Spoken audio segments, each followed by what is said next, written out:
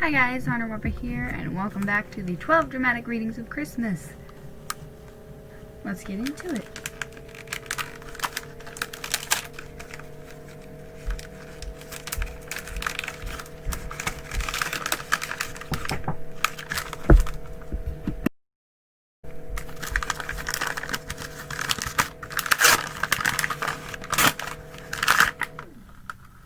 Oh, I forgot I included this in the books for my Christmas dramatic reading stack. Well, I unwrapped it, so I have to read it. So, get ready for C.S. Lewis's The Lion, the Witch, and the Wardrobe. And does this have illustrations? Does this version have illustrations? I think it does, but they're not like colored illustrations. But still, I'm gonna do what I do with the books that have illustrations. So, yeah. C.S. Lewis's The Lion, the Witch, and the Wardrobe, Book 1 in the Chronicles of Narnia.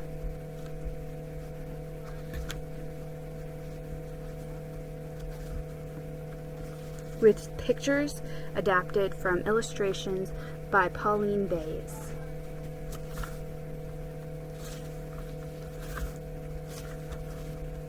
Chapter 1.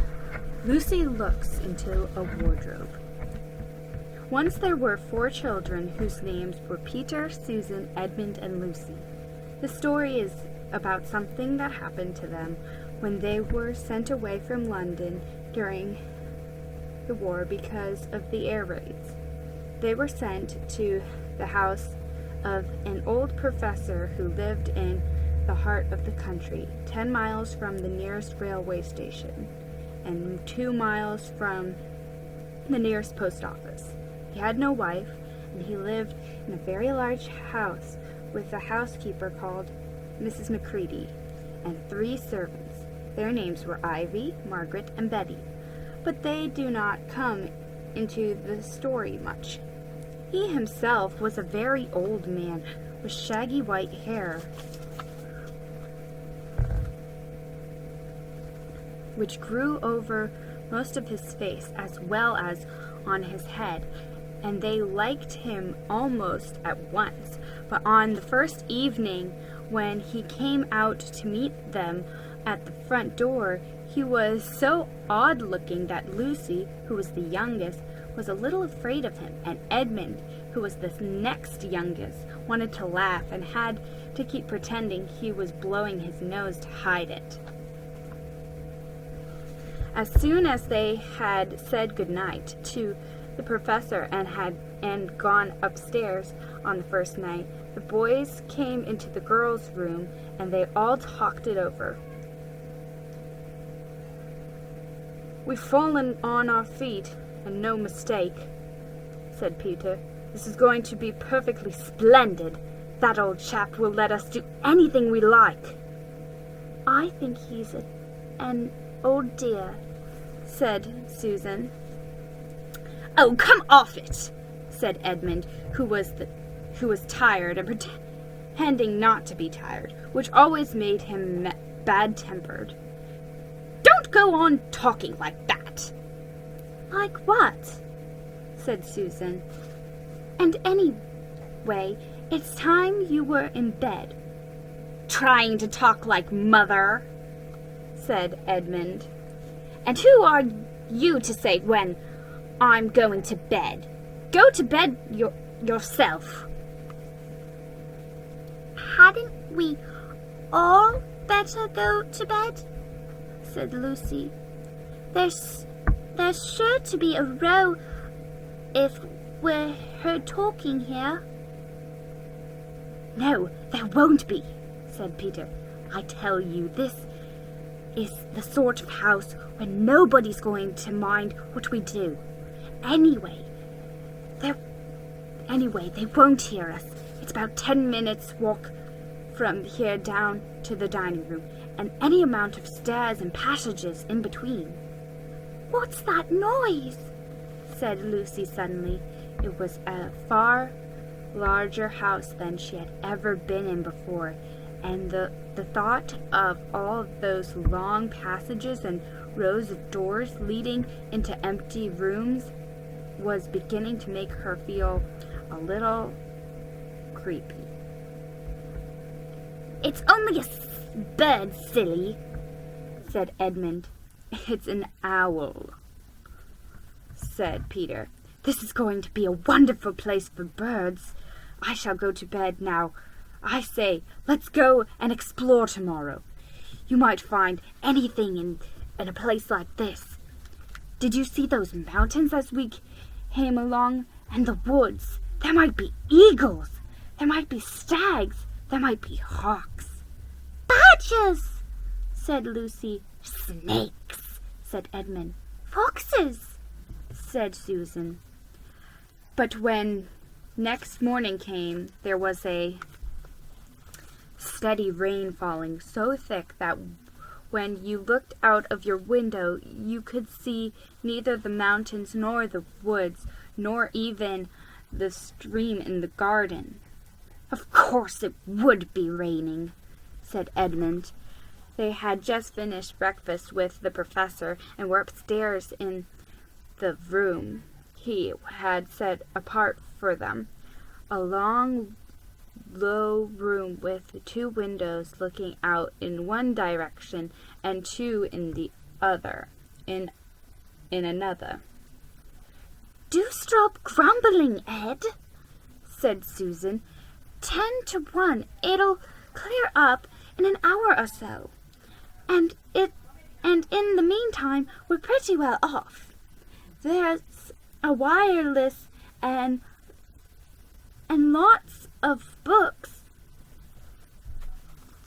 "Not for me," said Peter. "I'm going to explore in the house." Everyone agreed to this, and that was how the adventures began. It was the sort of house that you never seemed to come to the end of, and it was full of unexpected places. The first few doors they tried led only into spare bedrooms, as everyone had expected they would, but soon they came to a very long room with pictures, and there they found a suit of armor, and after that was a room all hung with green, with a harp in the corner, and then they came 3 steps down and 5 steps up, and then a kind of little upstairs hall and a door that led out onto a balcony, and then a whole series of rooms that led into each other and were lined with books, most of them very old books, and some bigger than a Bible in a church.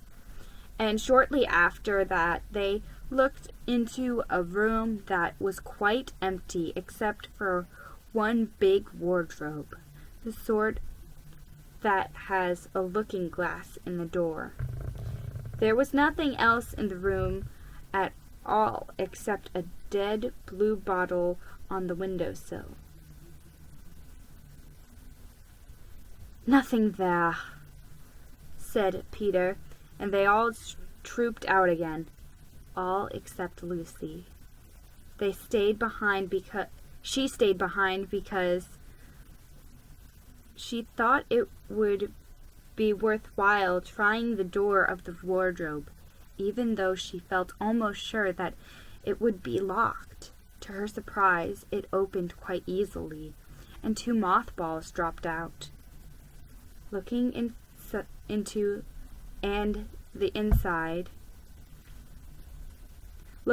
the inside, she saw several coats hanging up, mostly long fur coats.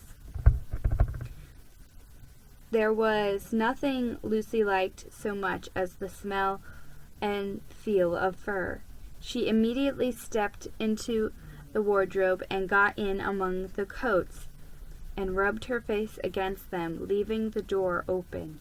Of course, she knew that it was very foolish to shut oneself into any wardrobe. Soon she went further in and found that there was a second row of coats hanging up behind the first one. It was almost quite dark in there when she kept her arms stretched out in front of her so as not to bump her face into the back of the wardrobe. She took a step further in, then 2 or 3 steps, always expecting to feel woodwork against her fingertips, but she could not feel it.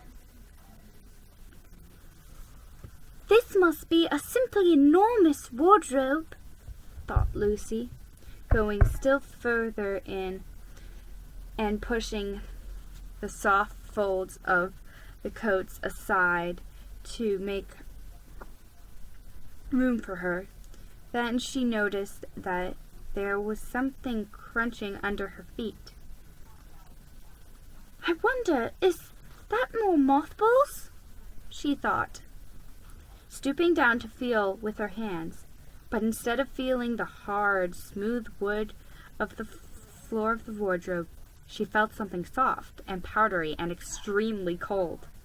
"This is very queer," she said, and went on a step or 2 further. Next moment she found that what was rubbing against her face and hands was no longer soft fur, but something hard and rough and even prickly. "Why, it is just like branches of trees!"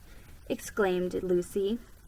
And then she saw that there was a light ahead of her, not a few inches away, where the back of the wardrobe ought to have been, but a long way off. Something cold and soft was falling on her. A moment later, she found that she was standing in the middle of a wood, at nighttime, with snow under her feet and snowflakes falling through the air. Lucy felt a little frightened, but she felt very inquisitive and excited as well. She looked back over her shoulder, and there between the dark tree trunks she could still see the open doorway of the wardrobe and even catch a glimpse of the empty room of which she had set out. She had, of course, left the door open, for she knew that it is very silly to shut oneself in a wardrobe. It seemed to be still daylight there. "I can always get back if anything goes wrong," thought Lucy. She began to walk forward, crunch, crunch, over the snow and through the woods toward the other light. In about 10 minutes she reached it and found that it was a lamp-post.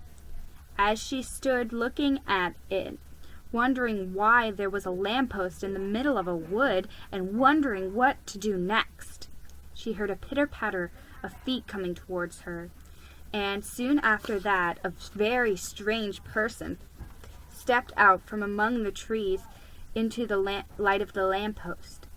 He was only a little taller than Lucy herself, and he carried over his head an umbrella white with snow.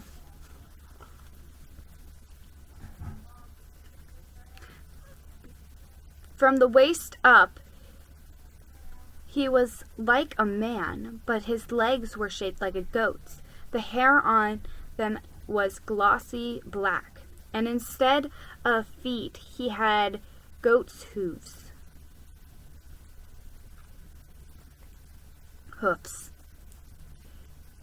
He also had a tail, but Lucy did not notice it at first because it was neatly caught up over the arm that held the umbrella, so as to keep it from trailing in the snow.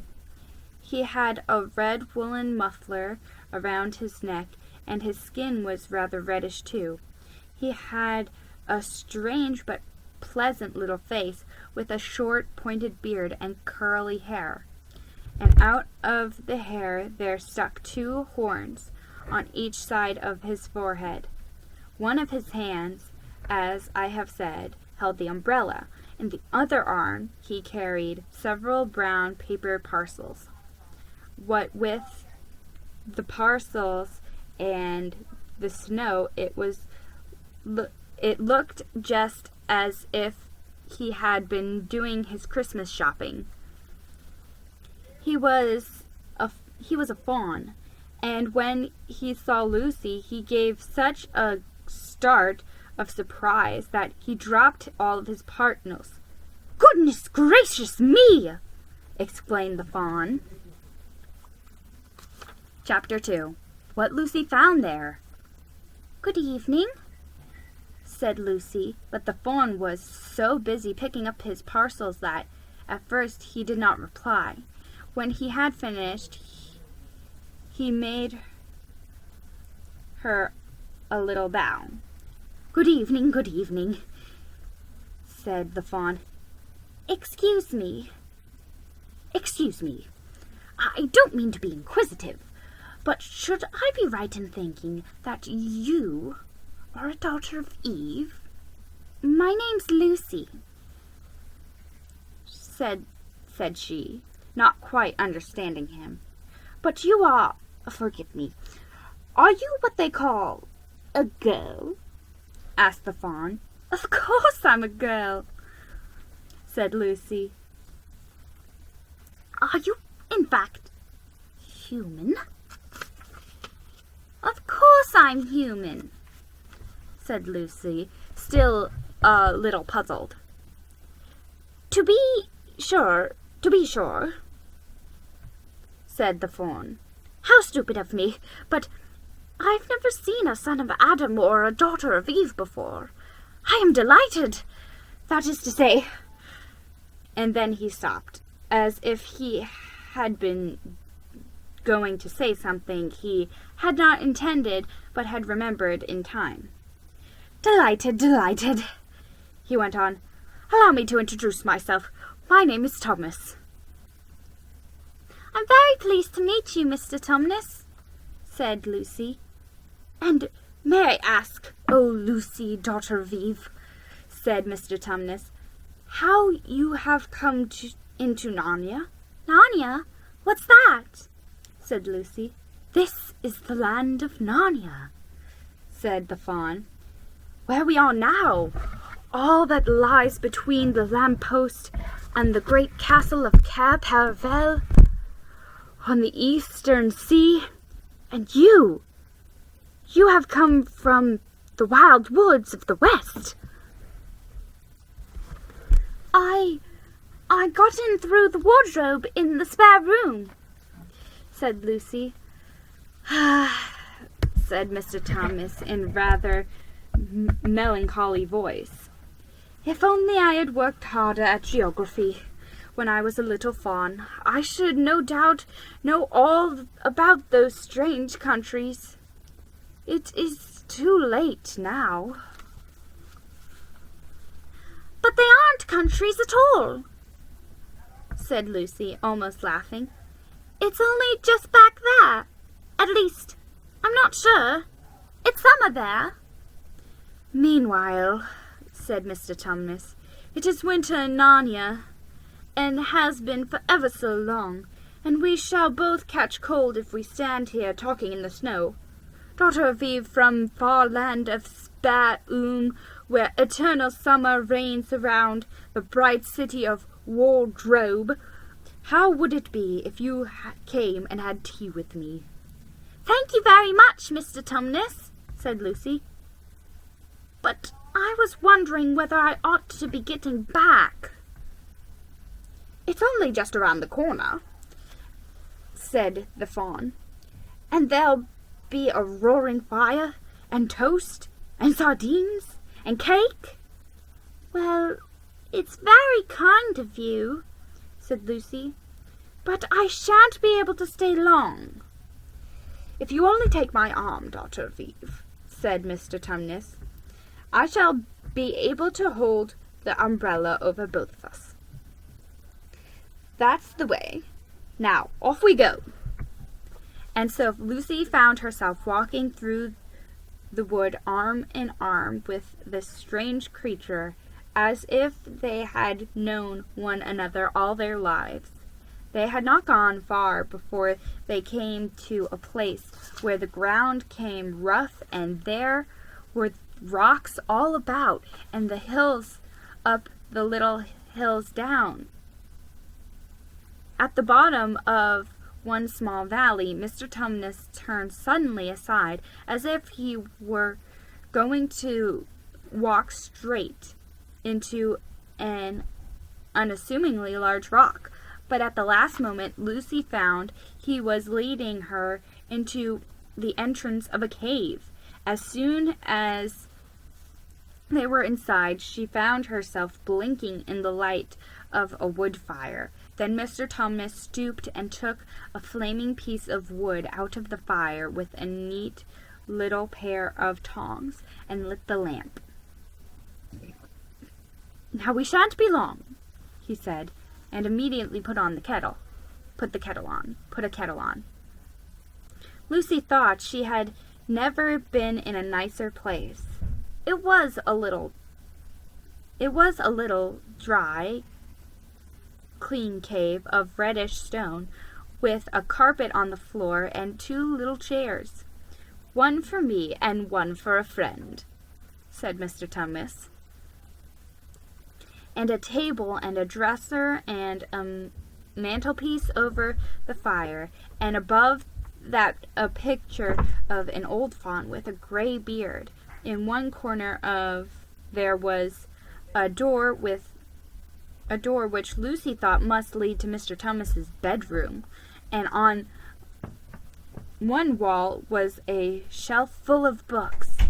Lucy looked at these while he was setting out the tea things. They had titles like "The Life and Letters of Silas," or "Nymphs and on Their Ways," or "Men, Monks, and Gamekeepers, a Study in Popular Legend," or "Is Man a Myth?" "Now, daughter of Eve," said the faun, and really it was a wonderful tea.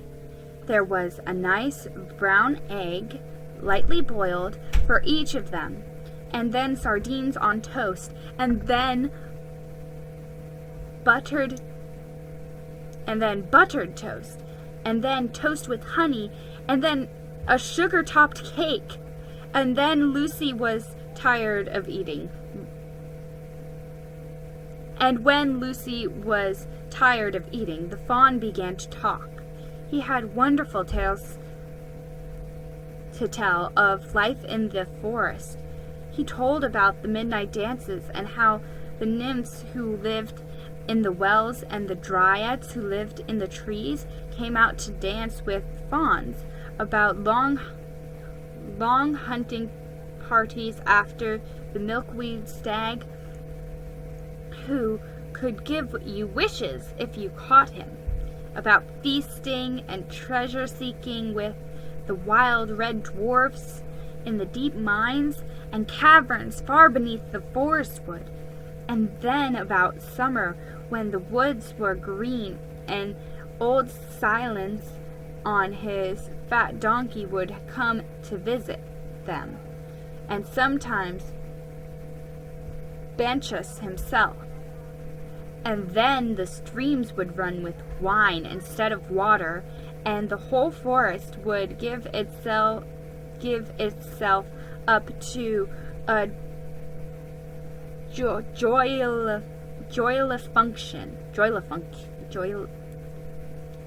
jolly function for weeks on end. Not that it isn't always winter now, he added gloomily. Then, to cheer himself up, he took out from its case on the dresser a strange little flute that looked as if it were made of straw, and began to play. And the tune he played made Lucy want to cry and laugh and dance and go to sleep all at the same time.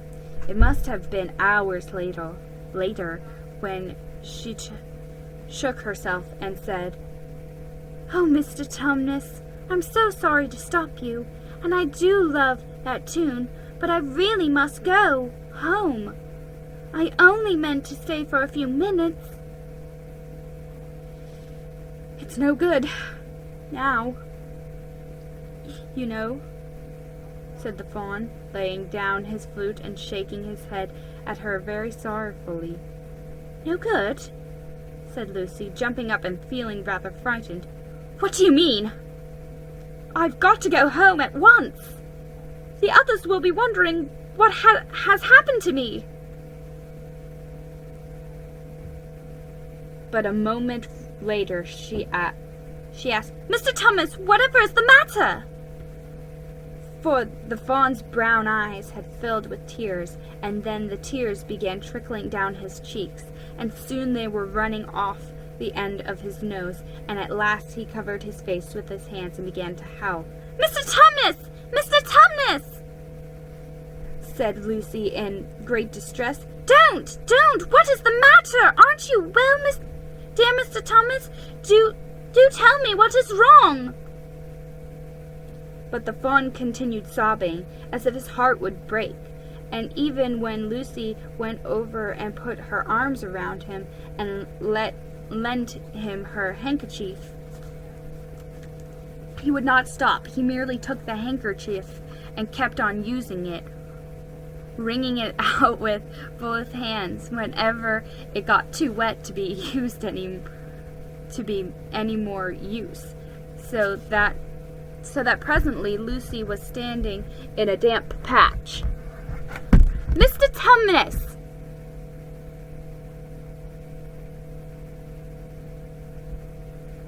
bawled Lucy in his ear, shaking him. "Do stop! Stop it at once! You ought to be ashamed of yourself. A great big fawn like you. What on earth are you crying about?" Oh, sobbed Mr. Tumnus. "I'm crying because I'm such a bad fawn." "I don't think you're a bad fawn at all," said Lucy. "I think you're a very good fawn. You're the nicest fawn I've ever met." Oh, you wouldn't say that if you knew," replied Mr. Tumnus between sobs. "No, I'm a bad fawn. I don't suppose there ever was a worse fawn since the beginning of the world." "But what have you done?" asked Lucy. "My old father now," said Mr. Tumnus. "That's his picture over the mantelpiece. He would never have done a thing like this." "A thing like what?" said Lucy. "Like what I've done," said the fawn. "Taken service under the White Witch. That's what I am. I'm in the pay of the White Witch." "The White Witch? Who is she?" "Why, it is she that has got all of Narnia under her thumb. It's she that makes it always winter, and never Christmas. Think of that." "How awful!" said Lucy. "But what does she pay you for?" "That's the worst of it," said Mr. Tumnus with a deep groan. "I'm a kidnapper for her. That's what I am. Look at me, daughter of Eve. Would you believe that I'm the sort of fawn to meet a poor innocent child in the woods, one that had never done me any harm, and pretended to be friendly with it, and invite it home to my cave, all for the sake of lulling it to sleep, and then handing it over to the White Witch?" "No," said Lucy. "I'm sure you wouldn't do anything of the sort." "But I have," said the fawn. "Well," said Lucy rather slowly, for she wanted to be truthful and yet not to be too hard on him. Well, that was pretty bad. But you're so sorry for it that I'm sure you will never do it again. Dr. Aviv, don't you understand? Said the fawn. It isn't something I have done. I'm doing it this very moment. What do you mean? Said Lucy, turning very white. You are the child, said Mr. Thomas. I have orders from the White Witch that if ever I saw a son of Adam or a daughter of Eve in the wood, I was to catch them and hand them over to her. And you are the first I ever met. And I've pretended to be your friend and asked you to tea, and all the time I've been meaning to wait till you were asleep and then go and tell her. Oh, but you won't, Mr. Tumnus, said Lucy. You won't, will you? Indeed, you really mustn't. If I don't, he said, beginning to cry again, she's sure to find out, and she'll have my tail cut off or my ear horns shorn off and my beard plucked out, and she'll wave her wand over my beautifully cloven hoofs and turn them into horrid solid hoofs like a wretched horse's. And if she is extra and especially angry, she'll turn me into stone, and I shall be only a statue of a fawn in her horrible house until the 4 thrones of Cair Paravel are filled. And goodness knows when that will happen, or whether it will ever happen at all. I'm very sorry, Mr. Tumnus, said Lucy, but please let me go home.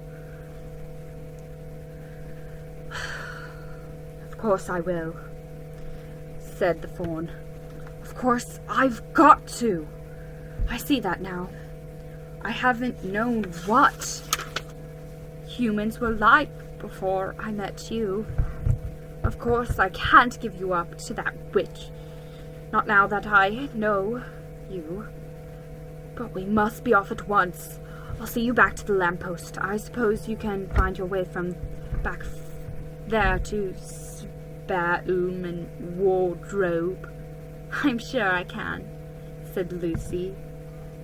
We must go as quietly as we can, said Mr. Tumnus. The whole wood is full of her spies.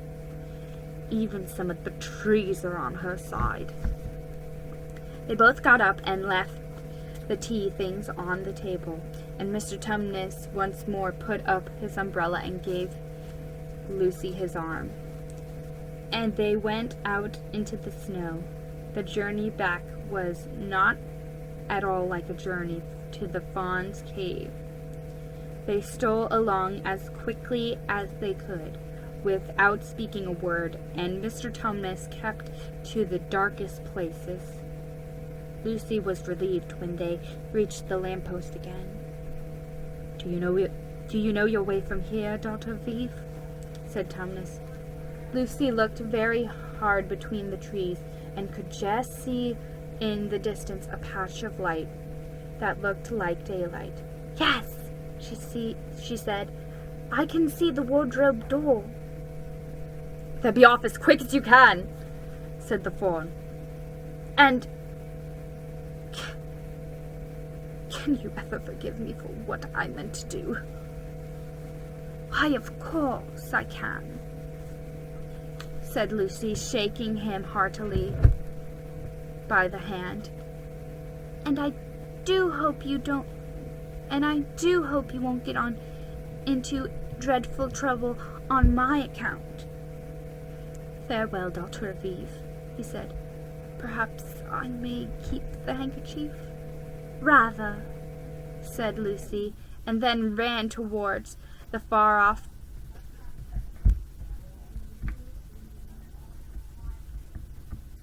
patch of daylight as quickly as her legs would carry her, and presently, instead of rough branches brushing past her, she felt coats, and instead of the crunching snow under her feet, she felt wooden boards, and all at once she found herself jumping out of the wardrobe into the same empty room from which the whole adventure had started. She shut the wardrobe door tightly behind her and looked around, panting for breath. It was still raining, and she could hear the voices of the others in the passage. "I'm here!" she shouted. "I'm here! I've come back! I'm all right!" Chapter 3. Edmund and the Wardrobe. Lucy ran out of the empty room into the passage and found the other three. "It's all right," she repeated. "I've come back." "What on earth are you talking about, Lucy?" said Susan. "Why?" said Lucy in amazement. "Haven't you all been wondering where I was?" "So you've been hiding, have you, Lou?" said Peter. "Poor old Lou, hiding and nobody noticed. You'll have to hide longer than that if you want people to start looking for you."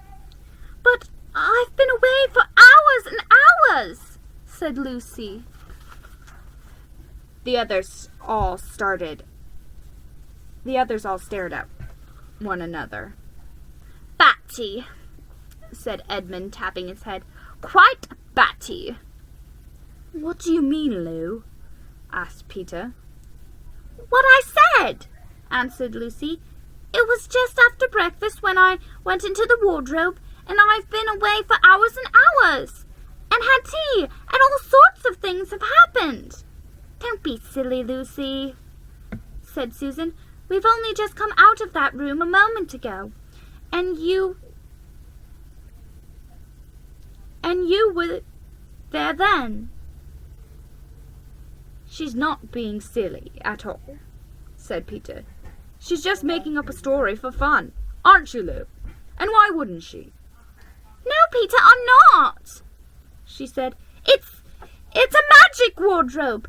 There's a wood inside it, and it's snowing, and there's a faun, and a witch, and it's called Narnia. Come and see." The others did not know what to think, but Lucy was so excited that they all went back with her into the room. She rushed ahead of them, flung open the door of the wardrobe, and cried, "Now, go in and see for yourselves." "Ah, you goose," said Susan, putting her head inside and pulling the fur coats apart.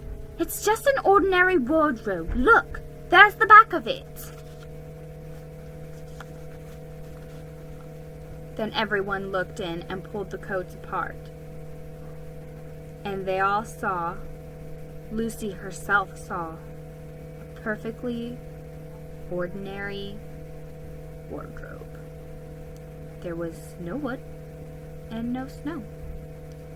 Only the back of the wardrobe, with hooks on it. Peter went in and rapped his knuckles on it to make sure that it was solid.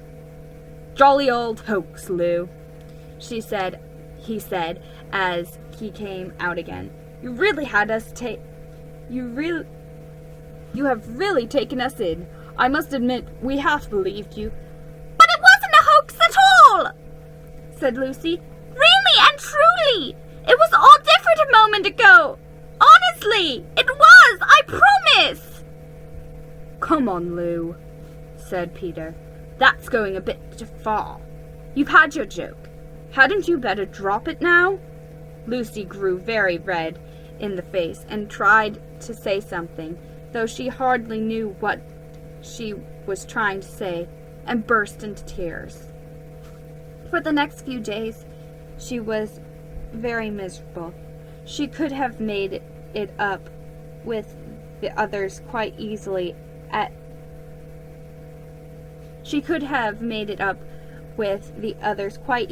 any moment if she could have brought herself to say that the whole thing was only a story made up for fun, but Lucy was a very truthful girl, and she knew that she was really in the right. She could not bring herself to say this.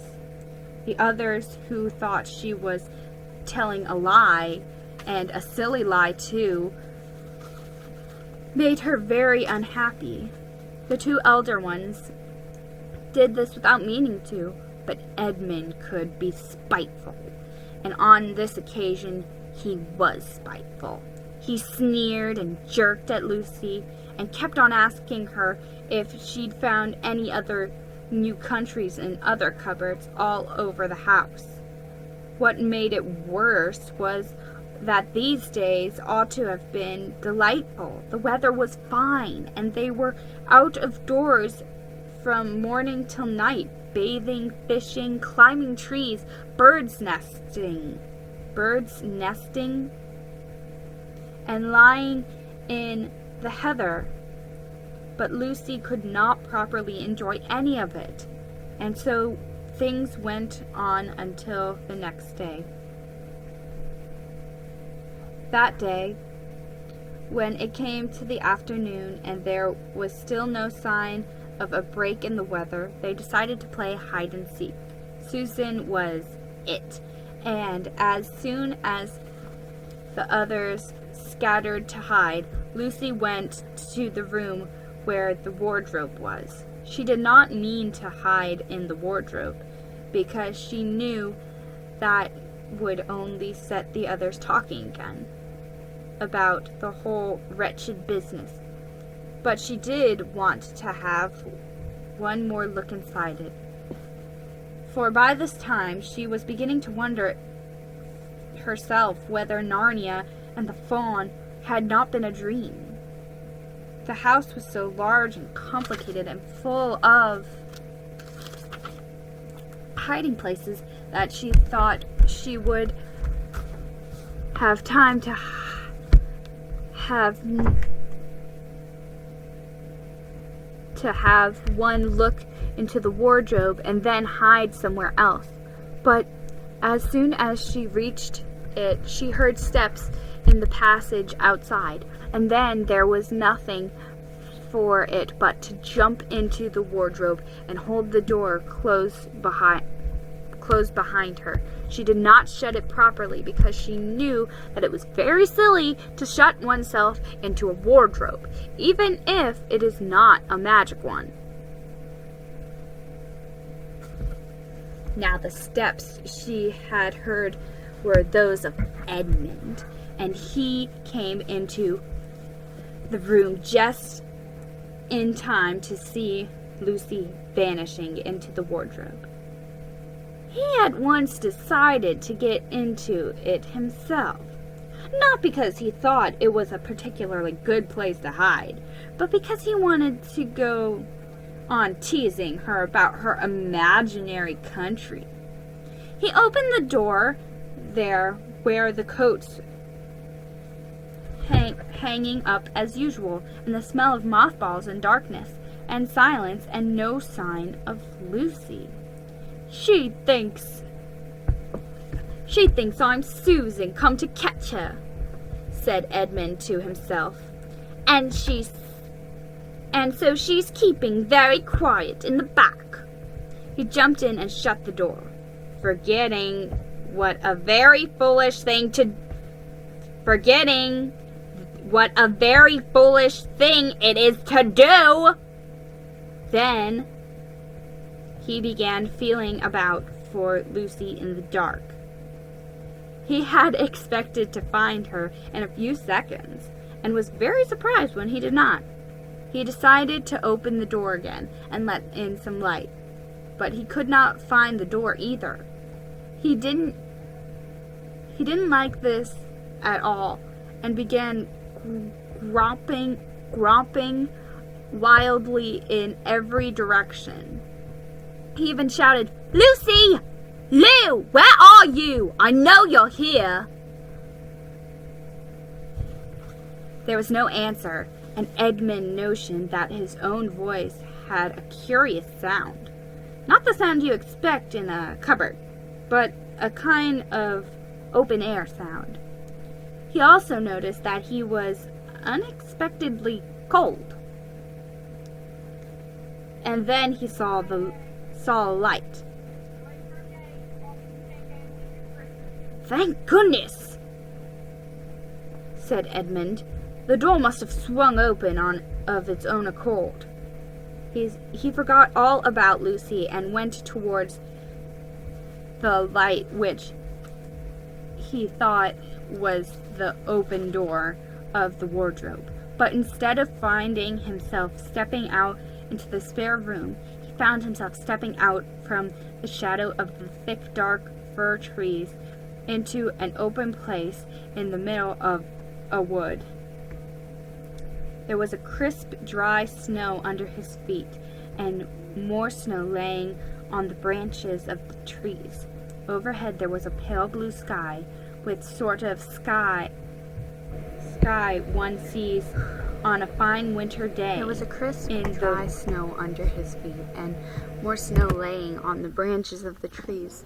Overhead there was a pale blue sky, the sort of sky one sees on a fine winter day in the morning. Straight ahead of him he saw, between the tree trunks, the sun, just rising, very red and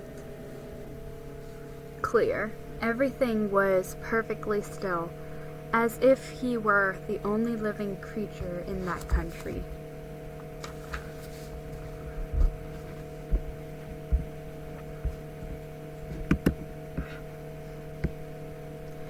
There was not even a robin or a squirrel among the trees, and the wood stretched as far as he could see in every direction. He shivered. He now remembered that he had been looking for Lucy, and also how unpleasant he had been to her about her imaginary country, which now turned out not to have been imaginary at all. He thought that she must be somewhere quite close, and so he shouted, "Lucy! Lucy, I'm here too! Edmund!" There was no answer. "She's angry about all the things I've been saying lately," thought Edmund. And though he did not like to admit that he had been wrong, he also did not much like being alone in this strange, cold, quiet place. So he shouted again, "I say, Lou, I'm sorry I didn't believe you. I see now you were right all along. Do come out. Make it packs." Still no answer. "Just like a girl," said Edmund to himself, "sulking somewhere, and won't accept an apology."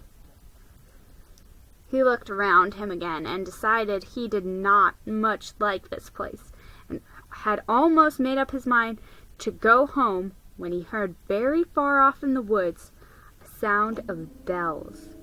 He listened to the sound, came nearer and nearer, and at last there swept into sight a sledge drawn by 2 reindeer. The reindeer were about the size of Shetland ponies, and their hair was so white that even the snow hardly looked white compared with them. Their branching horns were gilded and shone like something on fire when the sunrise caught them. Their harness was of scarlet leather and covered with bells. On the sledge, driving the reindeer, sat a fat dwarf, who would have been about 3 feet high if he had been standing. He was dressed in a polar bear's fur, and on his head he wore a red hood with a long gold tassel hanging down from its point. His huge beard covered his knees and served him instead of instead of a rug. But behind him, on a much higher seat in the middle of the sledge, sat a very different person. A great lady, taller than any woman that Edmund had ever seen. She also was covered in white fur to her throat, and held a long, straight golden wand in her right hand, and wore a golden crown on her head. Her face was white, not merely pale, but white like snow, or paper, or icing sugar, except for her very red mouth. It was a beautiful face, in other respects, but proud and cold and stern. The sledge was a fine sight as it came sweeping towards Edmund, with the bells jingling and the dwarf cracking his whip, and the snow flying up on each side. "Stop!" said the lady, and the dwarf pulled the reindeer up so sharp that they almost sat down. Then they recovered themselves and stood champing their bits and blowing. In the frosty air, the breath came out of their nostrils, looked like smoke. "And what, pray, are you?" said the lady, looking hard at Edmund. My name is Edmund," said Edmund rather awkwardly. He did not like the way she looked at him. The lady frowned. "Is that how you address a queen?" she asked, looking sterner than ever. "I beg your pardon, your majesty. I didn't know," said Edmund. "Not know the Queen of Narnia?" cried she. "Ha! You shall know us better hereafter. But I repeat, what are you?" "Please, your majesty," said Edmund, "I don't know what you mean. I'm at school, at least I was. It's the holidays now." Chapter 4. Tuggish Delight. "But what are you?" said the queen again. "Are you a great overgrown dwarf that has cut off his beard?" "No, your majesty," said Edmund. "I never had a beard. I'm a boy." "A boy?" she said. "Do you mean you are a son of Adam?" Edmund stood still, saying nothing. He was too confused by this time to understand what the question meant. "I see you are an idiot, whatever else you may be," said the queen. "Answer me once and for all, or I shall lose my patience. Are you human?"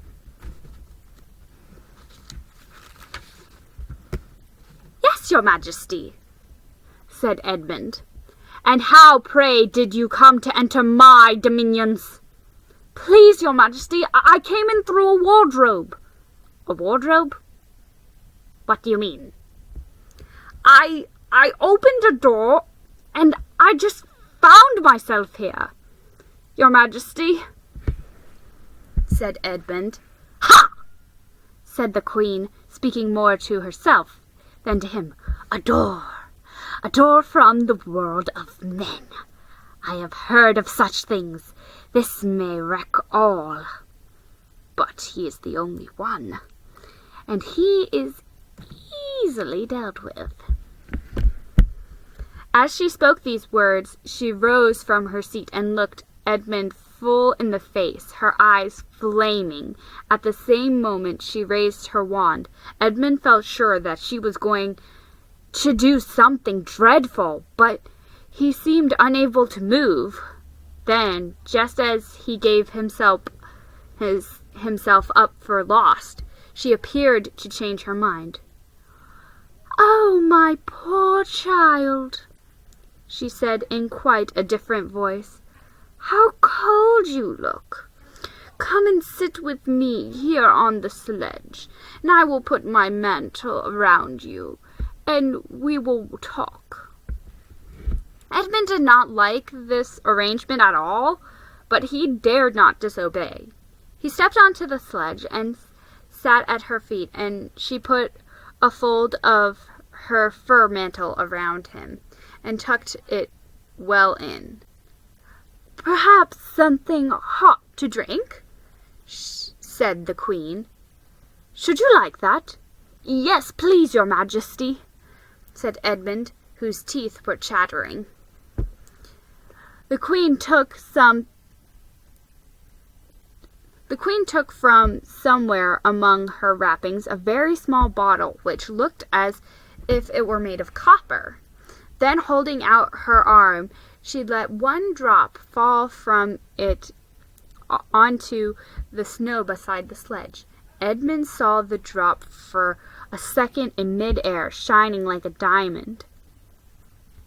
But the moment it touched the snow, there was a hissing sound, and there stood a jeweled cup, full of something that steamed. The dwarf immediately took this and handed it to Edmund with a bow,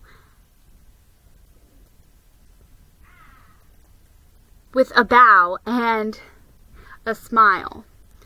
Not a very nice smile. Edmund felt much better as he began to sip the hot drink. It was something he had never tasted before, very sweet and foamy and creamy. It warmed him right down to his toes. "It is dull, son of Adam, to drink without eating," said the Queen presently. "What would you like best to eat?" "Turkish delight, please, your Majesty," said Edmund.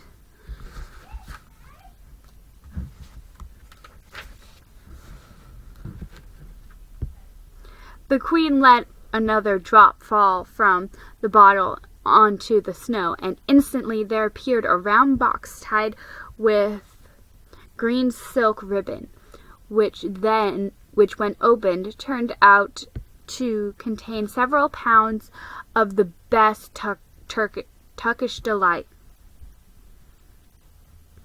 Each piece was sweet and light, and to the very century, and Edmund had never tasted anything more delicious. He was quite warm now and very comfortable. While he was eating, the Queen kept asking him questions. At first Edmund tried to remember that it was rude to speak with one's mouth full, but soon he forgot about this and thought only of trying to shovel down as much Turkish delight as he could. And the more he ate, the more he wanted to eat. And he never asked himself why the Queen should be so inquisitive. She got him to tell her that he had one brother and 2 sisters, and that one of his sisters had already been to Narnia and had met a faun there, and that no one except himself and his brother and his sisters knew anything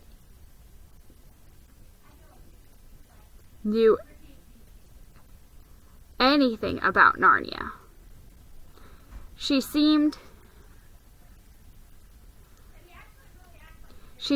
especially interested in the fact that there were 4 of them, and kept on coming back to it.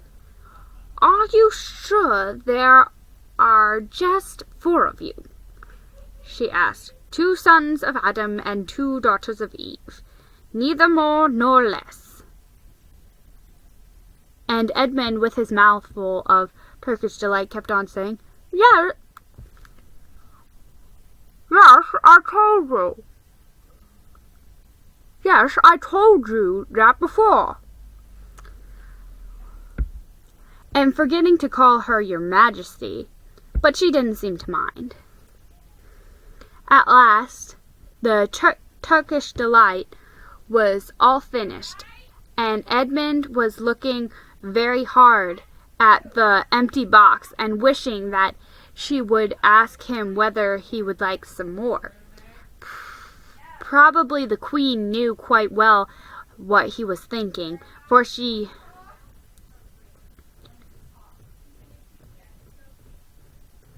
knew, though Edmund did not,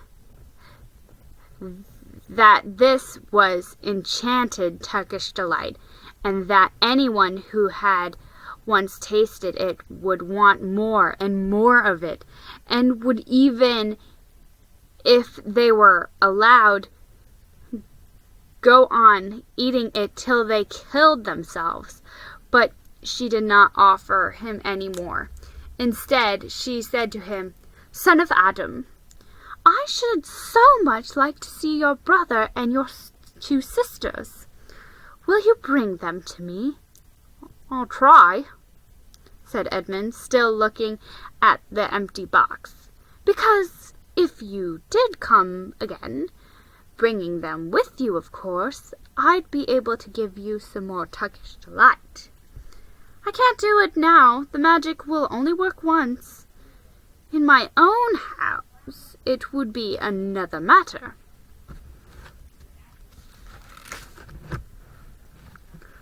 "Why can't we go there now? Why can't we go to your house now?" said Edmund. When he had first got onto the sledge, he might have been afraid that she might drive away with him to some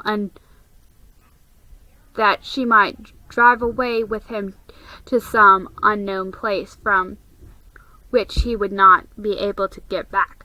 But he had forgotten about that fear now. "It is a lovely place, my house," said the queen. "I am sure you would like it. There are whole rooms full of Turkish delight, and what's more, I have no children of my own. I want a nice boy who I can bring up as a prince, and who would one day be king of Narnia when I am gone. While he was prince, he would wear a gold crown and eat Turkish delight all day long. And you are much the cleverest and handsomest young man I have ever met. I think I would like to make you the prince some day, when you bring the others to visit me." "Why not now?" "Why not now?" said Edmund. His face had become very red, and his mouth and fingers were sticky. He did not look either clever or handsome, whatever the queen might say. "Oh, but if I took you there now," said she, "I shouldn't get to see your brother and sisters. I very much want to know your charming relatives. You are to be the prince, and later on, the king. That is understood. But you must have courtiers and nobles. I will make your brother a duke and your sisters duchesses. There's nothing special about them," said Edmund. "And anyway, I could always bring them some other time." "Ah, but once you were in my house," said the queen, "you might forget all about them. You would be enjoying yourself so much that you wouldn't want to bother of going to fetch them. No, you must go back to your own country now and come to me another day with them. You understand? It is no good coming without them." "But I don't even know the way back to my own country," pleaded Edmund. "That's easy," answered the queen. "Do you see that lamp?" She pointed with her wand, and Edmund turned and saw the same lamp post under which Lucy had met the fawn. "Straight beyond that," is the way to the world of men. And look in the other... Now look the other way. Here she pointed to the opposite direction. And tell me if you can see two little hills rising above the trees. I think I can, said Edmund. Well, my house is between those hills. So next time you come, you have only to find the lamppost and look for those two hills, and walk through the wood till you reach my house. You had better keep the river on your right when you get to it. And remember, you must bring the others with you. I might have to be very angry with you if you came alone. I'll do my best, said Edmund. And by the way, said the Queen, you need to tell them about me. It would be fun to keep it a secret between us two, wouldn't you think? Make it a surprise for them. Just bring them along the two hills. A clever boy like you will easily think of some excuse for doing that. And when you come by to my house, you could just say, "Let's see who lives here," or something like that. I am sure that would be best. If your sister has met one of the Fawns, she may have heard strange stories about me. Nasty stories that might have made her afraid to come to me. Fawns will say anything, you know. And now, please, said Edmund suddenly, please, couldn't I have just one piece of Turkish delight to eat on my way home? No, said the Queen with a laugh. You must wait till next time. While she spoke, she signaled the dwarf to drive on, but as the sledge swept away out of sight, the Queen waved to Edmund, calling out, Next time! Don't forget! Come soon!"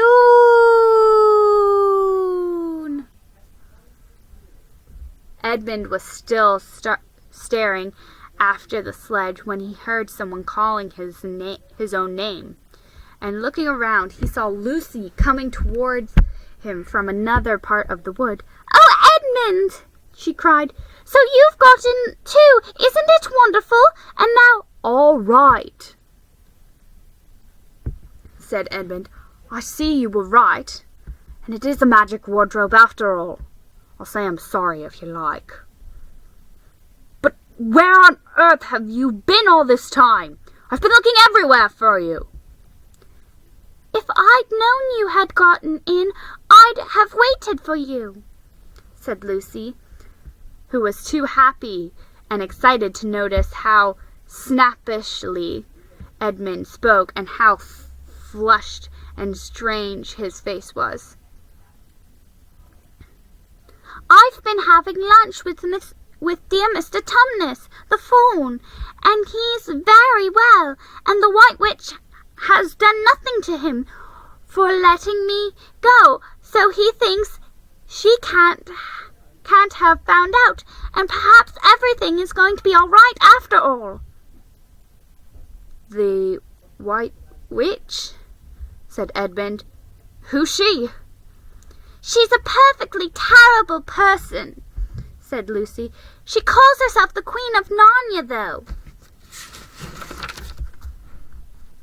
She has no right to be queen at all, and all the fauns and the dryads and naiads and the dwarfs and the animals, at least all the good ones, simply hate her, and she can turn people into stone and do all kinds of horrible things, and she has made a magic so that it is always winter in Narnia, always winter, but it never gets to Christmas, and she drives about on a sledge drawn by a reindeer with her wand in her hand and a crown on her head. Edmund was already feeling uncomfortable from having eaten too many sweets. And when he heard that the lady he had made friends with was a dangerous witch, he felt even more uncomfortable.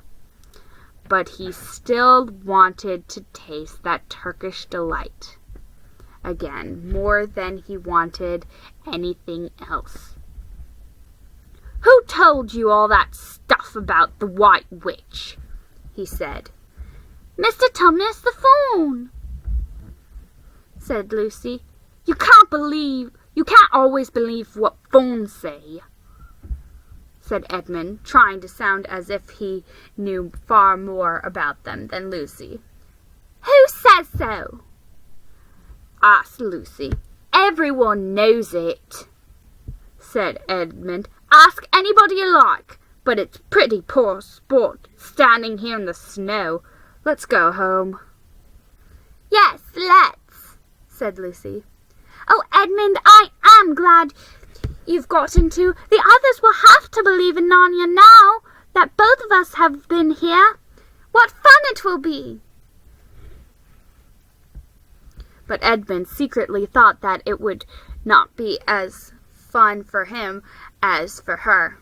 He thought he would have to admit that Lucy had been right before all the others, and he felt sure the others would all be on the side of the fawns and the animals. But he was already more than half on the side of the witch. He did not know what he would say or how he would keep his secret once they were all talking about Narnia. By this time, they had walked a good way. Then suddenly they felt coats around them instead of branches, and the next moment they were both standing outside the wardrobe in the empty room. I say, said Lucy. "You do look awful, Edmund. Don't you feel well?" "I'm all right," said Edmund, but this was not true. He was feeling very sick. "Come on, then," said Lucy. "Let's find the others. What a lot we shall have to tell them, and what wonderful adventures we shall have now that we're all in it together."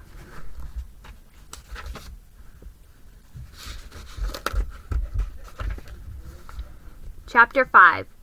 Back on this side of the door. Because the game of hide-and-seek was still going on, it took Edmund and Lucy some time to find the others, but when at last they were all together, which happened in the long room where the suit of armor was, Lucy burst out, "Peter! Susan! It's all true! Edmund has seen it too! There is a country you can get to through the wardrobe. Edmund and I both got in. We met one another there in the wood. Go, Edmund! Tell them all about it!" "What's all this about, Ed?" said Peter.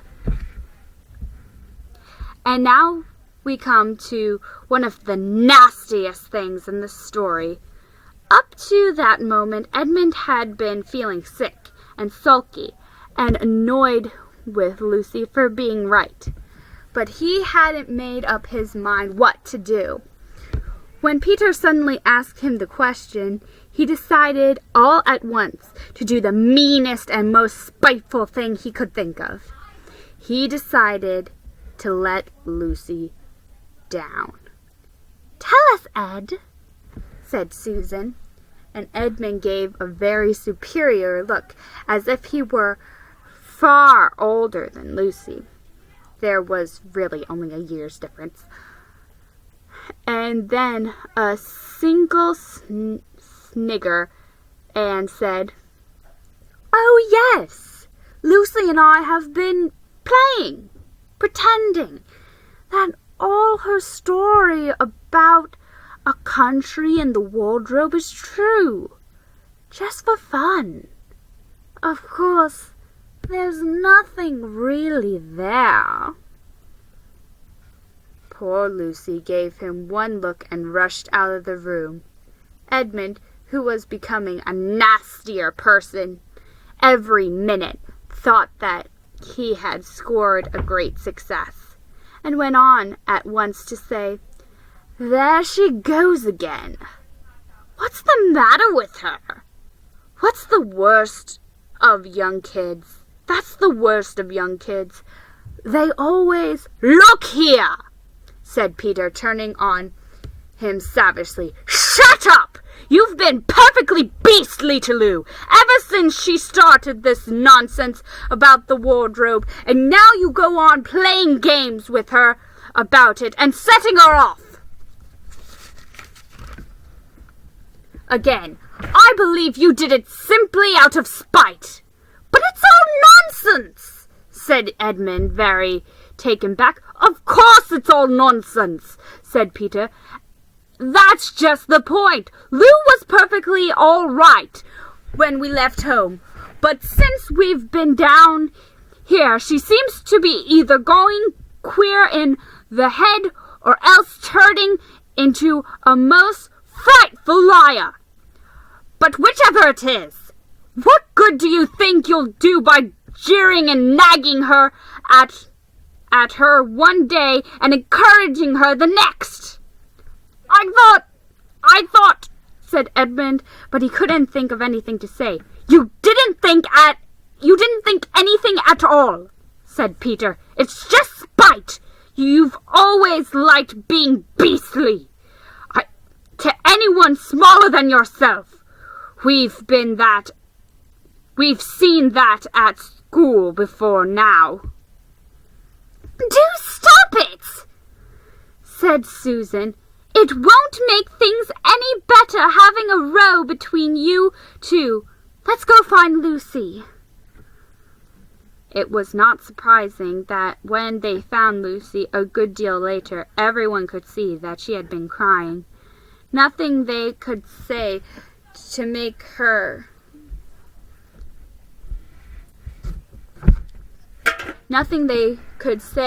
to her made any difference. She stuck to her story and said, "I don't care what you think, and I don't care what you say. You can tell the professor, or you can write to Mother, or you can do anything you like. I know I've met a fawn there, and I wish I'd stayed there, and you all beasts! Beasts!"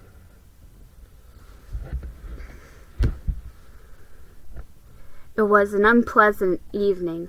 Lucy was miserable, and Edmund was beginning to feel that his plan wasn't working as well as he had expected. The two older ones were really beginning to think that Lucy was out of her mind. They stood in the passage talking about it in whispers long after she had gone to bed. The result was that the next morning they decided that they really would go and tell the whole thing to the professor. "He'll write to Father if he thinks there is really something wrong with Lou," said Peter. "It's getting beyond us." So they went and knocked at the study door, and the professor said, "Come in," and got up and found chairs for them, and said he was quite at their disposal. Then he sat listening to them with the tips of his fingers pressed together, and never interrupting, till they had finished the whole story. After that he said nothing for quite a long time. Then he cleared his throat and said the last thing either of them expected. "How do you know," he asked, "that your sister's story is not true?" "Oh, but—" began Susan, and then stopped.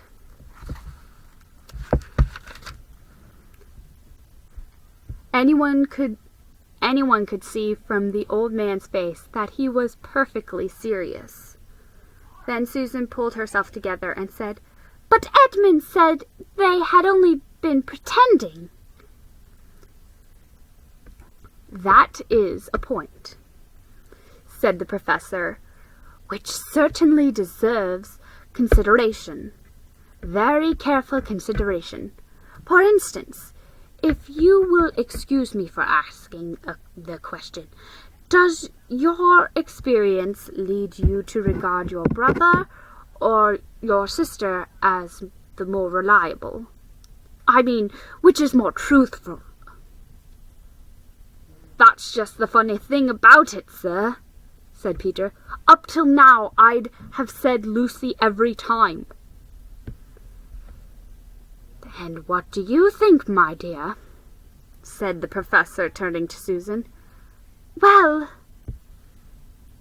said Susan, "in general I'd say the same as Peter, but this couldn't be true.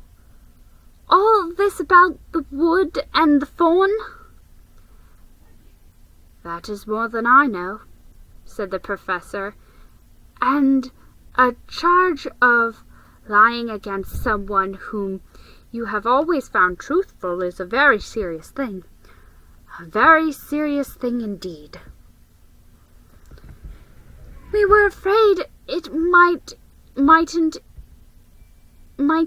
even be lying," said Susan.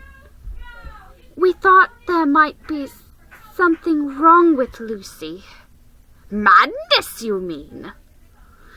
said the professor quite coolly. "Oh, you can make your mind easy about that. One has only to look at her and talk to her to see that she is not mad." "But then," said Lucy, and stopped. She had never dreamed that a grown-up would talk like the professor, and didn't know what to think. "Logic? Logic!" said the professor half to himself. "Why don't they teach logic at these schools? There are only 3 possibilities. Either your sister is telling lies, or she is mad, or she is telling the truth. You know she doesn't tell lies, and it's obvious that she is not mad for the moment, then, and unless any further evidence turns up, we must assume she's telling the truth." Susan looked at him very hard, and was quite sure from his expression on his face that he was not making fun of them. But how could it be true, sir?" said Peter. "Why do you say that?" asked the professor.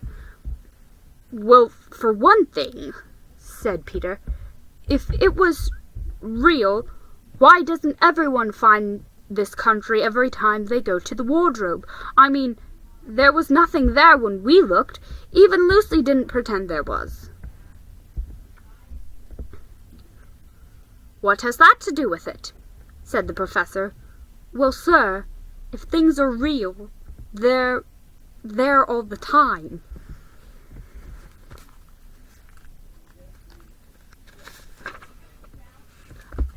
"Are they?" said the professor, and Peter did not quite know what to say. "But there was no time," said Susan. "Lucy had no time to have gone anywhere, even if there was such a place. She came running after us the very moment we were out of the room. It was less than a minute, and she pretended to have been away for hours." That is the very thing that makes her story so likely to be true," said the professor. "If there really is a door in this house that leads to some other world, and I should warn you that this is a very strange house, and even I know very little about it. If I say she had got into another world, I should not be at all surprised to find that that other world had a separate time of its own. so that however long you stayed there, it would never take up any of our time. On the other hand, I don't think many girls of her age would invent the idea for themselves. If she had been pretending, she would have hidden for a reasonable time before coming out and telling her story. But do you really mean, sir, said Peter, that there could be other worlds, all over the place, just around the corner, like that? Nothing is more probable, said the professor, taking off his spectacles and beginning to polish them, while he muttered to himself, I wonder what they do teach them in these schools. But what are we to do? Said Susan. She felt the conversation was beginning to get off point. My dear young lady, said the professor, suddenly looking up with a very sharp expression at both of them, there is one plan which no one has yet suggested, and which is well worth trying. What is that? Said Susan. We might all trying minding our own business, said he, and that was the end of the conversation. After this, things were a great deal better for Lucy. Peter saw to it that Edmund stopped jerking her, and neither she nor anyone else felt inclined to talk about the wardrobe at all. It had become a rather alarming subject, and so for a time it looked as if all the adventures were coming to an end. But that was not to be. This house of the professor's, which even he knew so little about, was so old and famous that people from all over England used to come and ask permission to see over it. It was a sort of house that is mentioned in guidebooks and even in histories, and well it might be, for all manners of stories were told about it, some of them even stranger than the one I am telling you right now. And when parties of sightseers arrived and asked to see the house, the professor always gave them permission, and Mrs. Macready, the housekeeper, showed them around, telling them about the pictures and the armor and the rare books in the library. Mrs. Macready was not fond of children, and did not like to be interrupted when she was telling visitors all the things she knew. She had said to Peter and Susan almost on the first morning, along with a good many other instructions, and please remember, you're to keep out of the way whenever I'm talking a party over the house.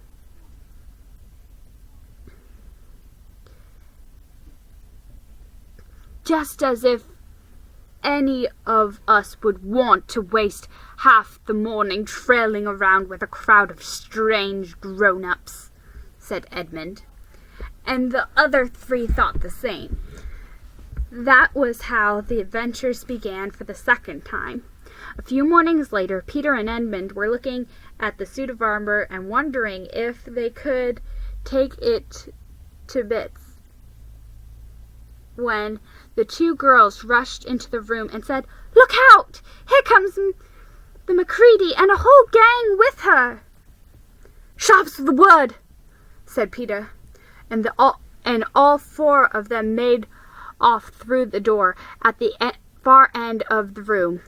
But when they had gone into the green room and beyond it, into the library, they suddenly heard voices ahead of them, and realizing that Mrs. Macready was bringing her party of sightseers up the back stairs instead of up the front stairs, as they had expected. And after that, whether it was that they had lost their heads, or that Mrs. Macready was trying to catch them, or that some magic in the house had come to life and was chasing them into Narnia, they seemed to find themselves being followed everywhere, until at last Susan said, "Oh, bother those trippers! Here, let's get into the wardrobe room till they've passed. No one will find us in there." But the moment they were inside, they heard voices in the passage, and then someone fumbling at the door. And then they saw the handle turning. "Quick!" said Peter. "There's nowhere else!" And flung open the wardrobe. All four of them bundled inside it, and sat there, panting in the dark. Peter held the door closed, but did not shut it. For of course he remembered, as every sensible person does, that you should not shut yourself in a wardrobe!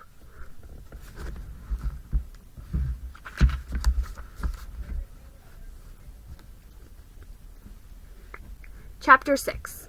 Into the Forest. "I wish the Macready would hurry up and take all these people away," said Susan presently. "I'm getting horribly cramped. And what a filthy smell of a chaver," said Edmund. I expect the pockets of these coats are full of it," said Susan, "to keep away moths." "There's something sticking to my back," said Peter. "And is it cold?" said Susan. "Now that you mention it, it is cold," said Peter. "And hang it all, it's wet too. What's the matter with this place? I'm sitting on something wet. It's getting wetter every minute." He struggled to his feet. "Let's get out," said Edmund. "They've gone." "Ah!" said Susan suddenly, and every one asked her what was the matter. "I'm sitting against a tree," said Susan. "And look, it's getting lighter over there." "By Jove, you're right," said Peter. "And look there, and there. It's trees all around, and this wet stuff is snow. Why, I do believe we've got into Lucy's wood after all."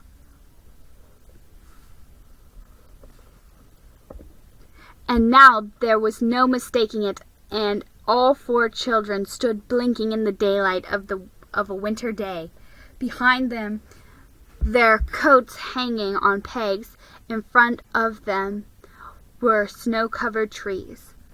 Peter turned at once to Lucy. "I apologize for not believing you," he said. "I'm sorry. Will you shake hands?"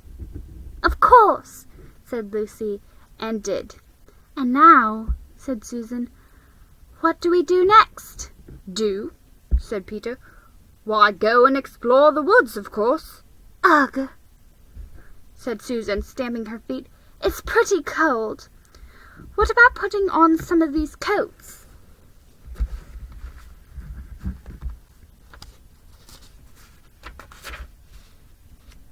"They're not ours," said Peter doubtfully. "I am sure nobody would mind," said Susan. "It isn't as if we wanted to take them out of the house. We shan't take them even out of the wardrobe." "I never thought of that, Sue," said Peter. "Of course, now you put it that way, I see. No one could say you had bagged a coat as long as you leave it in the wardrobe where you found it. And I suppose this whole country is in the wardrobe." They immediately carried out Susan's very sensible plan. The coats were rather too big for them, so they came down to their heels and looked more like royal robes than coats. When they had put them on, but they all felt a good deal warmer, and each thought the others looked better than their new get-up and more suitable to the landscape. "We can pretend we're Arctic explorers," said Lucy. "This is going to be exciting even without any pretending," said Peter, as he began leading the way forward into the forest. There were heavy, darkish clouds overhead, and it looked as if they might be more snow before night. "I say," said Edmund presently, "aren't we to be bearing a bit more to the left? That is, if we are aiming for the lamp-post." He had forgotten for a moment that he must pretend never to have been in the wood before. The moment the words were out of his mouth, he realized that he had given himself away. Everyone stopped. Everyone stared at him. Peter whistled. "So you really were here," he said. "That time Lou said she'd met you here. And you made out she was telling lies." There was a dead silence. "Well, of all the poisonous little beasts!" said Peter, and shrugged his shoulders and said no more.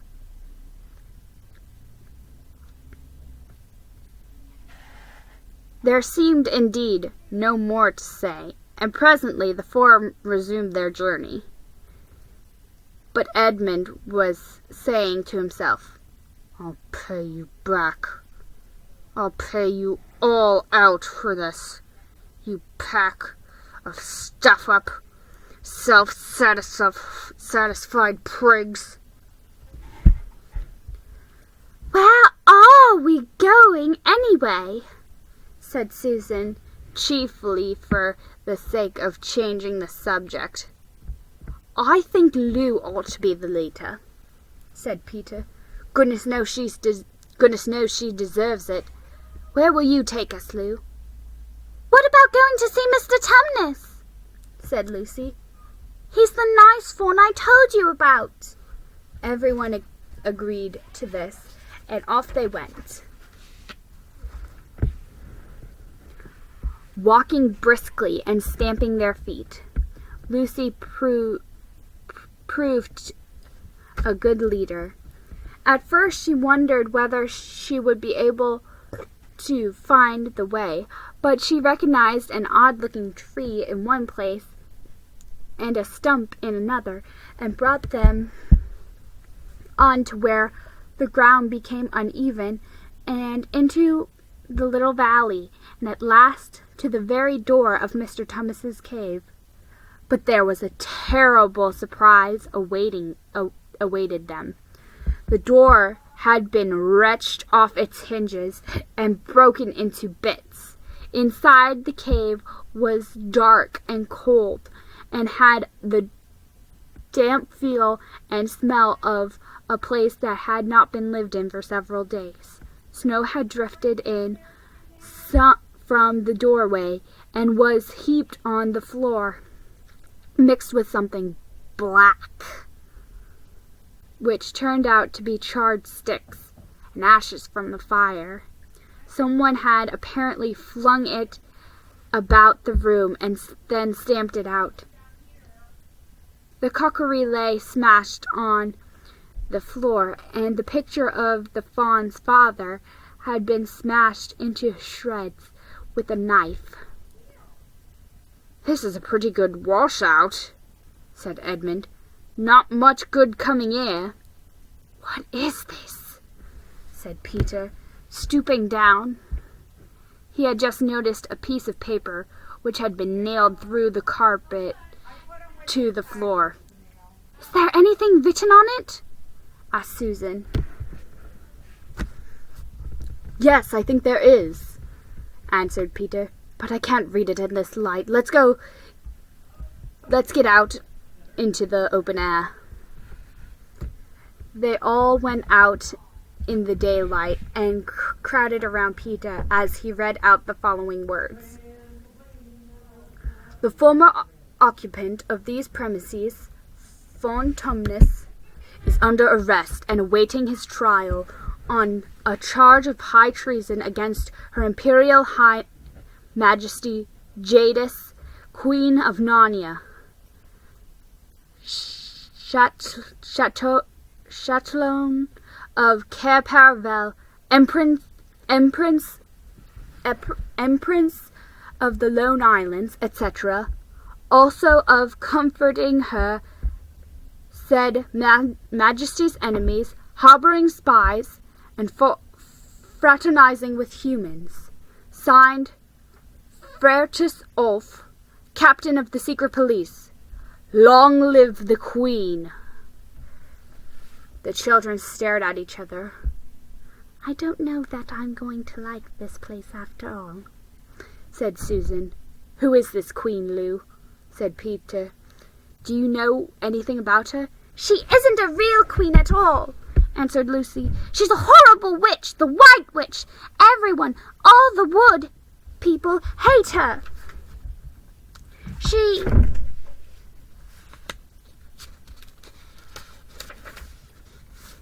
has made an enchantment over the whole country so that it is always winter here and never Christmas."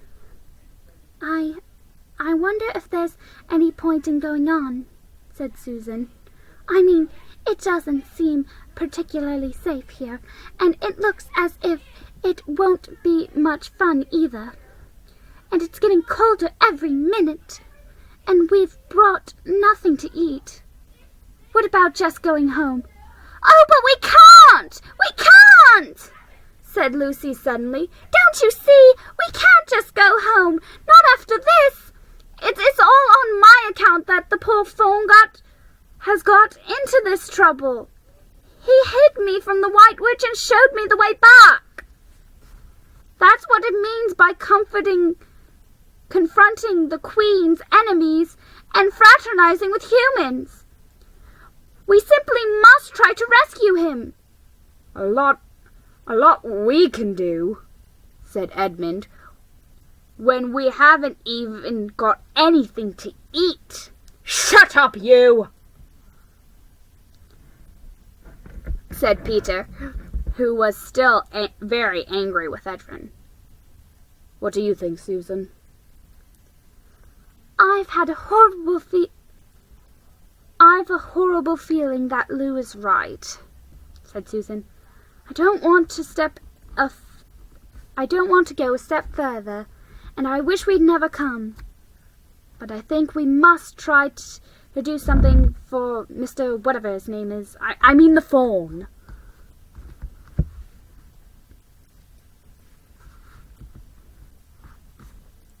"That's what I feel too," said Peter. "I'm worried about having no food with us.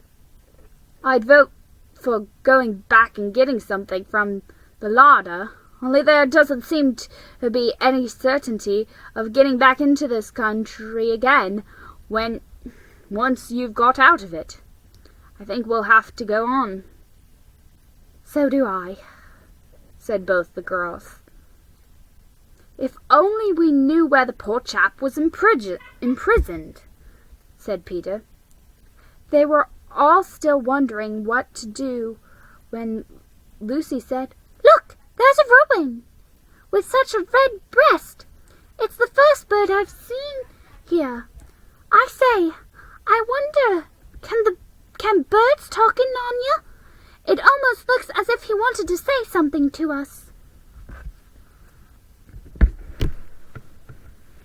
Then she turned to the robin and said, "Please, can you tell us where Tumnus the Fawn has been taken to?" As she said this, she took a step forward towards the bird. It at once hopped away, but only as far as to the next tree. There it perched and looked at them very hard, as if it understood all they had been saying, almost without noticing that they had done so. The four children went a step or two nearer to it. At this the robin flew away again to the next tree and looked once more at them very hard. You couldn't have found a robin with a redder chest or a brighter eye. "Do you know," said Lucy, "I really believe he means us to follow him." "I've an idea he does," said Lucy. "What do you think, Peter?" "Well, we might as well try it," answered Peter. The robin appeared to understand the matter thoroughly. It kept going from tree to tree, always a few yards ahead of them, but always so near that they could easily follow it. In this way it led them on slightly downhill. Wherever the robin alighted, a little shower of snow would fall off the branches. Presently the clouds parted overhead, and the winter sun came out, and the snow was all around them very dazzlingly bright. They had been traveling in this way for about half an hour, with the two girls in front, when Edmund said to Peter, "If you're not still too high and mighty to talk to me, I've something to say which you better listen to." "What is it?" asked Peter. "Hush, not so loud," said Edmund. "There's no good frightening the girls, but have you realized what we're doing?" "What?" said Peter, lowering his voice to a whisper. "We're following a guide we know nothing about." "How do we know which side that bird is on? Why shouldn't it be leading us into a trap?" "That's a nasty idea. Still, a robin, you know." "They're good birds in all the stories I've ever read. I'm sure a robin wouldn't be on the wrong side." "If it comes to that, which is the right side?" "How do we know the fawns are in the right, and the queen, yes, I know we've been told she's a witch, is in the wrong? We don't really know anything about either." "The fawn saved Lucy. She said he did. But how do we know? And there's another thing, too. Has anyone the least idea of the way home from here?" "Great Scott!" said Peter. "I hadn't thought of that." "And no chance of dinner, either," said Edmund.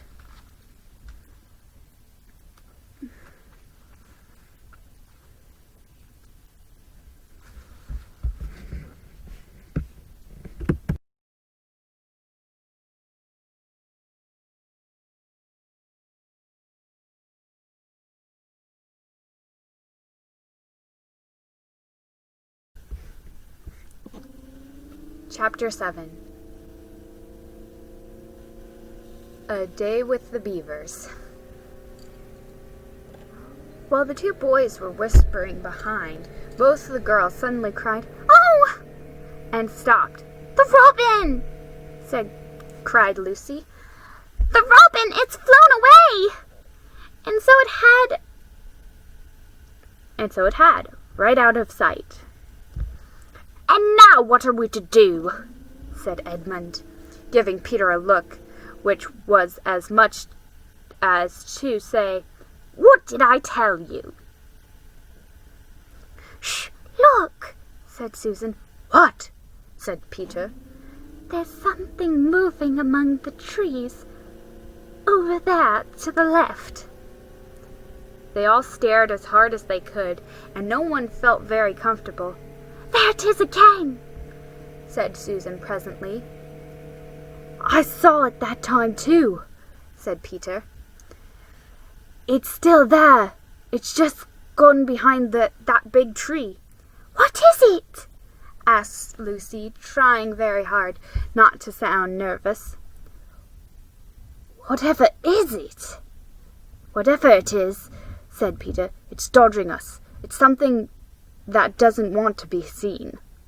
"Let's go home," said Susan, and then, though nobody said it out loud, everyone suddenly realized the same fact that Edmund had whispered to Peter at the end of the last chapter. They were lost.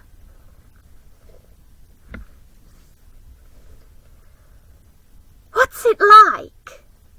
said Lucy. It's a kind of animal," said Susan, and then, Look!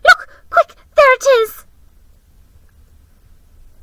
They all saw it this time, a whiskered, furry face which had looked out at them from behind a tree. But this time it didn't immediately draw back. Instead, the animal put its paw against its mouth, just as humans put their finger on their lips when they are signaling to you to be quiet. Then it disappeared again. The children all stood holding their breaths. A moment later, the stranger came out from behind the tree, glanced all around as if it were afraid someone was watching, said, "Whoosh!" made signs to them to join it in the thicker bit of the woods where it was standing, and then once more disappeared.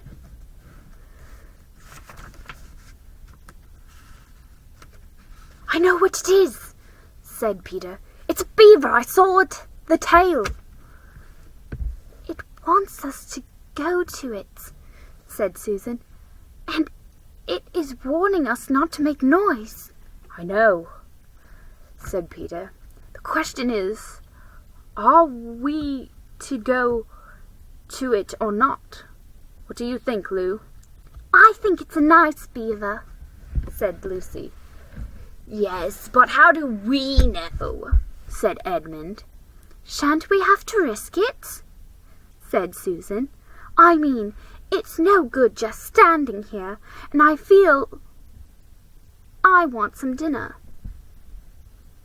At this moment the beaver began popping its head out from behind the tree and beckoning earnestly to them. "Come on," said Peter. "Let's give it a try. I'll keep close. We ought to be a match for one beaver if it turns out to be an enemy." So the children all got close together and walked up to the tree and in behind it. And there, sure enough, they found the beaver.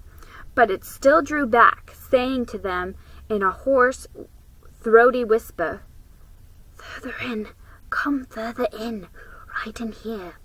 We're not safe in the open." Only when it had led them into a dark spot where 4 trees grew so close together that their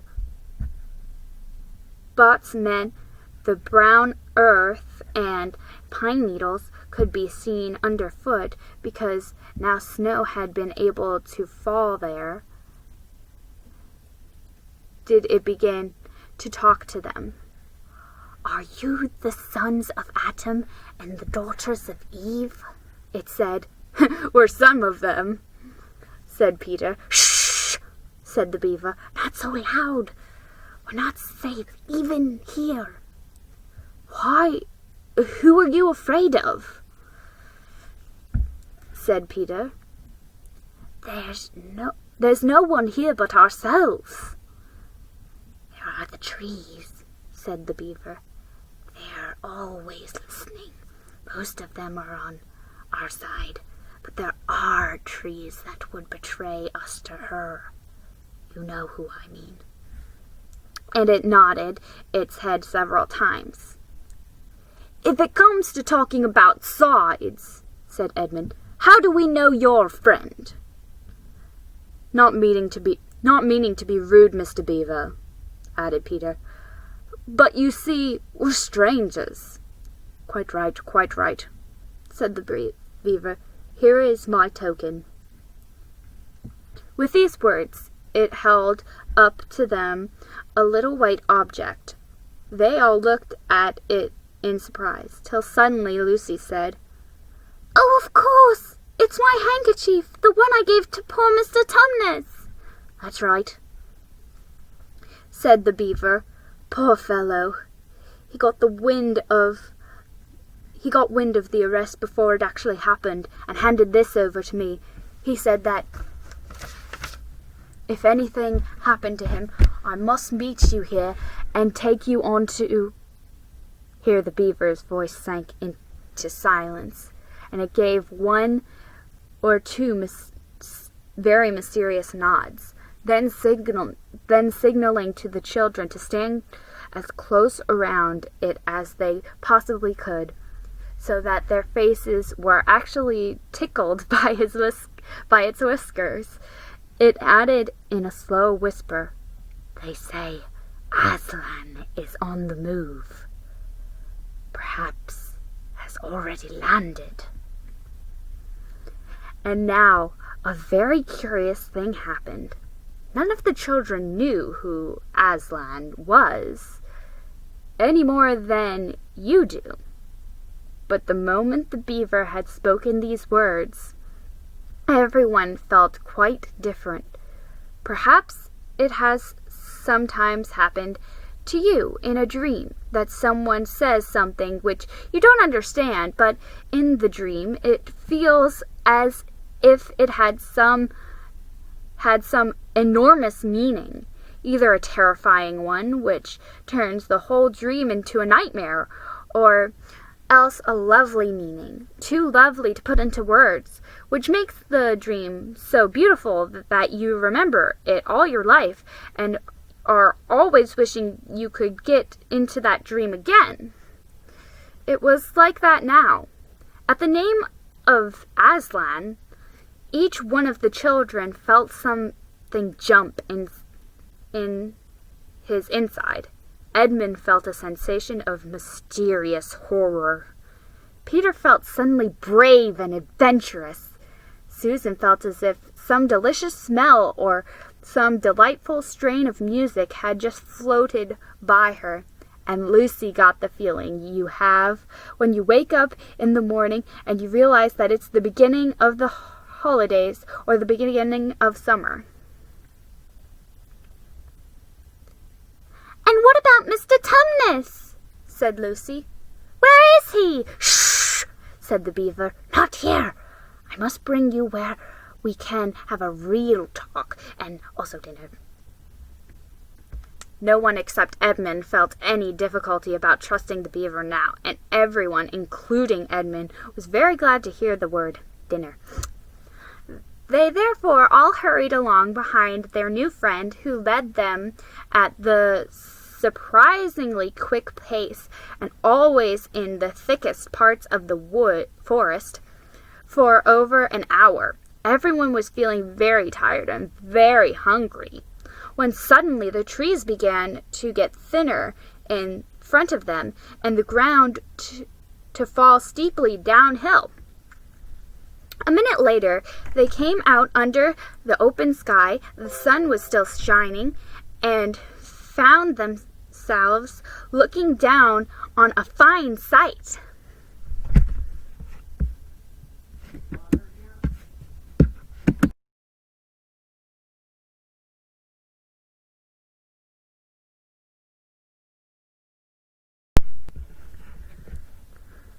They were standing on the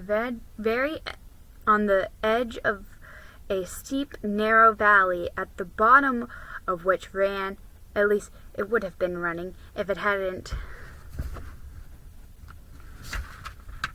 been frozen. A fairly large river. Just below them, a dam had been built across this river. And when they saw it, everyone suddenly remembered that of course beavers were always making dams, and felt quite sure that Mr. Beaver had made this one. They also noticed that he now had a sort of modest expression on his face. The sort of look people have when you are visiting a garden they've made or reading a story they've written. So it was only common politeness when Susan said, "What a lovely dam!" And Mr. Beaver didn't say, "Hush," this time, but merely a trifle, and it isn't really finished.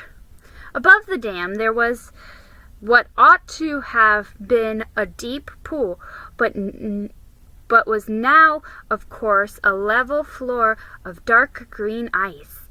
And below the dam, much lower down, was more ice, but instead of being smooth, this was all frozen into the foamy and wavy shapes in which the water had been rushing along at the very moment when the frost came. And where the water had been trickling over and spurting out the dam, there was now a glittering wall of icicles, as if the side of the dam had been covered all over with flowers and wreaths and festoons of the purest sugar. And out in the middle, and partly on the top of the dam, was a funny little house shaped rather like an enormous beehive, and from a hole in the roof smoke was going up, so that when you saw it, especially if you were hungry, you at once thought of cooking and became hungrier than you were before. That was what the others chiefly noticed, but Edmund noticed something else. A little lower down the river there was another small river, which came down another small valley to join it, and looking up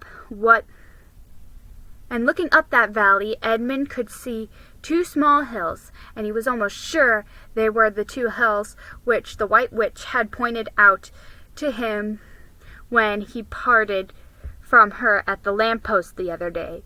And then between them, he thought, must be her palace, only a mile off or less. He thought about the Turkish delight and about being a king.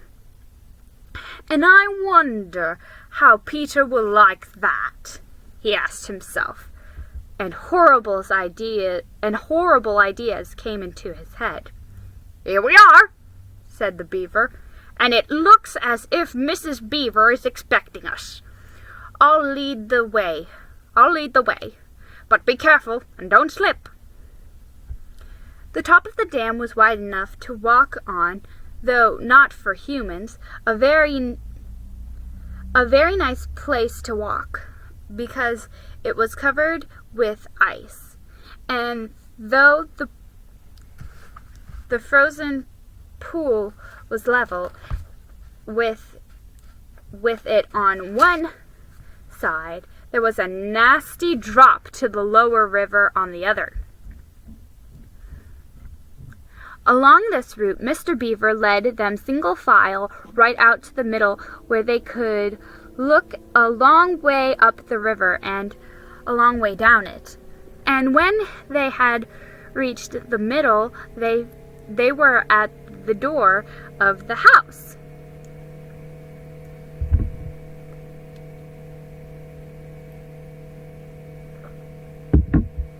"Here we are, Mrs. Beaver," said Mr. Beaver. "I found them. Here are the sons and daughters of Adam and Eve." And they all went in. The first thing Lucy noticed as she went in was a burring sound, and the first thing she saw was a kind-looking old she-beaver sitting in the corner with a thread in her mouth, working busily at her sewing machine, and it was from it that the sound came. She stopped her work and got up as soon as the children came in. "So you've come at last," she said, holding out both her wrinkled old paws. "At last! To think that ever I should live to see this day. The potatoes on boiling, and the kettle singing, and I dare say, Mr. Beaver, you'll get us some fish." "That I will," said Mr. Beaver, and he went out of the house. Peter went with him, and across the ice of the deep pool to where he had a little hole in the ice, which he kept open every day with his hatchet. They took a pail with them. Mr. Beaver sat down quietly at the edge of the hole. He didn't seem to mind its being so chilly. He looked hard into it, then suddenly shot his paw, and before you could say Jack Robinson, had whisked out a beautiful trout. Then he did it all over again until they had a fine catch of fish. Meanwhile, the girls were helping Mrs. Beaver to fill the kettle and lay the table and cut the bread and cut the plates in the oven and put the plates in the oven to heat and draw a huge jug of beer for Mr. Beaver from a barrel which stood in one corner of the house, and to put on the frying pan and get the dripping hot. Lucy thought the Beavers had a very snug little home, though it was not at all like Mr. Tumnus's cave.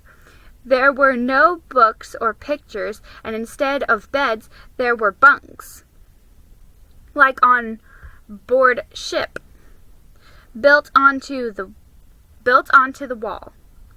And there were hams and strings of onions hanging from the roof, and against the walls were gum boots and oilskins and hatchets and pairs of shears and spades and trowels and things for carrying martyr in the fishing rods and fishing nets and sacks. And the cloth on the table, though very clean, was very rough.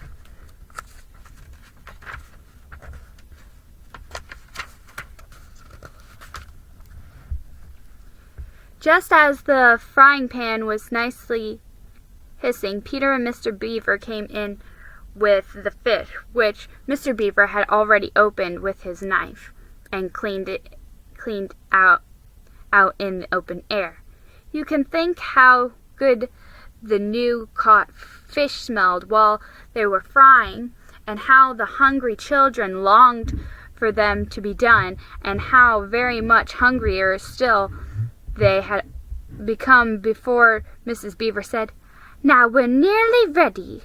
Susan drained the potatoes and then put them all back in the empty pot to dry on the side of the range, while Lucy was helping Mrs. Beaver to dish up the trout, so that in a very few minutes everyone was drawing up stools.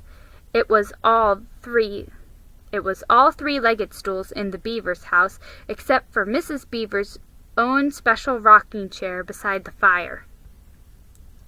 And preparing to enjoy themselves, there was a jug of creamy milk for the children. Mr. Beaver stuck to beer, and a great big lump of deep yellow butter in the middle of the table, from which everyone took as much as they wanted to go with his potatoes,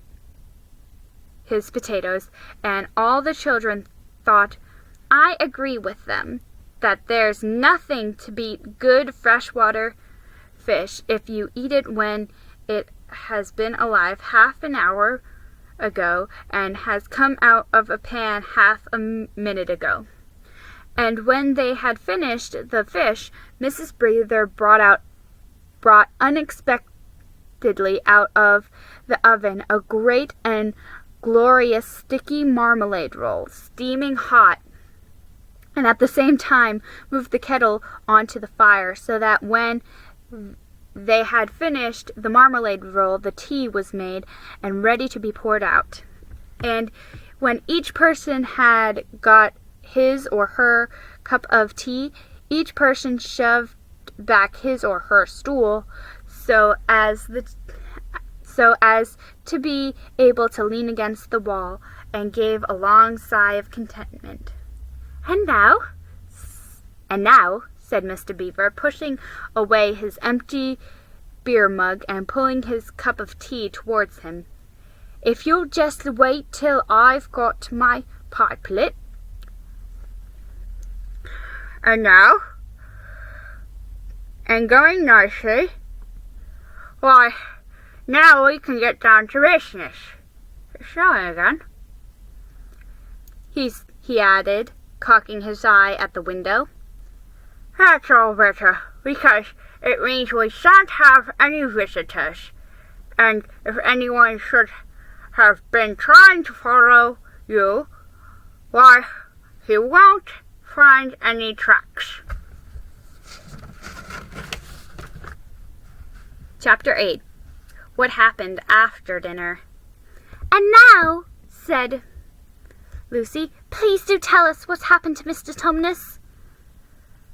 Ah, that's bad, said Mr. Beaver, shaking his head. That's very, very bad business. There's no doubt he was taken off by the police. I got that from a bird who saw it done. But where has he been taken to? Asked Lucy.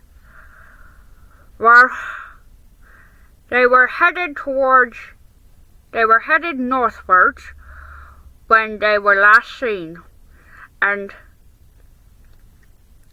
we all know what that means. No, we don't, said Susan, but Mr. Beaver shook his head in a very gloomy fashion. I'm afraid it means they were taking him to her house, said Mr. Beaver. But what'll they do to him, Mr. Beaver? gasped Lucy. Well, said Mr. Beaver, you can't exactly say for sure, but there's not many taken in there that ever come out again. Statues, all full of statues, they say it is. In the courtyard and up the stairs and in the hall, people she's turned. He paused and shuddered. Turned into stone. But Mr. Beaver, said Lucy, can't we? I mean, we must do something to save him. It's too dreadful, and it's all on my account. I don't doubt you'd save him if you could, dearie, said Mrs. Beaver, but you've no chance of getting into that house against her will and ever coming out alive. Couldn't we have some stratagem? Said Peter. I mean, couldn't we dress up as something or pretend to be, peddlers, or anything, or watch till she was gone out, or, hang it all, there must be some way. This fawn saved my sister at his own risk, Mr. Beaver. We can't just leave him to be To have that done to him? It's no good, son of Adam, said Mr. Beaver. No good your trying, of all people, but now that Aslan is on the move.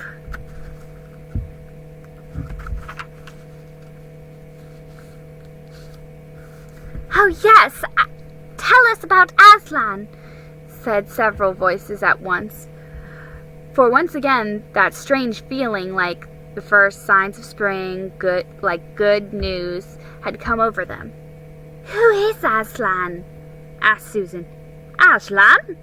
Said Beaver. Why, don't you know? He's the king.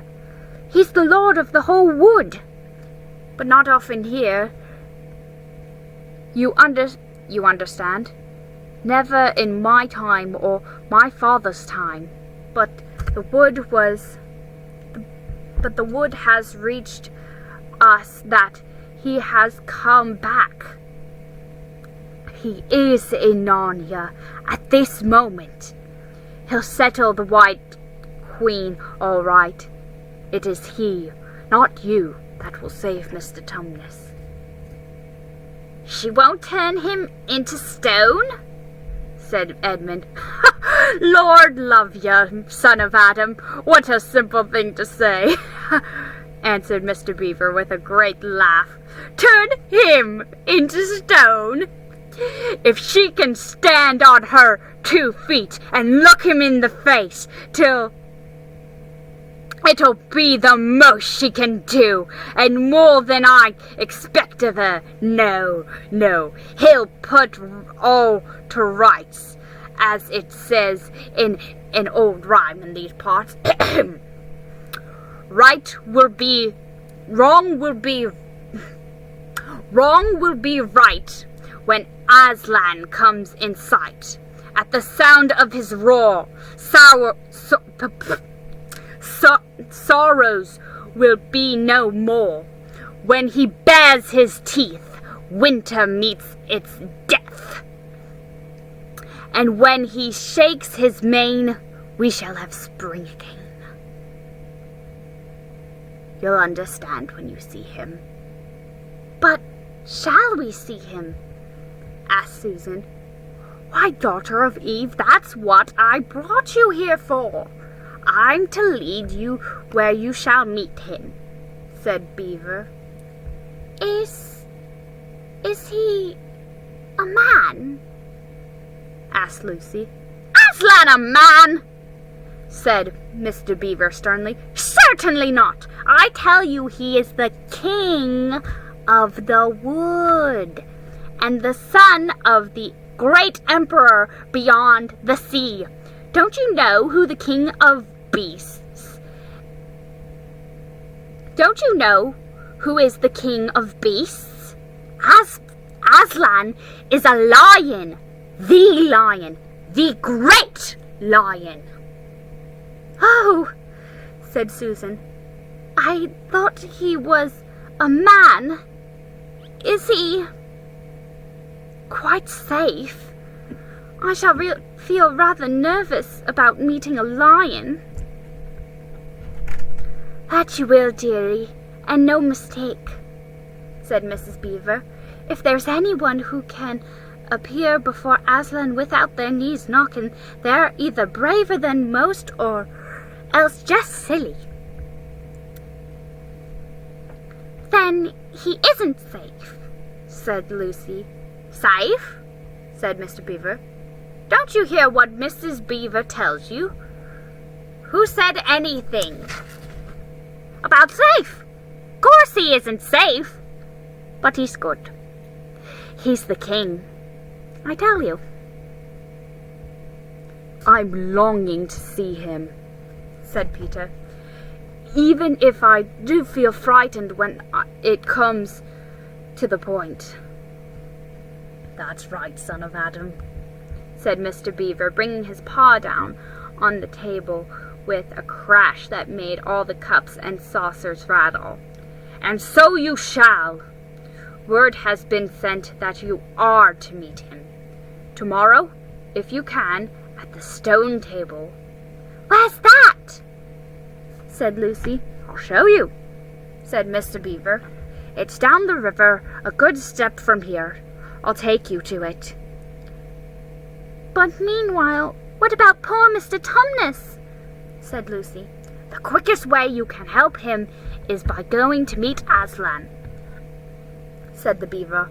Once he's with us, then we can begin doing things. Not that we don't need you too, for that's another of the old rhymes. When Adam's flesh and Adam's bone sits at Cair Paravel enthroned, the evil time will be over and done. So things must be drawing near their end. So things must be drawing near their end now. He's come, and you've come. We've heard of Aslan coming into these parts before, long ago. Nobody can say when, but there's never been any of your race here before.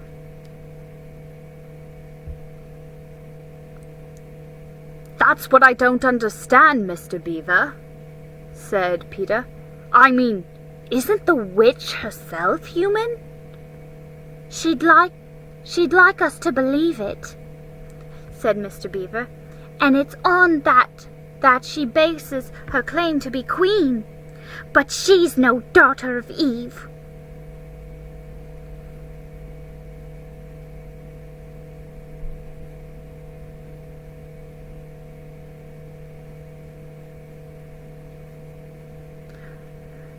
And she'd like us to believe it, said Mr. Beaver, and it's on that she bases her claim to be queen, but she's no daughter of Eve. She comes of your father Adam's. Here Mr. Beaver bowed. Your father Adam's first wife, they called Lilith, and she was one of the jinn. That's what she comes from on one side, and on the other she comes from the giants. No, there isn't a drop of real human blood in the witch. That's why she's bad all through, Mr. Beaver, said Mrs. Beaver. True enough, Mrs. Beaver, replied he. There may be two views about humans, meaning no offense to the present company, but there's no two views about things that look like humans and aren't. I've known good dwarfs, said Mrs. Beaver. So have I. No, now you come to speak of it, said her husband, but precious few, and they were the ones least like men. But in general, take my advice when you meet anything that's going to be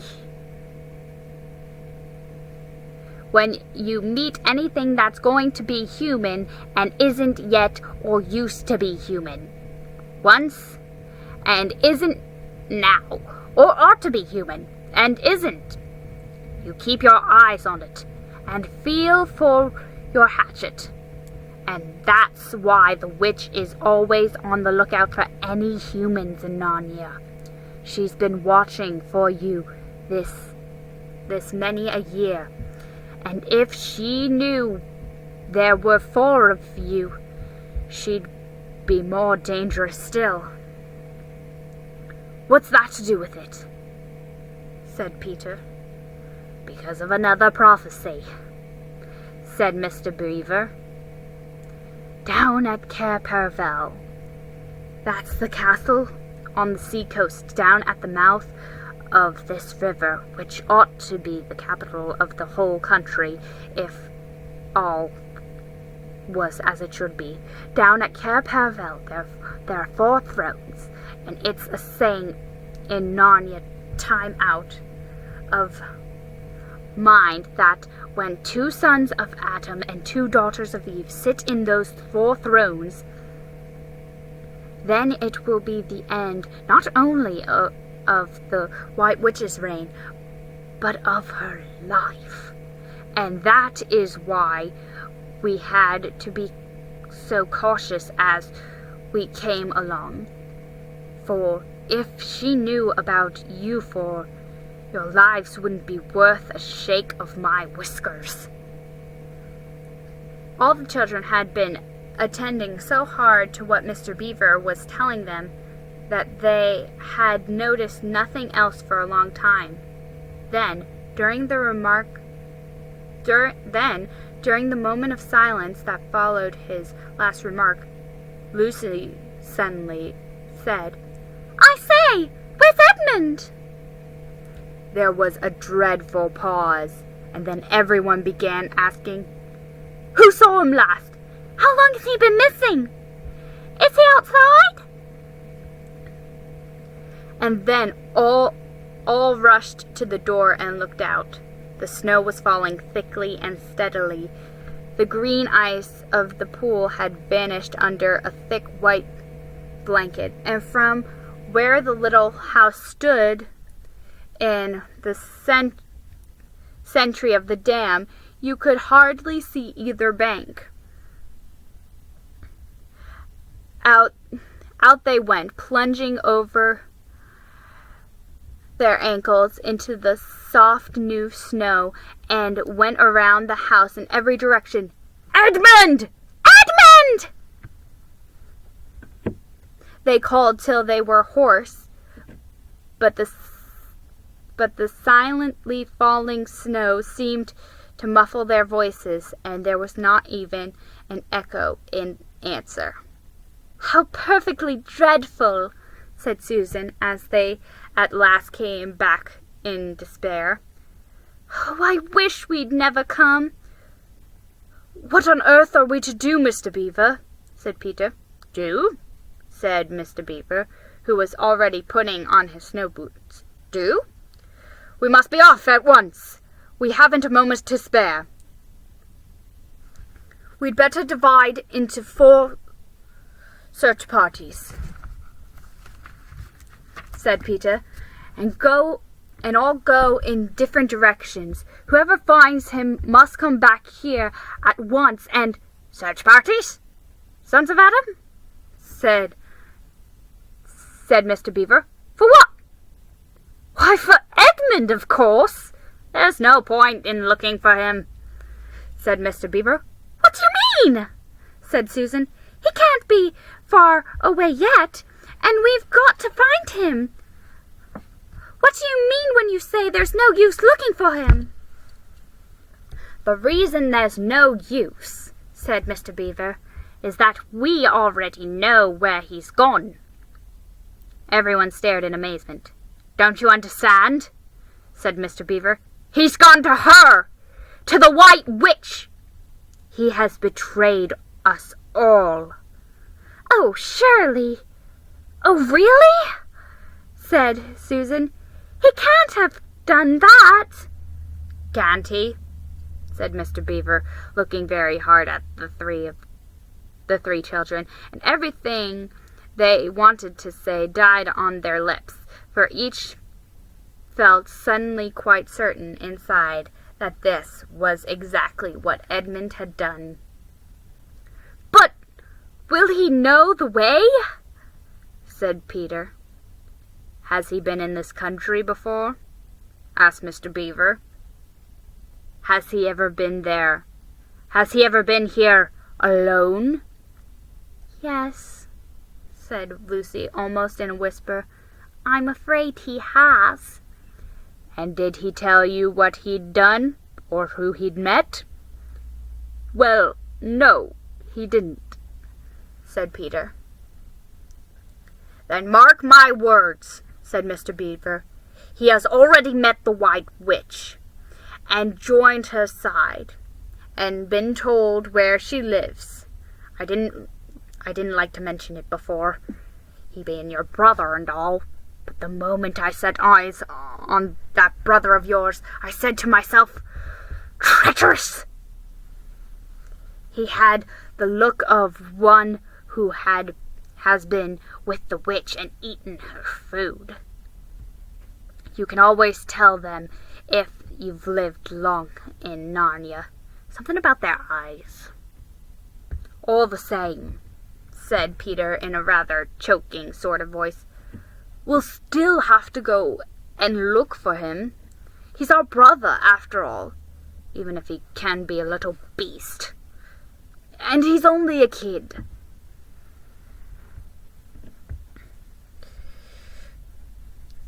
Go to the witch's house? Go to the witch's house? Said Mrs. Beaver. Don't you see that the only chance of saving him, Eve, or yourselves, is to keep away from her? How do you mean? Said Lucy. Why, all she wants is to get all 4 of you. She's thinking all the time of those 4 thrones at Cap Paravel. Once you were all 4 inside her house, her job would be done. And there'd be 4 new statues in her collection before you'd had time to speak.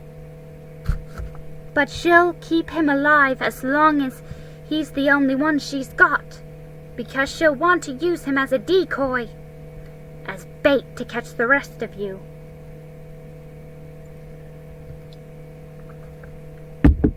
Oh, can no one help us? Wailed Lucy. Only Aslan, said the beaver. We must go and meet him. That's our only chance now.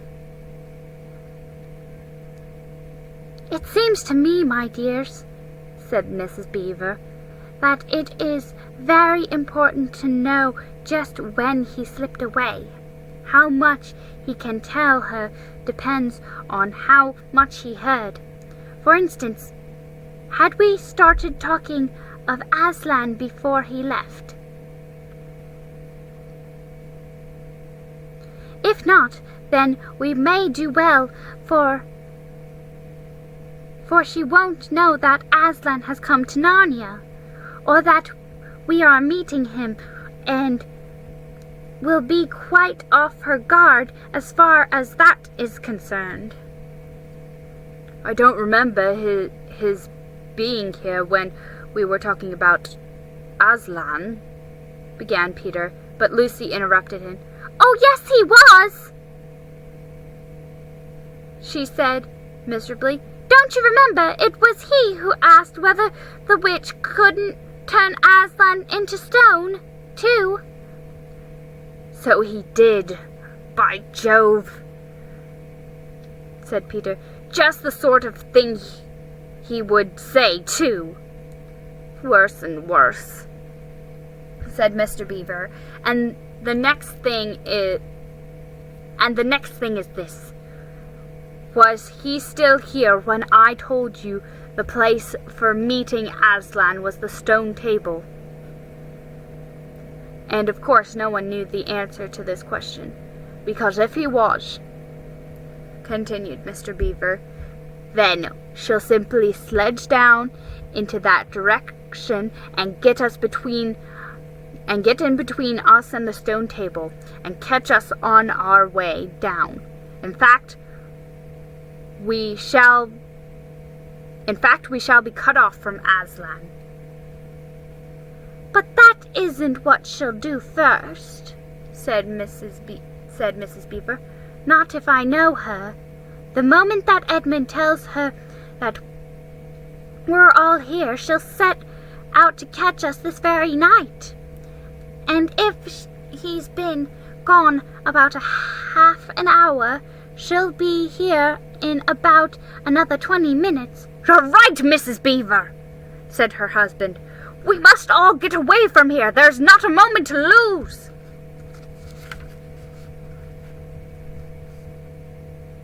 Chapter 9. In the Witch's House. And now, of course, you want to know what happened to Edmund. He had eaten his share of the dinner, but he hadn't really enjoyed it because he was thinking all the time about Turkish delight. And there's nothing that spoils the taste of good ordinary food half so much as the memory of bad magic food. And he had heard the conversation and hadn't enjoyed much of it either, because he kept on thinking that the others were taking no notice of him and trying to give him the cold shoulder. They weren't, but he imagined it. And then he had listened until Mr. Beaver told them about Aslan, and until he had heard the whole arrangement between Aslan at the stone table. It was then he had began very quietly to edge himself under the curtain which hung over the door, for the mention of Aslan gave him a mysterious and horrible feeling, just as it gave the others a mysterious and lovely feeling.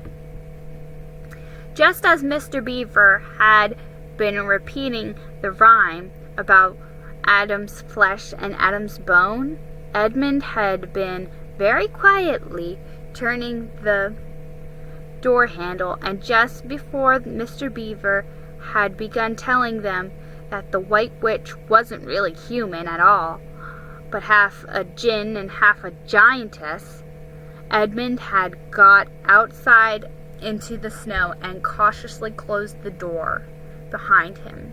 You mustn't think that even now Edmund is quite so bad that he actually wanted his brothers and sisters turned to stone. He did want Turkish delight, and to be a prince, and later a king, and to pay Peter out for calling him a beast. As for what the witch would do with the others, he didn't want her to be particularly nice to them, certainly not to put them on the same level as himself. But he managed to believe, or to pretend he believed, that she wouldn't do anything very bad to them. Because, he said to himself, all these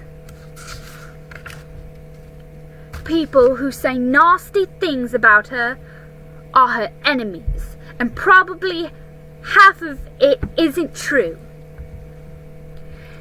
She was jolly nice to me, anyway, much nicer than they are. I expect she is the rightful queen, really. Anyway, she'll be better than that awful Aslan. At least, that was the excuse he made in his own mind for what he was doing. It wasn't a very good excuse. However, for deep down inside him, he really knew what the White Witch was. Bad and cruel. The first thing he realized when he got outside and found the snow falling around him was he had left his coat behind in the beaver's house, and of course there was no chance of going back to get it. And next thing he realized was that the daylight was almost gone, for it had been nearly 3 o'clock when they sat down to dinner, and the winter days were short. He hadn't reckoned on this, but he had to make the best of it. So he turned up his collar and shuffled across the top of the dam. Luckily, it wasn't so slippery since the snow had fallen. On the far side of the river, it was pretty bad when he reached the far side. It was growing darker every minute, and what with that the snowflakes whirling around him, he could hardly see 3 feet ahead. And then, too, there was no road. He kept slipping into deep drifts of snow and skidding on frozen puddles and tripping over fallen tree trunks and sliding down deep banks and barking his shins against rocks till he was wet and cold and bruised all over. The silence and the loneliness were dreadful. In fact, I really think he might have given up the whole plan and gone back and owned up and made friends with the others if he hadn't happened to say to himself, "When I'm king of Narnia, the first thing I shall do will be to make some decent roads." And of course, that set him off thinking about being king and all the other things he would do, and this cheered him up a good deal. He had just settled in his mind what sort of palace he would have, and how many cars, and all about his private cinema, and where the principal railways would run, and what laws he would make against beavers and dams, and was putting the finishing touches on some schemes for keeping Peter in his place. When the weather changed, first the snow stopped, then the wind sprang up and it became freezing cold. Finally the clouds rolled away and the moon came out. It was a full moon and shining on all the snow. It made everything almost as bright as day, only the shadows were rather confusing.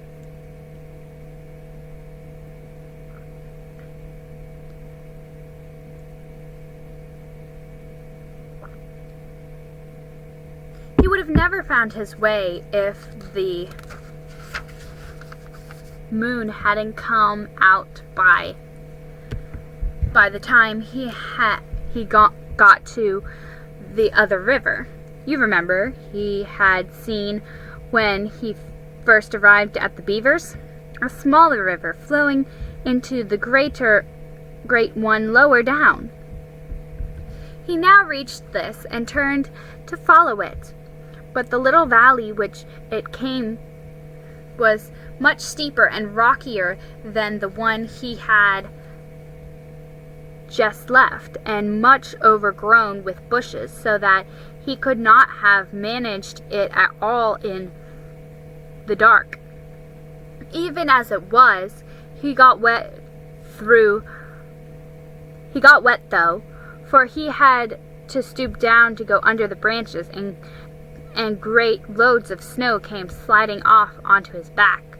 And every time this happened, he thought more and more about how he hated Peter, just as if all this had been Peter's fault. But at last he came to the part where it was more level and the valley opened out.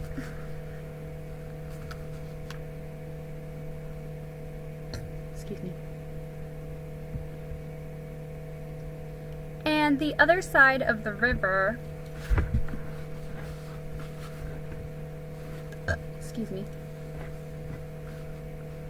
and the other side of the river, quite close to him, in the middle of a little plain between the two hills, he saw what must be the White Witch's house.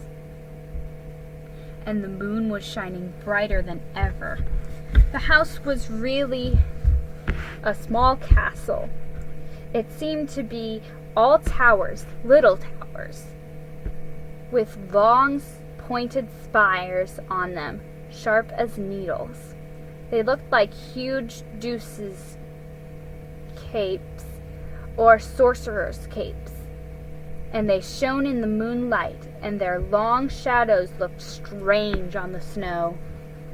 Edmund began to feel afraid of the house, but it was too late to think of turning back now. He crossed the river on the ice and walked up to the house. There was nothing stirring, not the slightest sound anywhere. Even his own feet made no noise on the deep, newly fallen snow.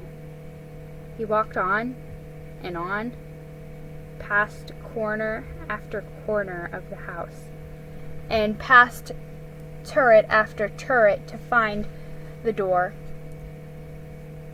He had to go right around to the far side before he found it. It was huge. It was a huge arch, but the great iron gate stood wide open. Edmund crept up to the arch and looked inside into the courtyard, and there he saw a sight that nearly made his heart stop beating. Just inside the gate, with the moonlight shining on it, stood an enormous lion, crouching as if it was ready to spring. And Edmund stood in the shadow of the arch, afraid to go on and afraid to go back, his knees knocking together. He stood there so long that his teeth would have been chattering with the cold, even if they had not been chattering with fear. How long this really lasted, I don't know, but it seemed to Edmund to last for hours. When at last he began to wonder why the lion was standing so still, for it hadn't moved 1 inch since he first set eyes on it, Edmund now ventured a little nearer, still keeping in the shadow of the arch as much as he could. He now saw from the way the lion was standing that it couldn't have been looking at him at all. But supposing it turns its head, thought Edmund. In fact, it was staring at something else, namely, a little dwarf who stood with his back to it about 4 feet away. Aha! thought Edmund. When it springs at the dwarf, then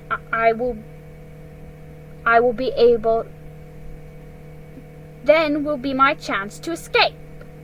But still the lion never moved, nor did the dwarf.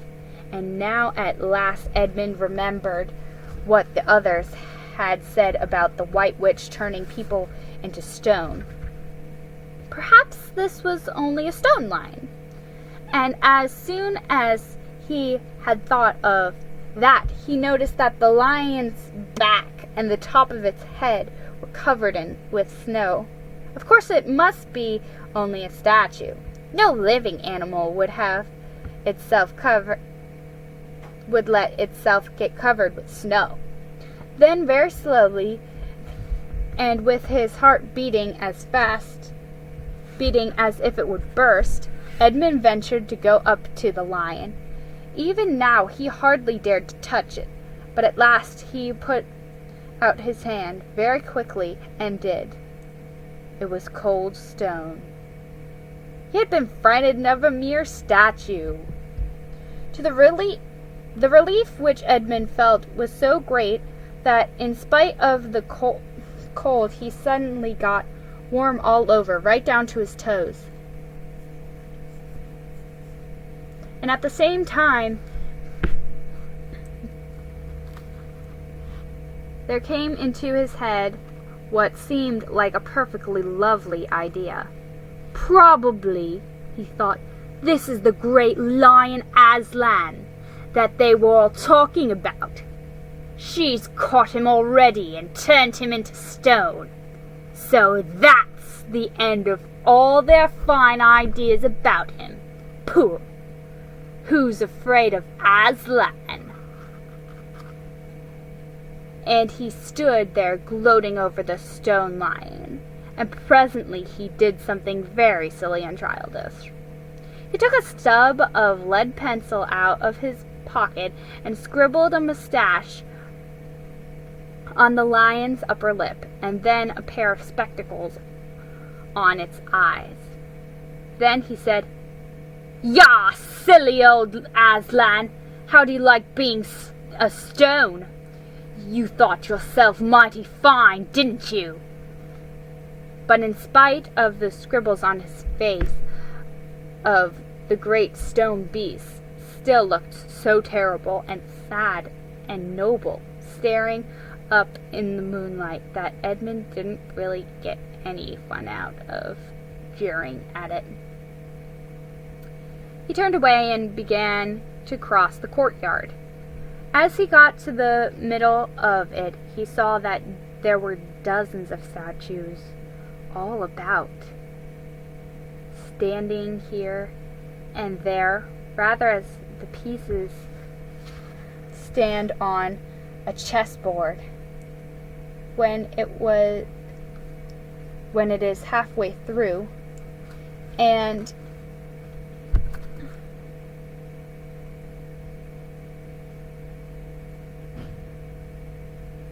stone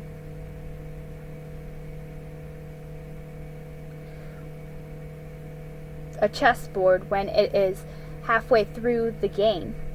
There were stone tigers and stone wolves and bears and foxes and catamounts of stone.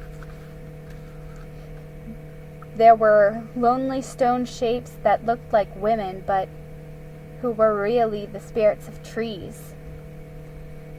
There was a great shape of a centaur and a winged horse and a long lithe creature that Edmund took to be a dragon. They all looked so strange standing there, perfectly lifelike, and also perfectly still in the bright, cold moonlight, that it was eerie work crossing the courtyard. Right in the very middle stood a huge shape like a man, but as tall as a tree, with a fierce face and a shaggy beard and a great club in its right hand. Even though he knew that it was only a stone giant and not a live one, Edmund did not like going past it. He now saw that there was a dim light showing from a doorway on the far side of the courtyard. He went to it. There was a flight of stone steps going up to an open door. Edmund went up them. Across the threshold lay a great wolf. It's all right, he kept saying to himself. It's only a stone wolf. It can't hurt me.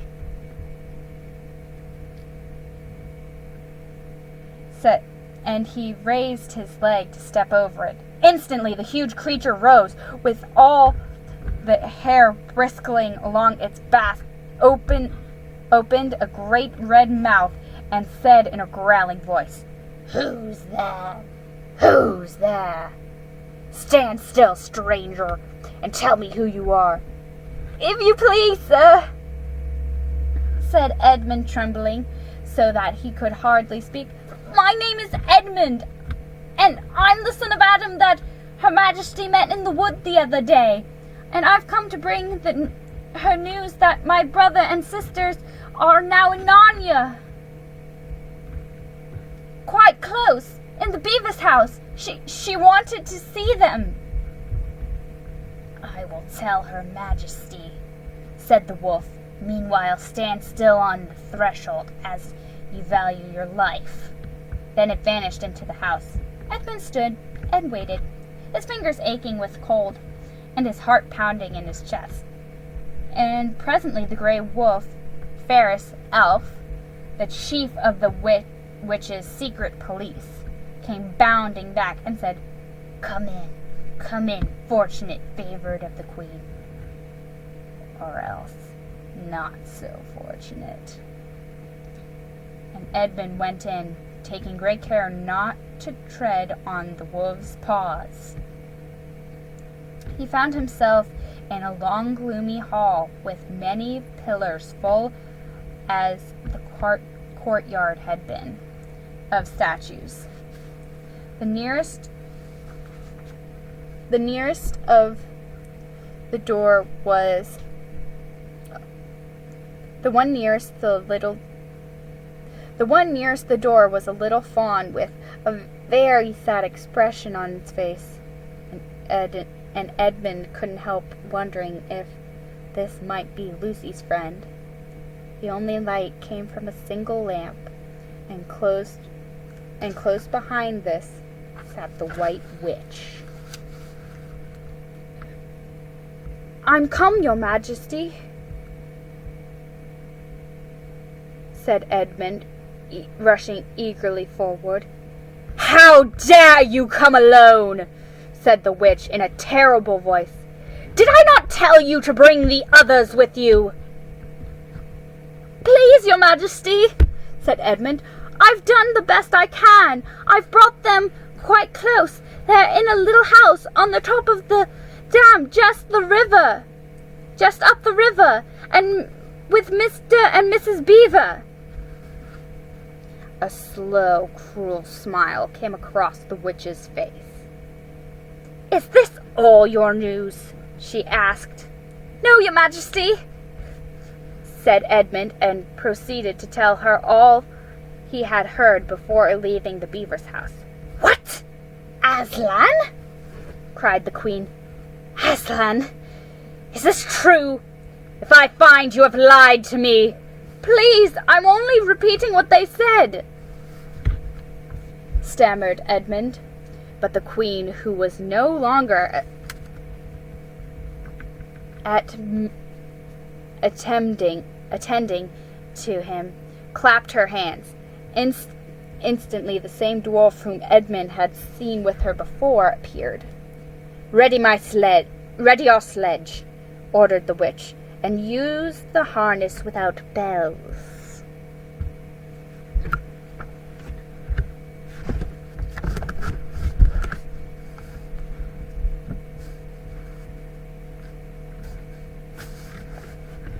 Chapter 10. The spell begins to break. Now we must go back to Mr. and Mrs. Beaver and the 3 other children. As soon as Mr. Beaver said, "There's no time to lose," everyone began bundling themselves into coats, except Mrs. Beaver, who started picking up sacks and laying them on the table and said, "Now, Mr. Beaver, just reach down that ham, and here's a pack of tea, and there's sugar, and some matches. And if someone will get 2 or 3 loaves out of the crock over there in that corner." "What are you doing, Mrs. Beaver?" explained Susan. "Packing a loaf for each of us, dearie," said Mrs. Beaver very coolly. "You didn't think we'd set out on a journey with nothing to eat, did you?"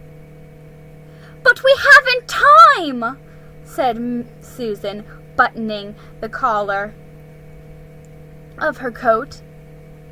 "She may be here any minute." That's what I say," chimed in Mr. Beaver. "Get along with you all." "Get along with you all," said his wife.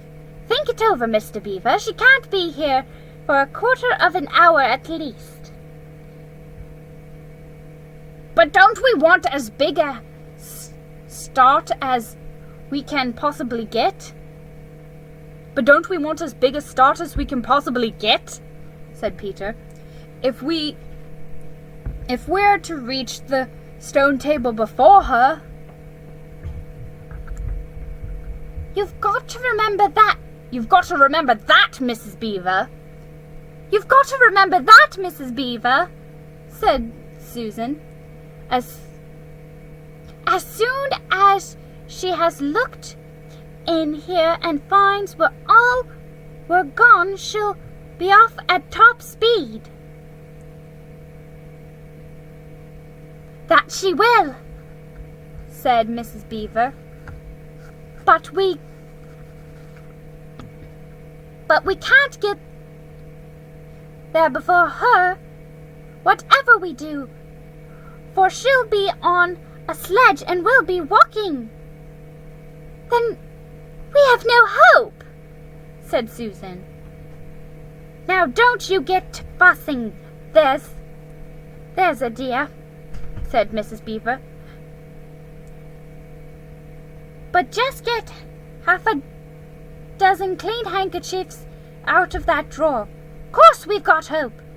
We can't get there before her, but we can keep under cover and go by way she won't expect, and perhaps we'll get through." "That's true enough, Mrs. Beaver," said her husband. "But it's time we were out of this." "And don't you start fussing either, Mr. Beaver," said his wife. "There, that's better. There's 4 loaves and the smallest for the smallest of us. That's you, dear," she added, looking at Lucy.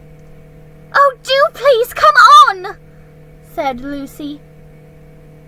"Well, I'm nearly ready now," answered Mrs. Beaver, at last allowing her husband to help her into her snow boots. "I suppose the sewing machine's too heavy to bring." "Yes, it is," said Mr. Beaver. "A great deal too heavy. And you don't think you'll be able to use it while we're on the run, I suppose?" "I can't abide the thought of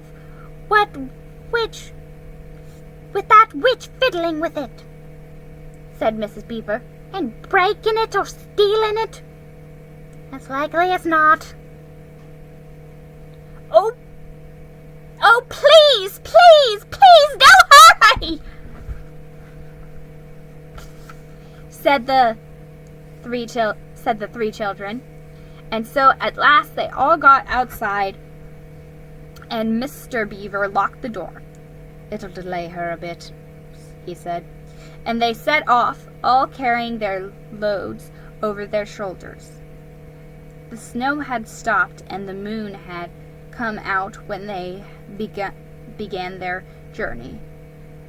They went single file, first Mr. Beaver, then Lucy, then Peter, then Susan, and Mrs. Beaver last of all. Mr. Beaver led them across the dam and onto the right bank of the river, and then along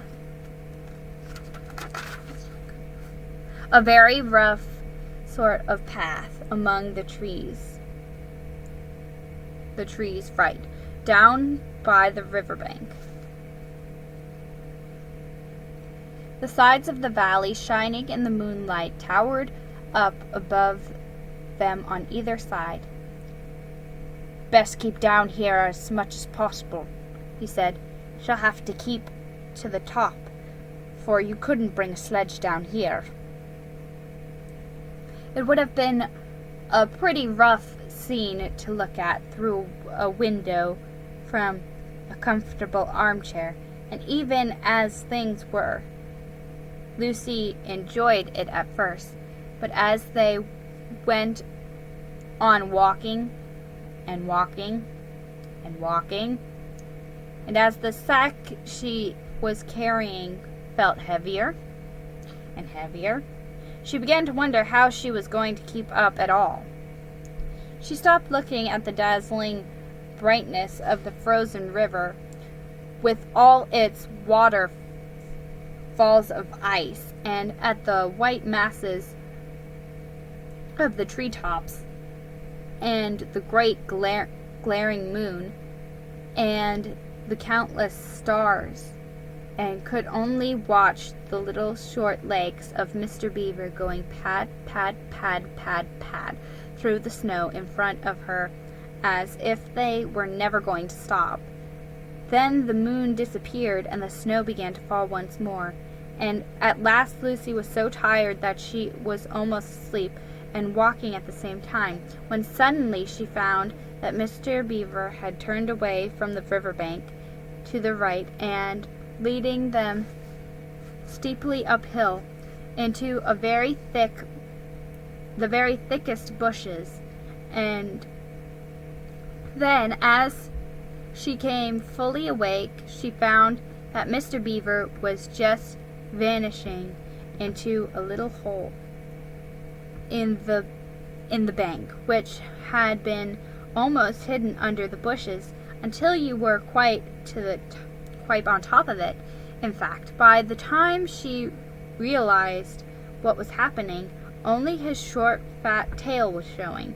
Lucy immediately stooped down and crawled in after him. Then she heard noises of scrambling and puffing and panting behind her, and in a moment all 5 of them were inside. "Wherever is this?" said Peter's voice, sounding tired and pale in the darkness. I hope you know what I mean by a voice sounding pale. "It's an old hiding place for beavers in bad times," said Mr. Beaver, "and a great secret. It's not much of a place, but we must get a few hours sleep. If you hadn't been in such a plaguey fuss when we were starting, I'd have brought some pillows," said Mrs. Beaver. It wasn't nearly such a nice cave as Mr. Tumnus's, Lucy thought.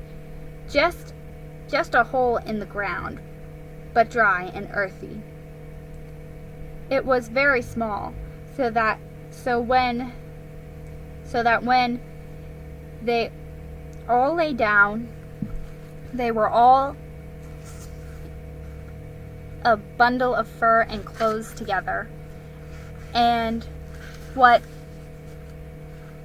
with that being warm up by their long walk, they were really rather snug. If only the floor of the cave had been a little smoother. Then Mrs. Beaver handed round in the dark a little flask out of which everyone drank something.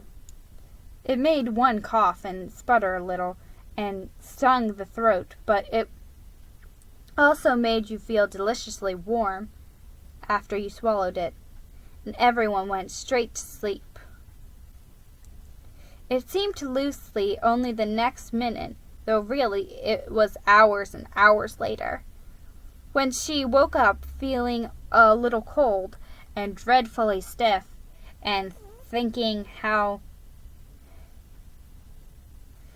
she would like a hot bath, and she felt a set of long whiskers tickling her cheek, and saw the cold daylight coming in through the mouth of the cave. But immediately after she was very wide awake indeed, and so was everyone else. In fact, they were all sitting up with their mouths and eyes open, listening to a sound which was the very sound they'd all been thinking of, and sometimes imagining they heard. During their walk last night, it was a sound of jingling bells. Mr. Beaver was out of the cave like a flash the moment he heard it. Perhaps you think, as Lucy thought for a moment, that this was a very silly thing for him to do.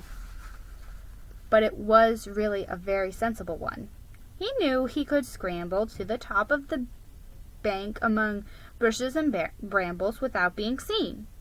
And he wanted, above all things, to see which way the witch's sledge went. The others all sat in the cave, wanting and wondering. They waited nearly 5 minutes. Then they heard something that frightened them as much. They heard voices. "Oh!" thought Lucy. "He's been seen! She's caught him!" Great was their surprise when a little later they heard Mr. Beaver's voice calling to them from just outside the cave. "It's all right!" he was shouting. "Come out, Mrs. Beaver! Come out, sons and daughters of Adam and Eve! It's all right! It isn't her!" This was bad grammar, of course, but that is how beavers talk when they're excited. I mean, in Narnia. In our world, they don't usually talk at all.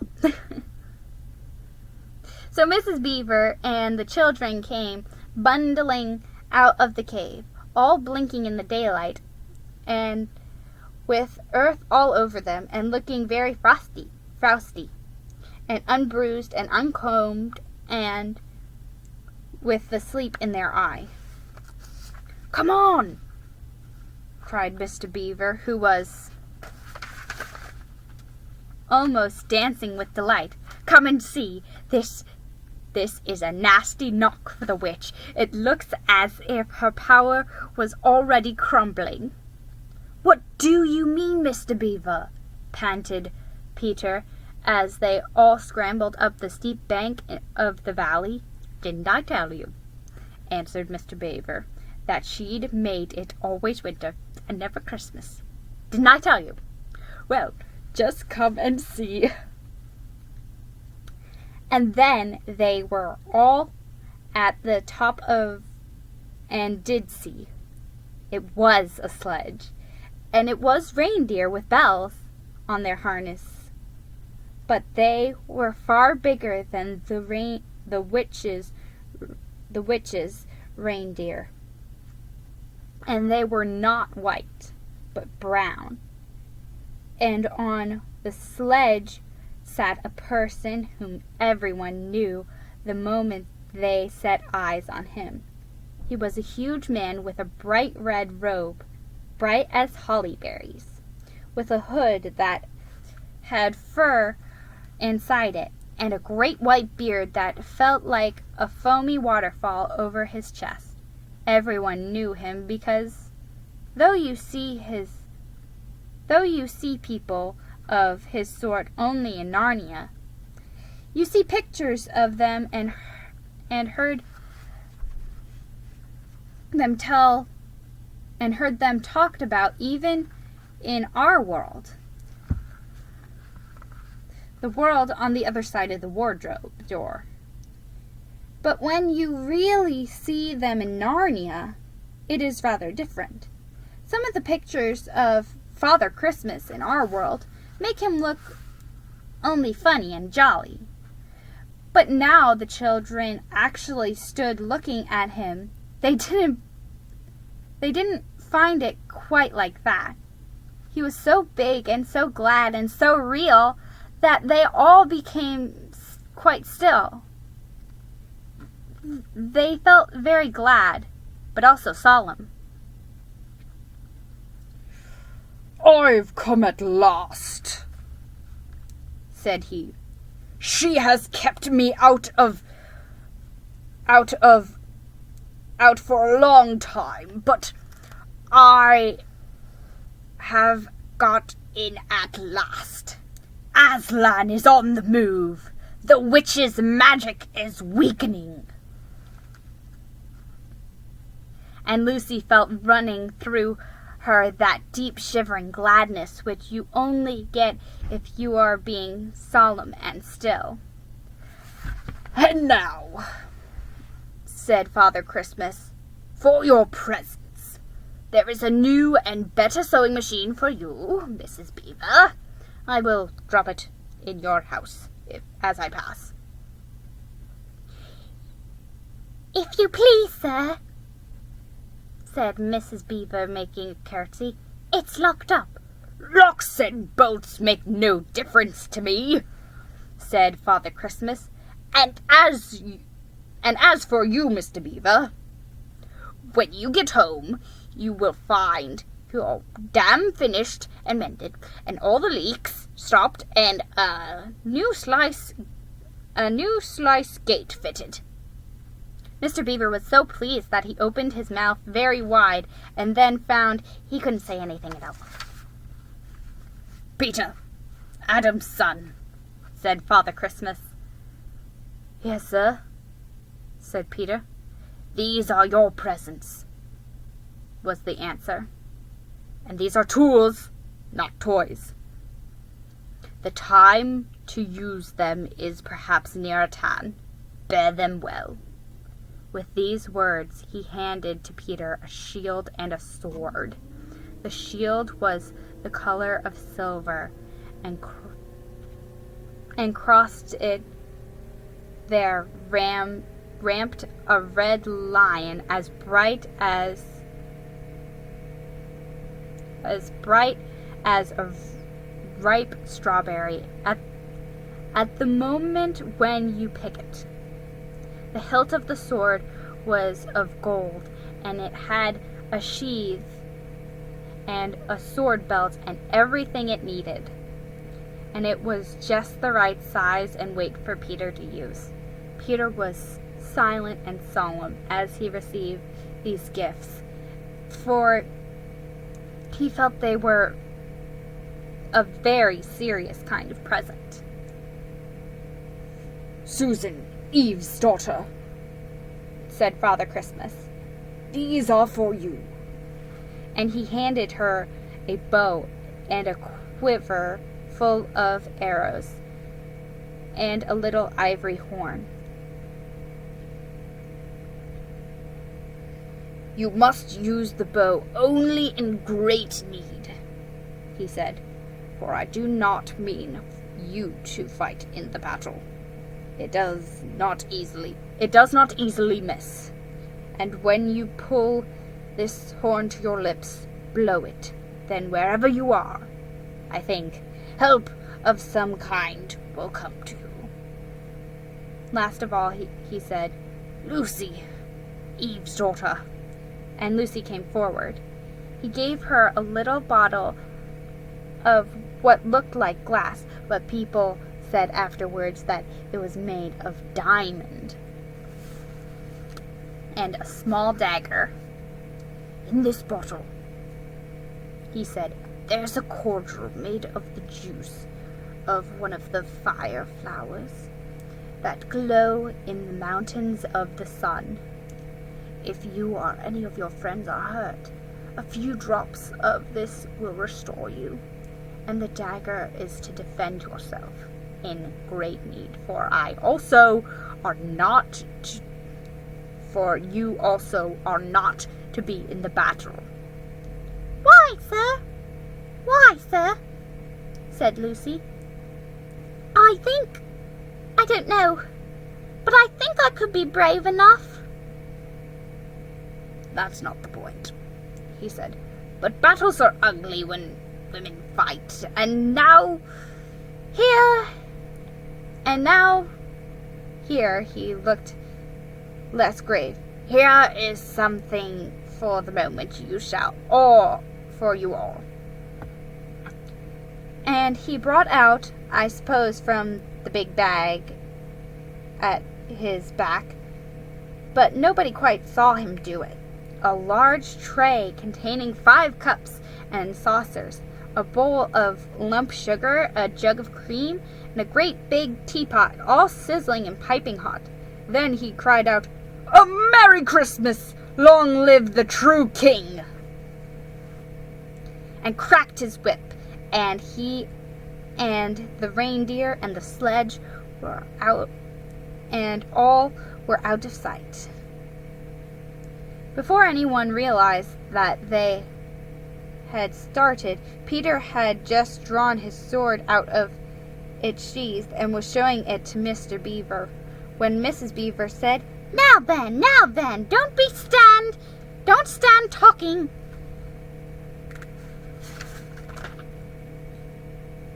There, till the tea's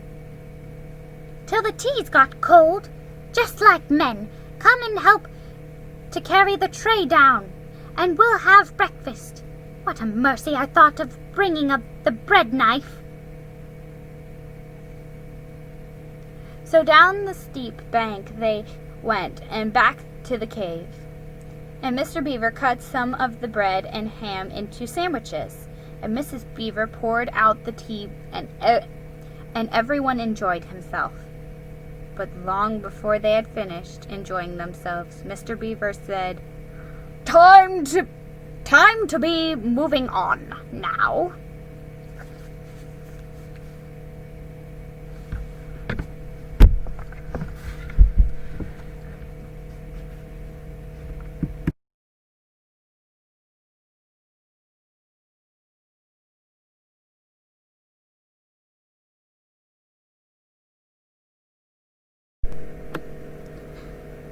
Chapter 9.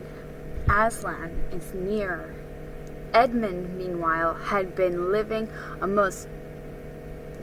having a most disappointing time.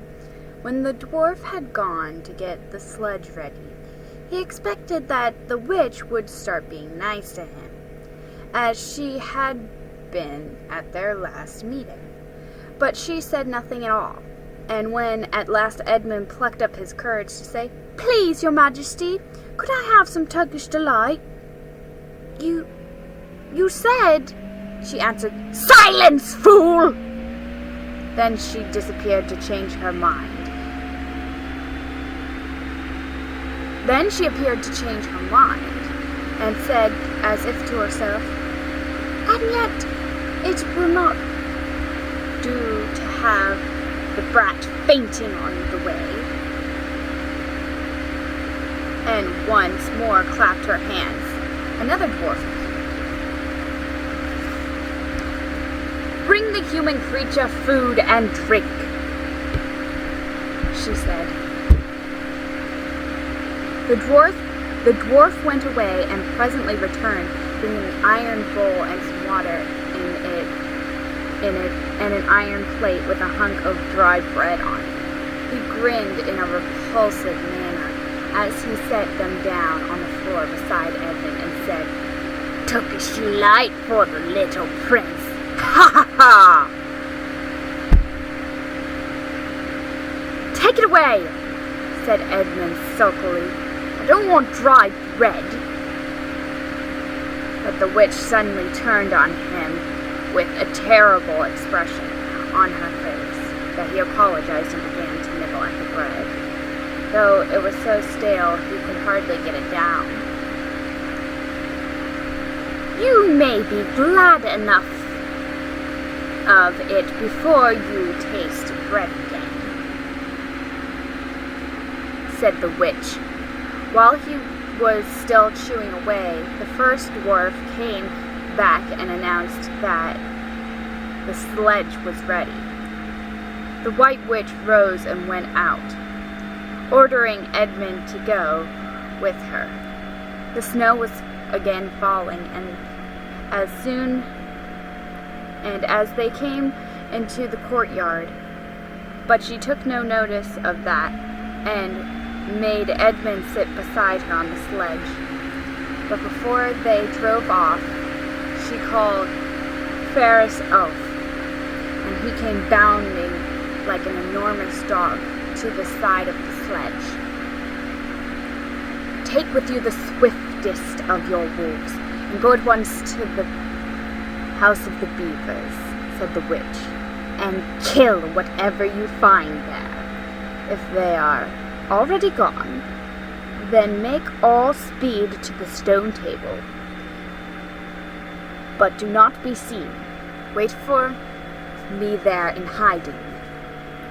I, meanwhile, must go many miles to the west before I can find a place where I can drive across the river. You may overtake these humans before they reach the stone table. You will know what to do if you find them." "I hear and obey, O Queen," growled the wolf. And immediately he shot away into the snow and darkness, as quickly as the horse can gallop. In a few minutes he had called another wolf, and was with him down on the dam and sniffing at the beaver's house. But of course they found it empty. It would have been a dreadful thing for the beavers and the children if the night had remained fine, for the wolves would then have been able to follow their trail, and 10 to 1 would have overtaken them before they had got to the cave. But now that the snow had begun again, the scent was cold, and even the footprints were covered up.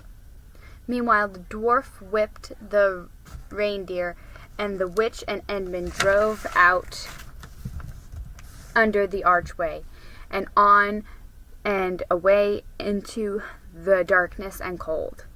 This was a terrible journey for Edmund, who had no coat. Before they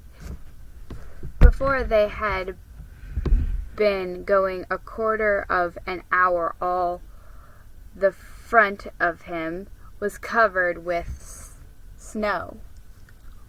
He soon stopped trying to shake it off, because as quickly as he did that, a new lot gathered, and he was so tired.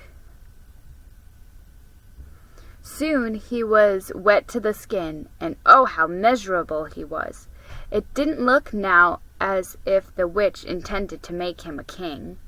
All the things he had said to make himself believe that she was good and kind, and that her side was really the right side, sounded to him silly now. He would have given anything to meet the others at this moment, even Peter. The only way to comfort himself now was to try to believe that the whole thing was a dream, and that he might wake up at any moment. And as they went on, hour after hour, it did come to seem like a dream. This lasted longer than I could describe, even if I wrote pages and pages about it. But I will skip on to the time when the snow had stopped, and the morning had come, and they were racing along in the daylight. And still they went on and on, with no sound but the everlasting swish of the snow and the creaking of the reindeer's harness. And then, at last, the witch said, "What have we here? Stop!" And they did. How Edmund hoped she was going to say something about breakfast. But she had stopped for quite a different reason. A little way off a foot of a tree sat a merry party. A squirrel and his wife with their children, and 2 strayers, and a dwarf, and an old dog fox, all on stools round a table. Edmund couldn't quite see what they were eating, but it smelled lovely, and there seemed to be decorations of holly, and he wasn't at all sure that he didn't see something like a plum pudding. At the moment when the sledge stopped, the fox, who was obviously the oldest person present, had just risen to its feet, holding a glass in its right paw, as if it was going to say something.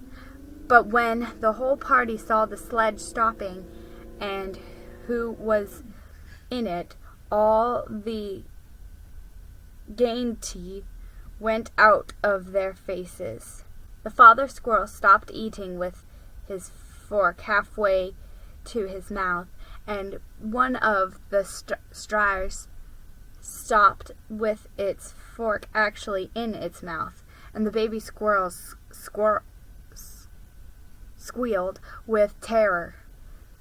"What is the meaning of this?" asked the witch queen. Nobody answered. "Speak, vermin!" she said again. "Or do you want my dwarf to find your tongue with his whip?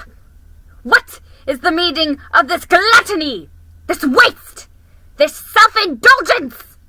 Where did you get all these things?" "Please, your majesty," said the fox, "we were given them, and if I might be so bold as to drink to your majesty's very good health." "Who gave them to you?" said the witch. "Father Christmas," stammered the fox. "What?" roared the witch, springing from the sledge and taking a few strides nearer to the terrified animals. "He has not been here! He cannot have been here! How dare you!" "But no! Say you have been lying, and you shall even now be forgiven." At that moment, one of the young squirrels lost its head completely. He has!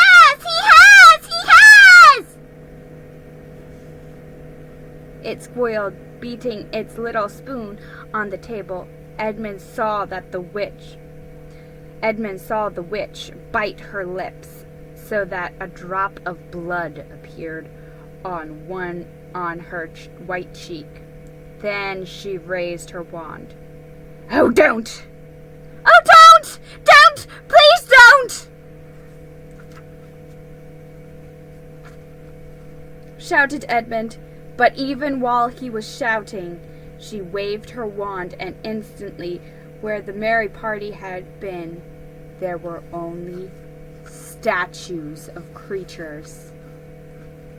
One with its stone fork fixed forever halfway to its stone mouth, seated around a stone table, on which there were stone plates and stone plum pudding. As for you, said the witch, giving Edmund a stunning blow to the face as she remounted the siege, let that teach you to ask favors for spies and traitors. Drive on! And Edmund, for the first time in this story, felt sorry for someone besides himself. It seemed so pitiful to think of those little stone figures sitting there all the silent days and all the dark nights, year after year, till the moss grew on them, and at last even their faces crumbled away. Now they were steadily racing on again, and soon Edmund noticed that the snow which splashed against them as they rushed through it was much wetter than it had been all last night. At the same time, he noticed that he was feeling much less cold. It was also becoming foggy. In fact, every minute it grew both foggier and warmer, and the sledge was not running nearly as well as it had been running up till now. At first he thought this was because the reindeer were tired, but soon he saw that couldn't be the real reason.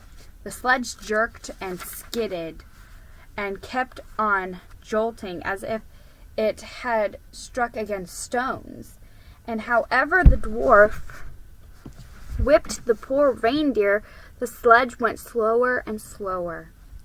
There also seemed to be a curious noise all around them, but the noise of their driving and jolting and the dwarfs shouting at the reindeer prevented Edmund from hearing what it was. Until suddenly the sledge stuck so fast that it wouldn't go at all. When that happened, there was a moment's silence. And in that silence, Edmund could at last listen to the other noise properly. A strange, sweet, rustling, chattering noise, and yet not so strange. For he knew he'd heard it before, if only he could remember where. Then all at once he did remember. It was the noise of running water all around them. Throughout the sight, there were streams, chattering, murmurings, bubbling, splashings, and even in the distance, roaring. And his heart gave a great leap, though he hardly knew why. When he realized that the frost was over, as much nearer there was a drip, drip, drip from the branches of all the trees. And then, as he looked at one of the trees, he saw a great load of snow sliding off it, and for the first time since he had entered Narnia, he saw the dark green of a fir tree. But he hadn't time to listen or watch any longer, for the witch said, "Don't sit staring, fool! Get out and help!" And of course Edmund had to obey. He stepped out into the snow, but it really was only slush by now, and began helping the dwarf to get the sledge out of the muddy hole it had gotten into. They got it out in the end, and by being very cruel to the reindeer, the dwarf managed to get on the move again, and they drove a little further, and now the snow was really melting in earnest, and patches of green grass were beginning to appear in every direction. Unless you have looked at a world of snow as long as Edmund had been looking at it, you will hardly be able to imagine what a relief those green patches were after the endless white. Then the sledge stopped again. "It's no good, your majesty," said the dwarf. "We can't sledge in this thaw." "Then we must walk," said the witch. "We shall never overtake them walking," growled the dwarf. "Not with the start they've got." "Are you my counselor?" "Or my slave?" said the witch. "Do as you're told. Tie the hands of the human creature behind it and keep hold of the end of the rope. And take your whip and cut the harness of the reindeer. They'll find their own way home." The dwarf obeyed, and in a few minutes Edmund found himself being forced to walk as fast as he could with his hands tied behind him. He kept on slipping in the slush and the mud and the wet grass, and every time he slipped, the dwarf gave him a curse and sometimes a flick with his whip. The witch walked behind the dwarf and kept on saying, "Faster! Faster!" Every moment the patches of green grew bigger and the patches of snow grew smaller. Every moment more and more the trees shook off their ropes of snow. Soon wherever you looked, instead of the white shapes, you saw the dark green of the firs or the black prickly branches of the bare oaks and birches and elms. Then the mist turned from white to gold, and presently cleared away altogether. Shafts of delicious sunlight struck down into the forest floor, and overhead you could see a blue sky between the treetops. Soon there were more wonderful things happening. Coming suddenly around the corner into a glade of silver birch trees, Edmund saw the ground covered in all directions with little yellow flowers, shalans. The noise of water grew louder. Presently they actually crossed the stream. Beyond it they found snowdrops growing. "Mind your business," said the dwarf when he saw that Edmund had turned his head to look at them, and he gave the rope a vicious jerk. But of course this didn't prevent Edmund from seeing. Only 5 minutes later he noticed a dozen crocuses growing around the foot of an old tree, gold and purple and white. Then came a sound even more delicious than the sound of water. Close beside the path they were following a bird suddenly chirped from the branch of the tree. It was answered by the chuckle of another bird a little further off, and then, as if it had been a signal, there was chattering and chirping in every direction, and then a moment of full song, and within 5 minutes the whole wood was ringing with birds' music, and wherever Edmund's eyes turned, he saw birds lighting on branches, or sailing overhead, or having their little quarrels. "Faster! Faster!" said the witch. There was no trace of the fog now. The sky became bluer and bluer.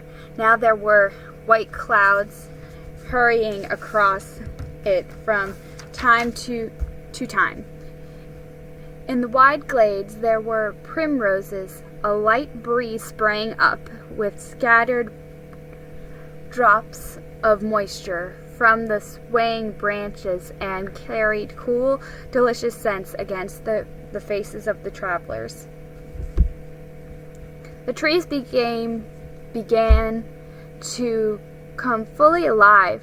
The larches and birches were covered with green and lindrums with gold. Soon the beech trees had put forth their delicate, transparent leaves. As the travelers walked under them, the light also became green. A bee buzzed across their path. "This is no thaw," said the dwarf, suddenly stopping. "This is spring! What are we to do?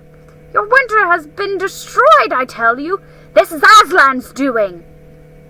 If either of you mention that name again," said the witch, "he shall instantly be killed."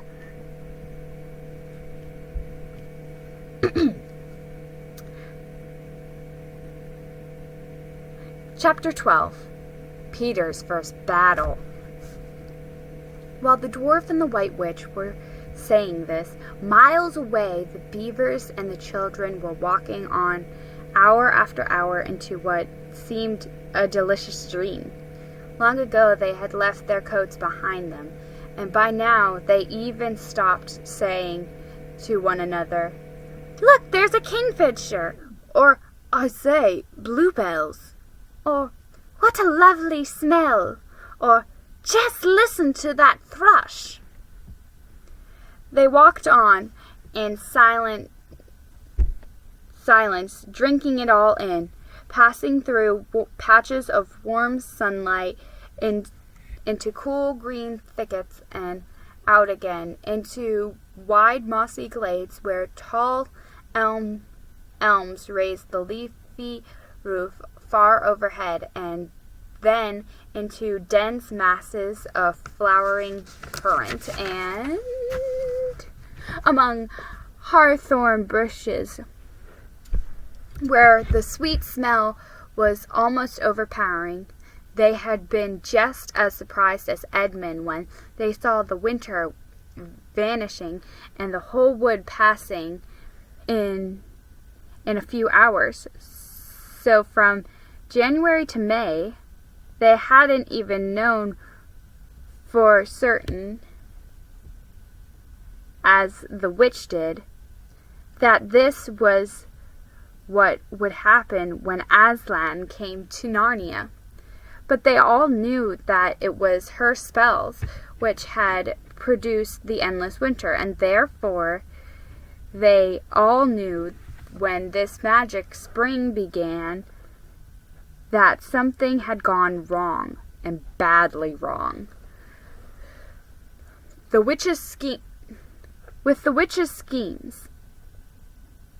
After the thaw had been going on for some time, they all realized that the witch would no longer be able to use her sledge. After that, they didn't hurry so much, and they allowed themselves more rest and longer ones. They were pretty tired by now, of course, but not what I'd call bitterly tired, only slow and feeling very dreamy, and quite inside as one does when one is coming to the end of a long day to the open. Susan had a slight blister on one heel. They had left the course of the big river some time ago, for one had to turn a little to the right. That meant a little to the south, to reach the place of the stone table. Even if this had not been their way, they couldn't have kept the river valley once the thaw began. For with all the melting snow, the river was soon in flood. A wonderful, roaring, thundering, yellow flood. and their path would have been underwater. And now the sun got low, and the light got redder, and the shadows got longer, and the flowers began to think about closing. Not now, said Mr. Beaver, and began leading them uphill across some very deep springy moss. It felt nice under their tired feet. In a place where only tall trees grew very wide apart, the climb coming at the end of the long day made them all pant and blow. And just as Lucy was wondering whether she could really get to the top without another long rest, suddenly they were at the top, and this is what they saw. They were on a green open space from which you could look down on the forest spread as far as one could see in every direction, except right ahead. There, far to the east, was something twinkling and moving. "By gum!" whispered Peter to Susan. "The sea!" In the very middle of this open hilltop was the stone table. It was a great grim slab of gray stone, supported on 4 upright stones. It looked very old, and it was cut all over with strange lines and figures that might have been letters of an unknown language. They give you a curious feeling when you look at them. The next thing they saw was a pavilion pitched on one side of the open place. A wonderful pavilion it was, and especially now when the light of the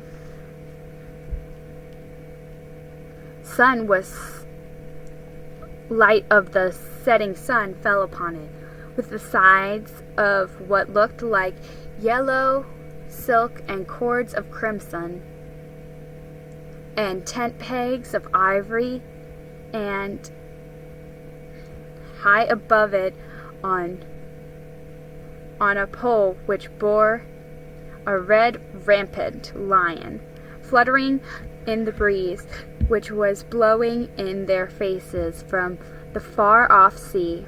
While they were looking at this, they heard a sound of music on their right, and turning in that direction, they saw what they had come to see. Aslan stood in the center of a crowd of creatures who had grouped themselves around him in the shape of a half moon. There were tree women there and well women, dryads and naiads, as they used to be called in our world, who had stringed instruments. It was they who had made the music. There were 4 great centaurs, a horse apart from the horse part of them was like huge English farm horses, and the man part was like stern but beautiful giants. There was also a unicorn and a bull with the head of a man, and a pelican and an eagle and a great dog. And next to Aslan stood 2 leopards, of whom one carried his crown and the other his standard.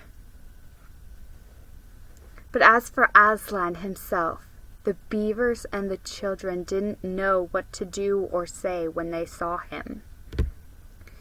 People who have not been in Narnia sometimes think that a thing cannot be good and terrible at the same time. If the children had ever thought so, they were cured of it now. For when they tried to look at Aslan's face, They just caught a glimpse of the golden mane and the great, royal, solemn, overwhelming eyes. And when they found they couldn't look at him, and went all trembly. Go on, whispered Mr. Beaver. No, whispered Peter. You first. No, sons of Adam before animals, whispered Mr. Beaver. Back again. Susan, whispered Peter. what about you? Ladies first. No, you're the eldest, whispered Susan. And of course, the longer they went on doing this, the more awkward they felt. Then at last Peter realized it was up to him. He drew his sword and raised it to the salute, and hastily saying to the others, "Come on, pull yourselves together," he advanced to the line and said, "We have come, Aslan."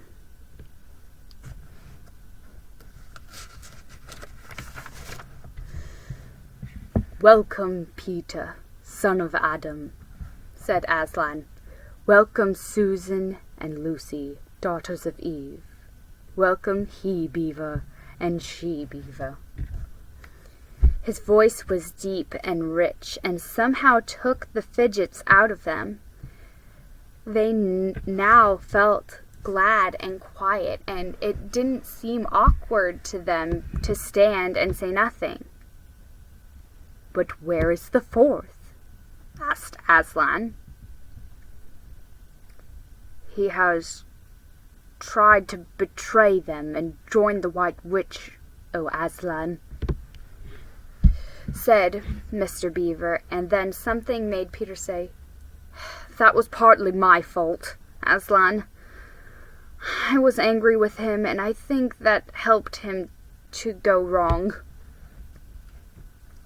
And Aslan said nothing either to excuse Peter or to blame him, but merely stood looking at him with his great golden eyes. And it seemed to all of them that there was nothing to be said. "Please, Aslan," said Lucy, "can anything be done to save Edmund?" "All shall be done," said Aslan. "But it may be harder than you think." And then he was silent again for some time.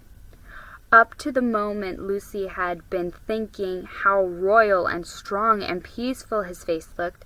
Now it suddenly came into her head that he looked sad as well. But the next minute that expression was quite gone. The lion shook his mane and clapped his paws together.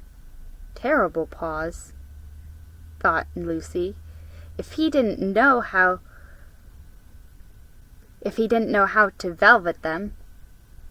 And said, "Meanwhile, let the feast be prepared. Ladies, take these daughters of Eve to the pavilion and minister to them."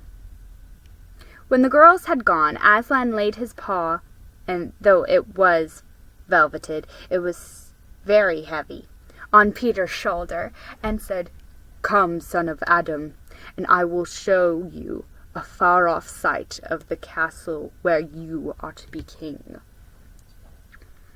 And Peter, with his sword still drawn in his hand, went with the lion to the eastern edge of the hilltop. There a beautiful sight met their eyes. The sun was setting behind their backs. That meant that the whole country below them lay in the evening light. Forests and hills and valleys, and winding away like a silver snake the lower part of the great river. And beyond all this, miles away, was the sea. And beyond the sea, the sky, full of clouds which were just turning rose-colored with the reflection of the sunlight.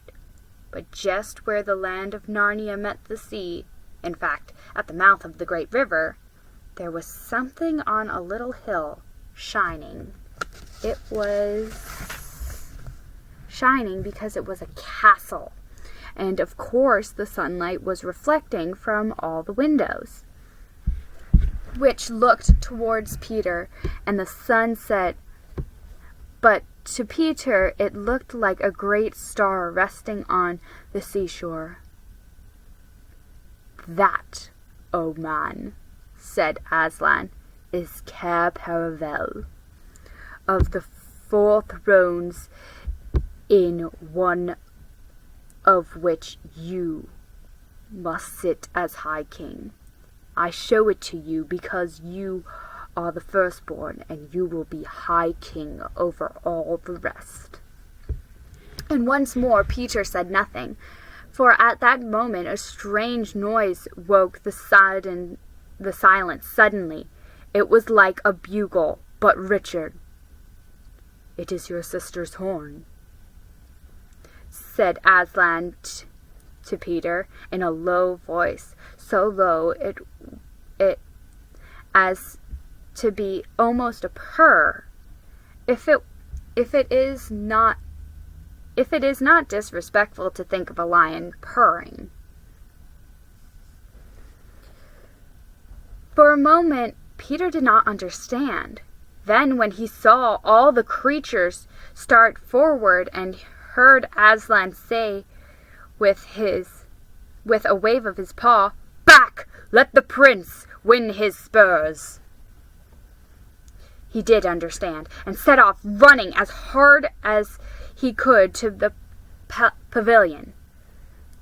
And there he saw a dreadful sight. The naiads and dryads were scattering in every direction. Lucy was running towards him as fast as her short legs could carry her, and her face was as white as paper.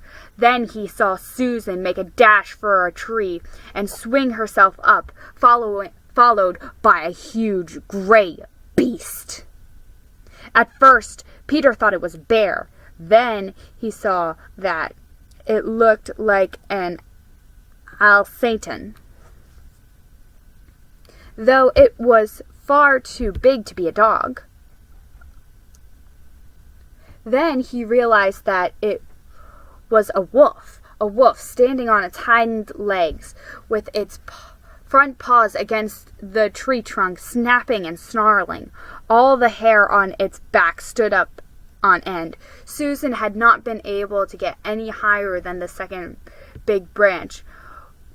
One of her legs hung down so that her foot was only an inch or two above the snapping teeth. Peter wondered why she did not get higher, or at least take a better grip. Then he realized that she was just going to faint, and that if she fainted, she would fall off. Peter did not feel brave indeed. He felt he was going to be sick. But that made no difference to what he had to do. He rushed straight up to the monster and aimed a slash of his sword at its side. That stroke never reached the wolf. Quick as lightning, it turned round, its eyes flaming and its mouth wide open in a howl of anger. If it had not been so angry that it simply had to howl, it would have got him by the throat at once. As it was, though all this happened too quickly for Peter to think at all, he had just time to duck down and plunge his sword as hard as he could between the brute's forelegs into its heart. Then came a horrible, confused moment like something in a nightmare. He was tugged and pulled, and the wolf seemed neither alive nor dead, and its bared teeth knocked against his forehead, and everything was blood and heat and hair. A moment later, he found that the monster lay dead, and he had drawn his sword out of it, and straightened his back, and rubbed the sweat off his face and out of his eyes. He felt tired all over. Then after a bit, Susan came down the tree. She and Peter felt pretty shaky when they met, and I won't say there wasn't kissing and crying on both sides. But in Narnia, no one thinks any the worse of you for that.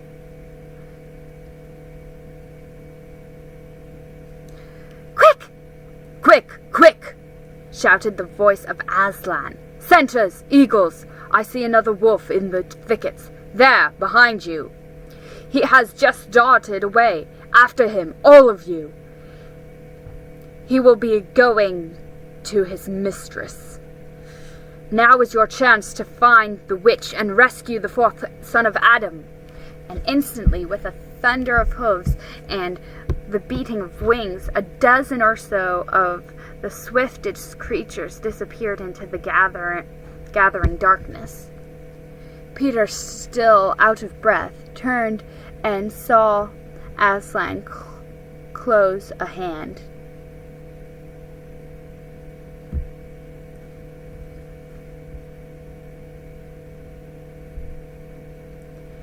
"You have forgotten to clean your sword," said Aslan. It was true. Peter blushed when he looked at the bright blade and saw it's all smeared with the wolf's hair and blood. He stooped down and wiped it clean on the grass, then wiped it quite dry on his coat. "Hand it to me and kneel, son of Adam," said Aslan, and when Peter had done so, he struck him with the flat of the blade and said, "Rise up, Sir Peter Frisbane, and whatever happens, never forget to wipe your sword."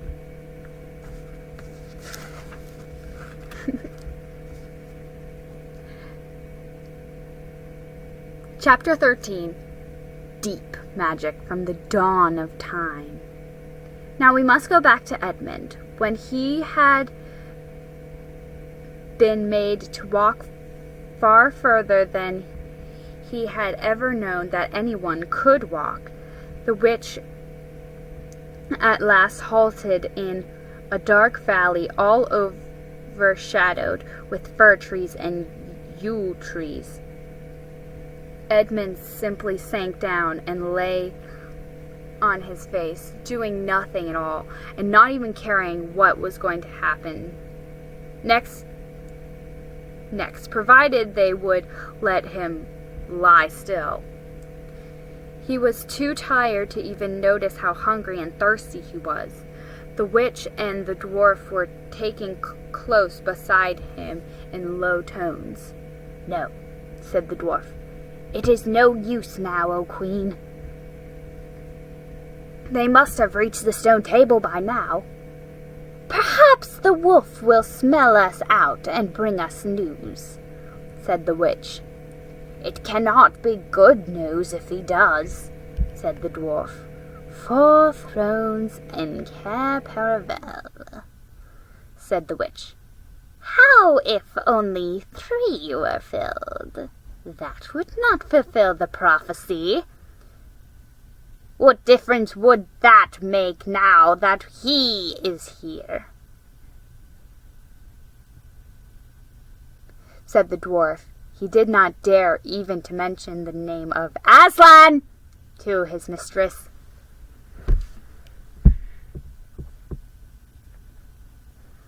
He may not stay long, and then we would fall upon the 3 at Cair."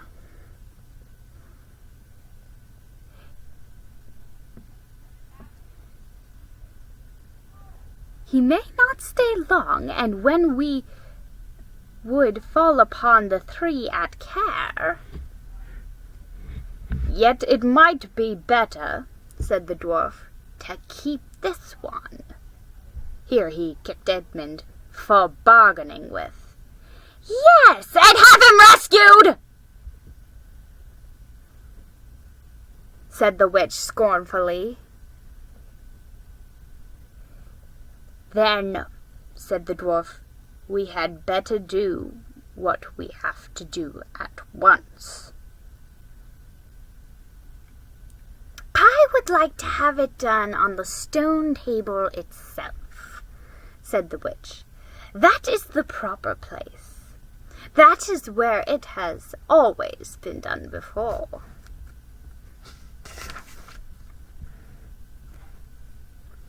It'll be a long time now before the stone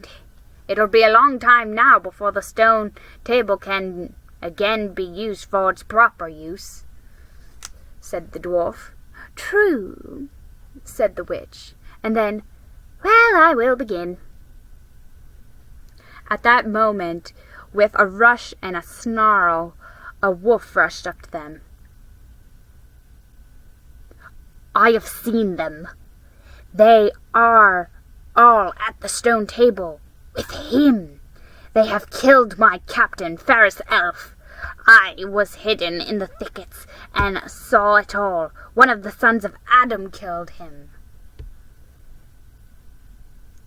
"Fly! Fly!" "No," said the witch.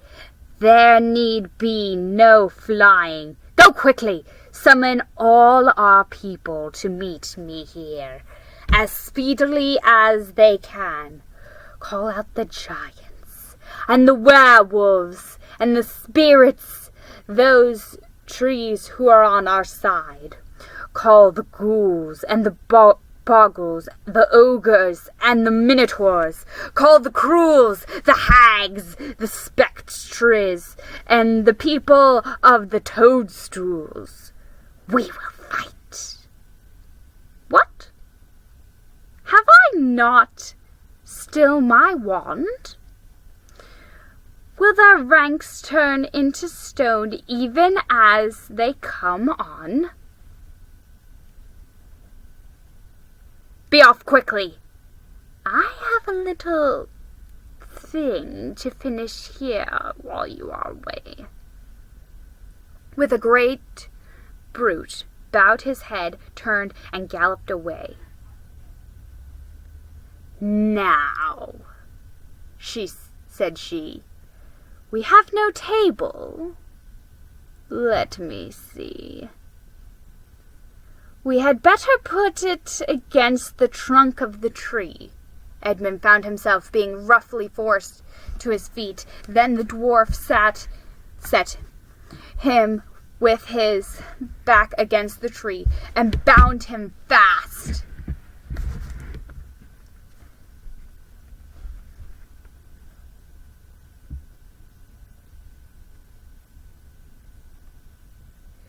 He saw the witch take off her outer mantle.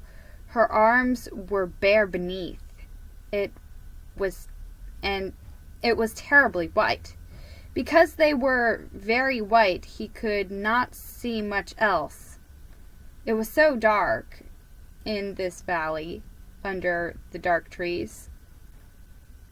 "Prepare the victim," said the witch, and the dwarf undid Edmund's collar and folded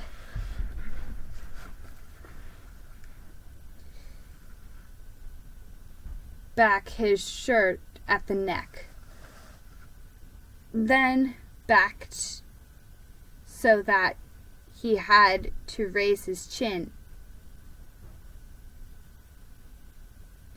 After that, Edmund heard a strange noise.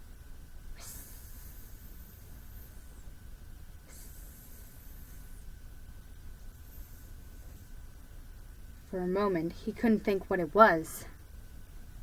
Then he realized it was the sound of a knife being sharpened.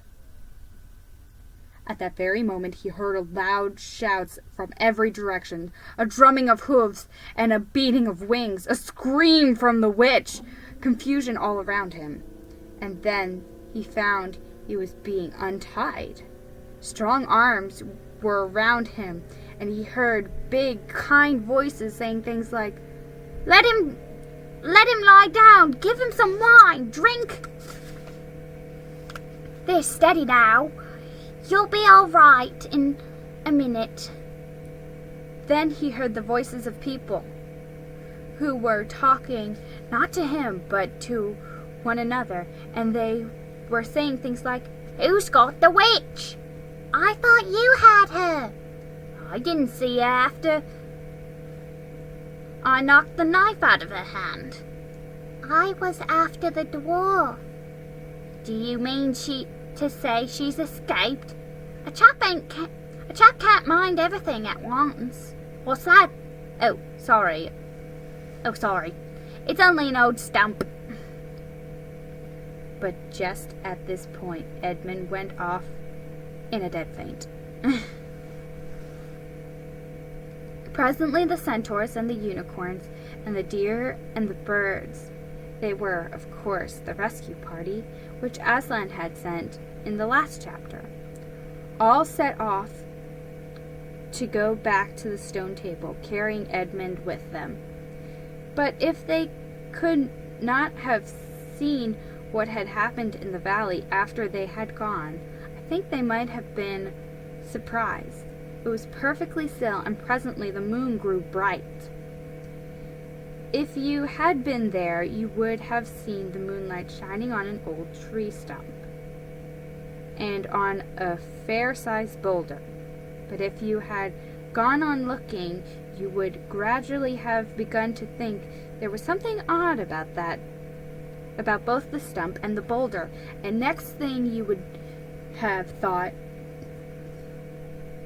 that the stump did look really remarkably like a little fat man crouching on the ground.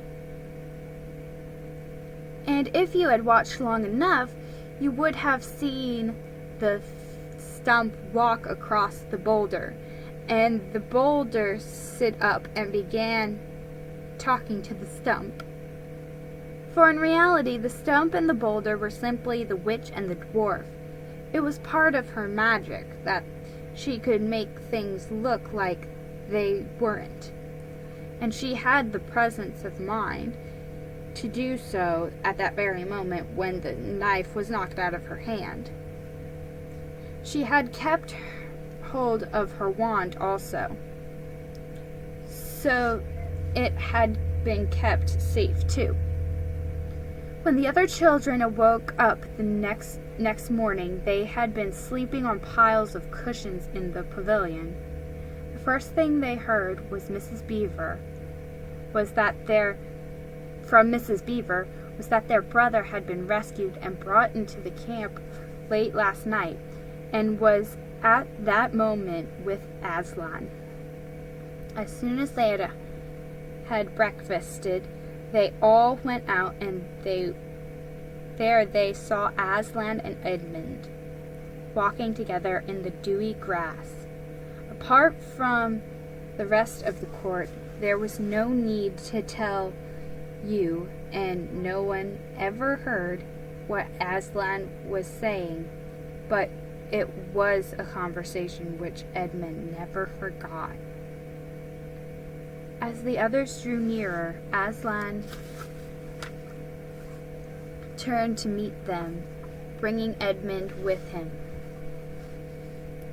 "Here is your brother," he said, "and there is no need to talk to him about what is past." Edmund shook hands with each of the others and said to each of them in turn, "I'm sorry."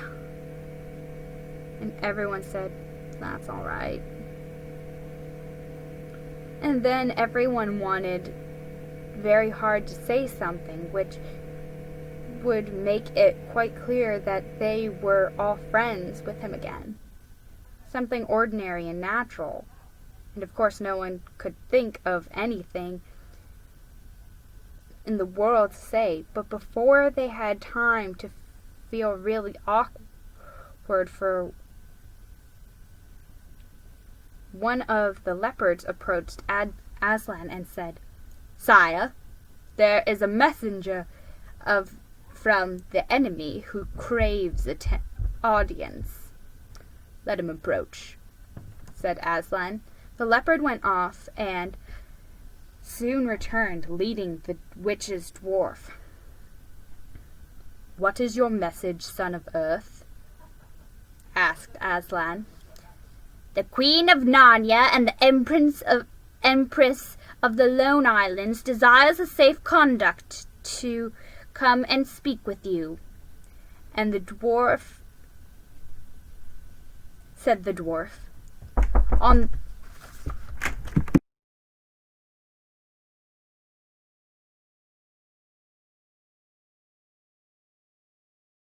and everyone's ears were still ringing with the sound of his roar, and so nobody dared.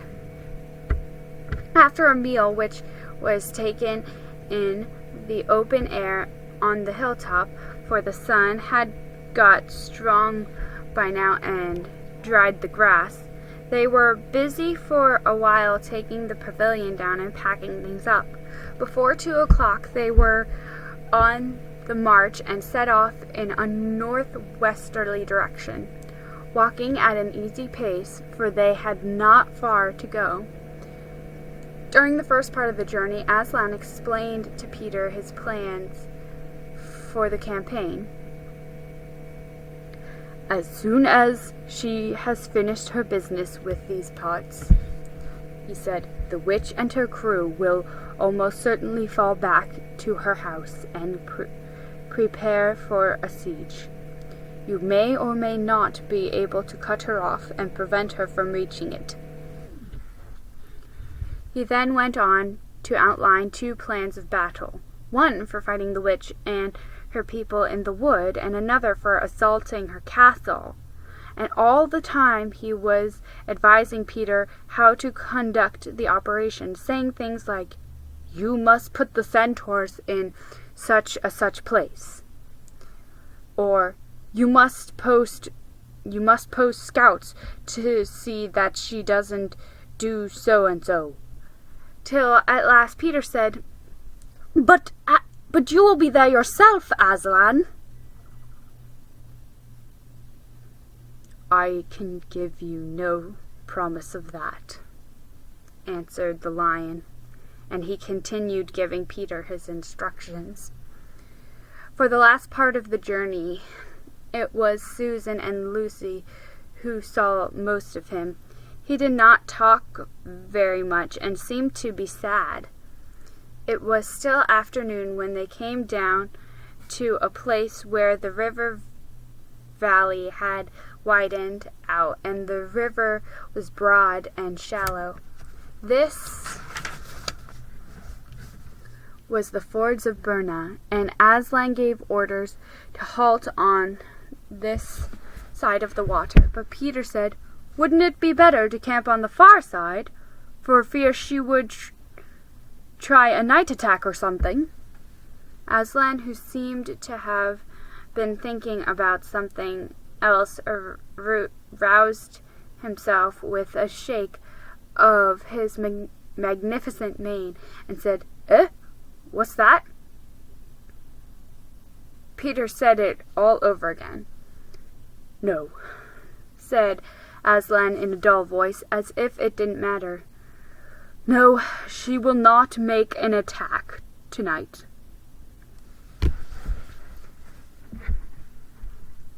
And then he sighed deeply, but presently added, "All the same, it was well thought of.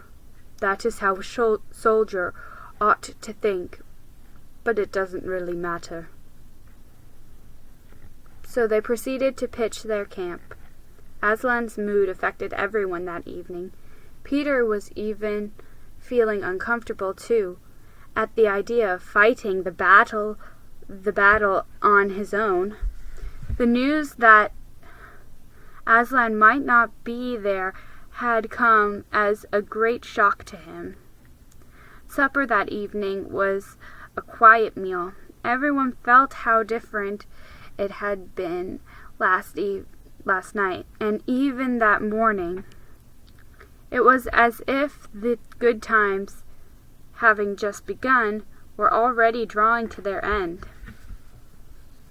The feeling affected Susan so much that she couldn't get to sleep when she went to bed, and after she had lain counting sheep and turning over and over, she heard Lucy giving a long sigh and turned over beside her in the darkness. Can't you get to sleep either?" asked Susan. "No," said Lucy.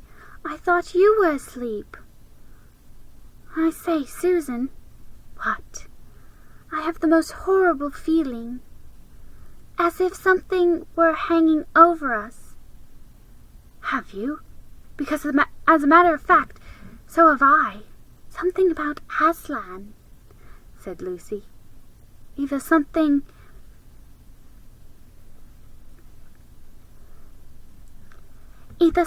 dreadful. Either some dreadful thing is going to happen to him, or something dreadful that he's going to do. There's been something wrong with him all afternoon," said Susan. "Lucy, what was that he said about not being with us at the battle? You don't think he could be stealing away and leaving us tonight, do you?" "Where is he now?" said Lucy. "Is he here in the pavilion?" "I don't think so." "Susan, let's go outside and have a look around. We might see him." "All right, let's," said Susan. "We might just as well be doing that as lying awake here." Very quietly, the two girls groped their way among the other sleepers and crept out of the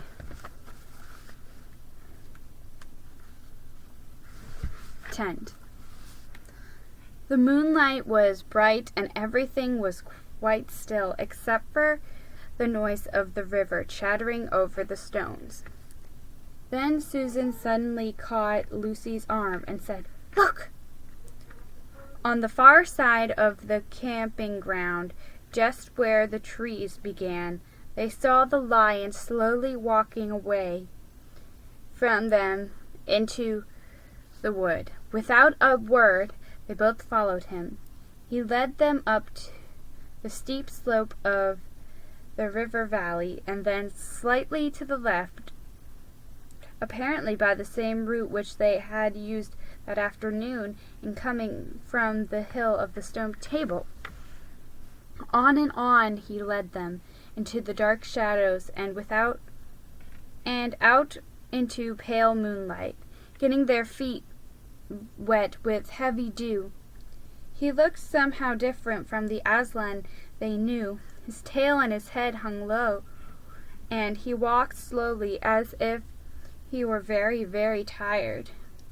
Then when he were crossing a wide open place, there were no shadows for them to hide in. He stopped and looked around.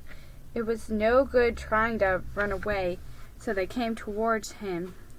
When they were closer, he said, "Oh, children, why are you following me?"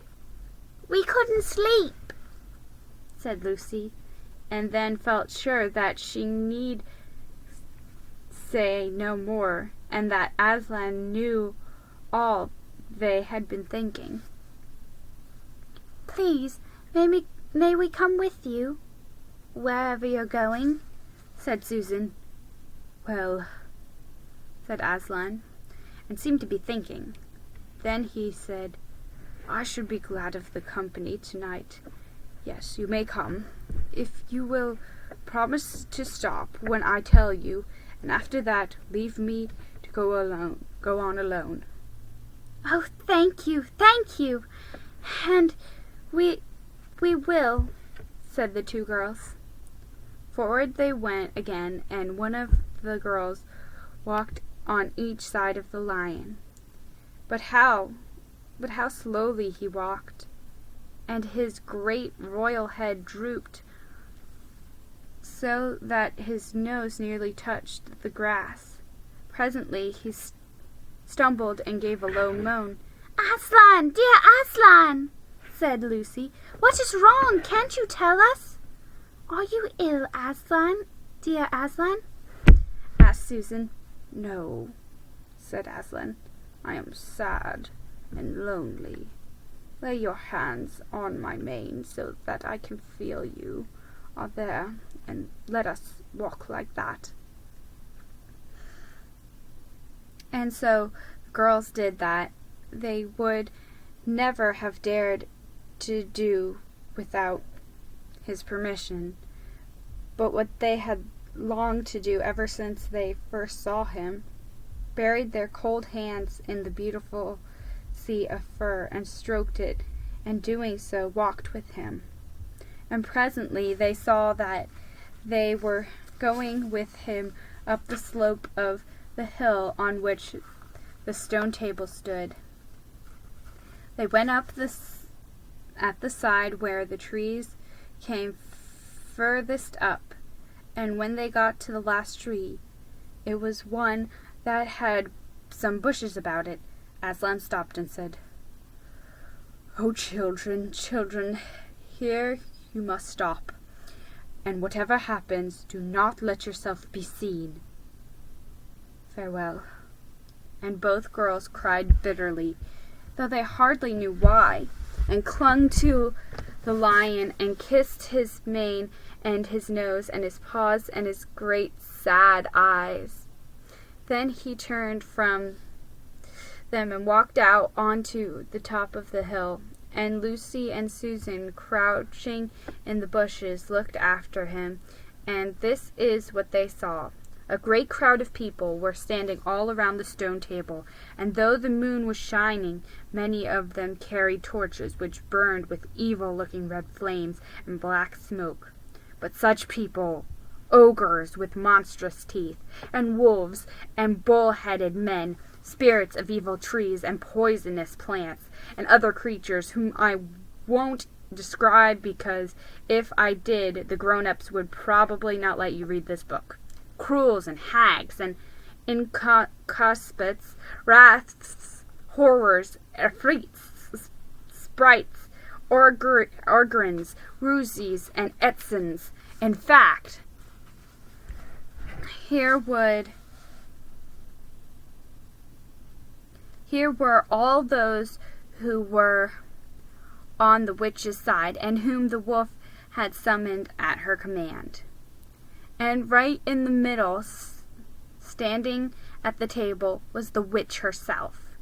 A howl and a gibber of dismay went up from the creatures when they first saw the great lion pacing towards them, and for a moment the witch herself seemed to be struck with fear. Then she recovered herself and gave a wild, fierce laugh. "The fool!" she cried. "The fool has come! Bind him fast!" Lucy and Susan held their breaths, waiting for Aslan's roar and his spring upon his enemies, but it never came. 4 hags, grinning and leering, yet also at first hanging back and half afraid of what they had to do, had approached him. "Bind him, I say!" repeated the White Witch. The hags had made a dart for him and shrieked with triumph when they found that he had no resistance at all. Then others, evil dwarfs and apes, rushed in to help them.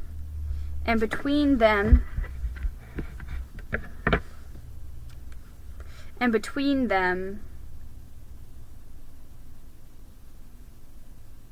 they rolled the huge lion around on his back and tied all his 4 paws together, shouting and cheering as if they had done something brave, though had the lion chosen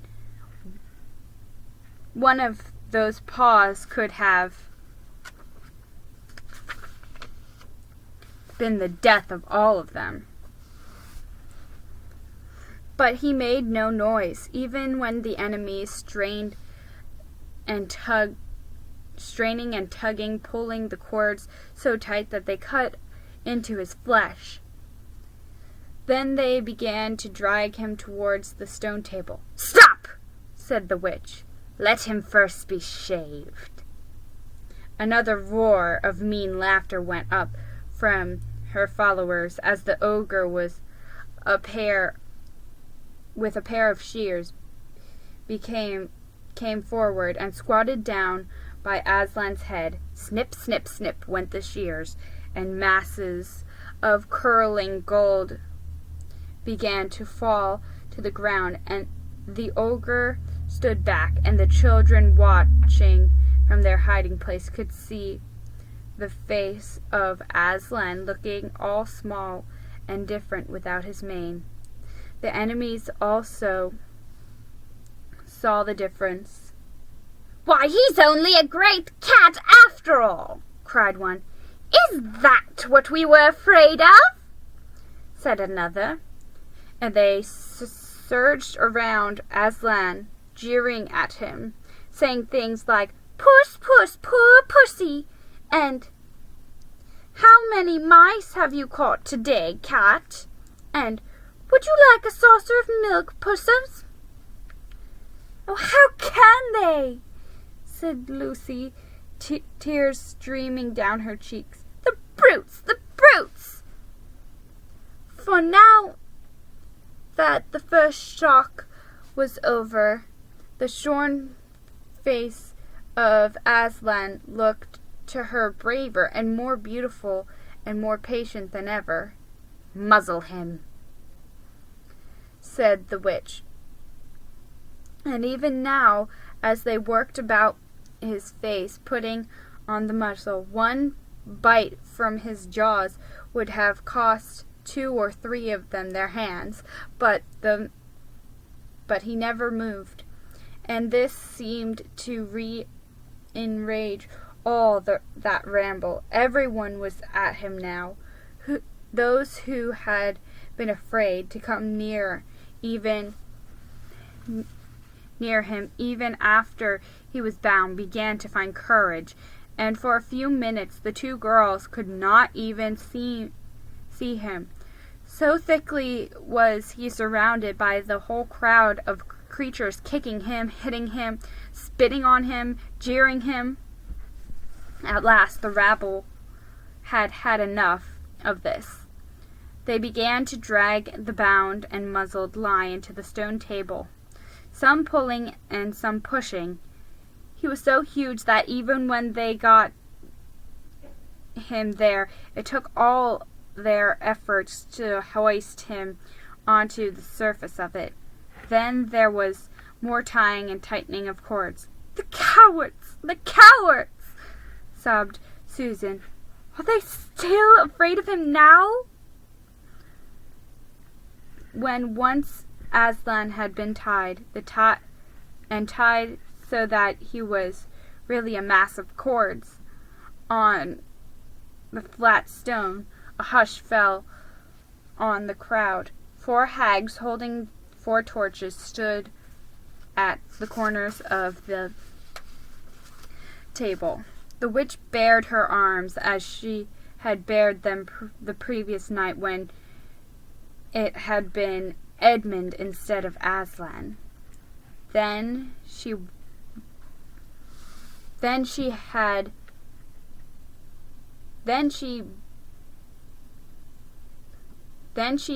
began to whet her knife. It looked to the children when the gleam of the torchlight fell on it as if the knife were made of some stone, not of steel. And it was a strange and evil shape. At last she drew near. She stood by Aslan's head. Her face was working and twitching with passion, but his looked up at the sky, still quiet, neither angry nor afraid, but a little sad. Then, just before she gave the blow, she stooped down, and in a quivering voice, "And now, who has won? Fool, did you think that by all this You would save the human traitor? Now I will kill you instead of him, as our pact was, and so the deep magic will be appeased. But when you are dead, what will prevent me from killing him as well? And who will take him out of my hand then? Understand that you have given me Narnia forever, and you have lost your own life, and you have not saved his. In that knowledge, despair and die! The children did not see the actual moment of the killing. They couldn't bear to look and had covered their eyes. Chapter 15. Deeper Magic from Before the Dawn of Time.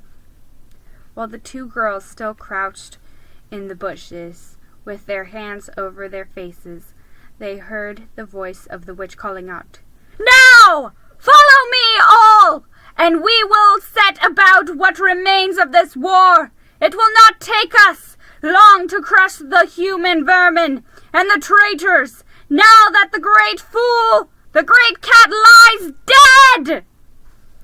At this moment the children were for a few seconds in very great danger, for with wild cries and a noise of whirling pipes and shrill horns blowing, the whole world of that vile rabble came sweeping off the hilltop and down the slope right past their hiding place. They felt the spectres go by them like a cold wind, and they felt the ground shake beneath them under the galloping feet of the minotaurs, and overhead there went a flurry of foul wings and a blackness of vultures and giant bats. At any other time it would have trembled with fear, but now the sadness and shame and horror of Aslan's death so filled their minds that they hardly thought of it. As soon as the wood was silent again, Susan and Lucy crept out into the open hilltop. The moon was getting low, and thin clouds were passing across her. But still they could see the shape of the great lion lying dead in his bonds. And now they both knelt in the wet grass and kissed his cold face and stroked his beautiful fur, what was left of it, and cried still. They could cry no more. Cried till they could cry no more.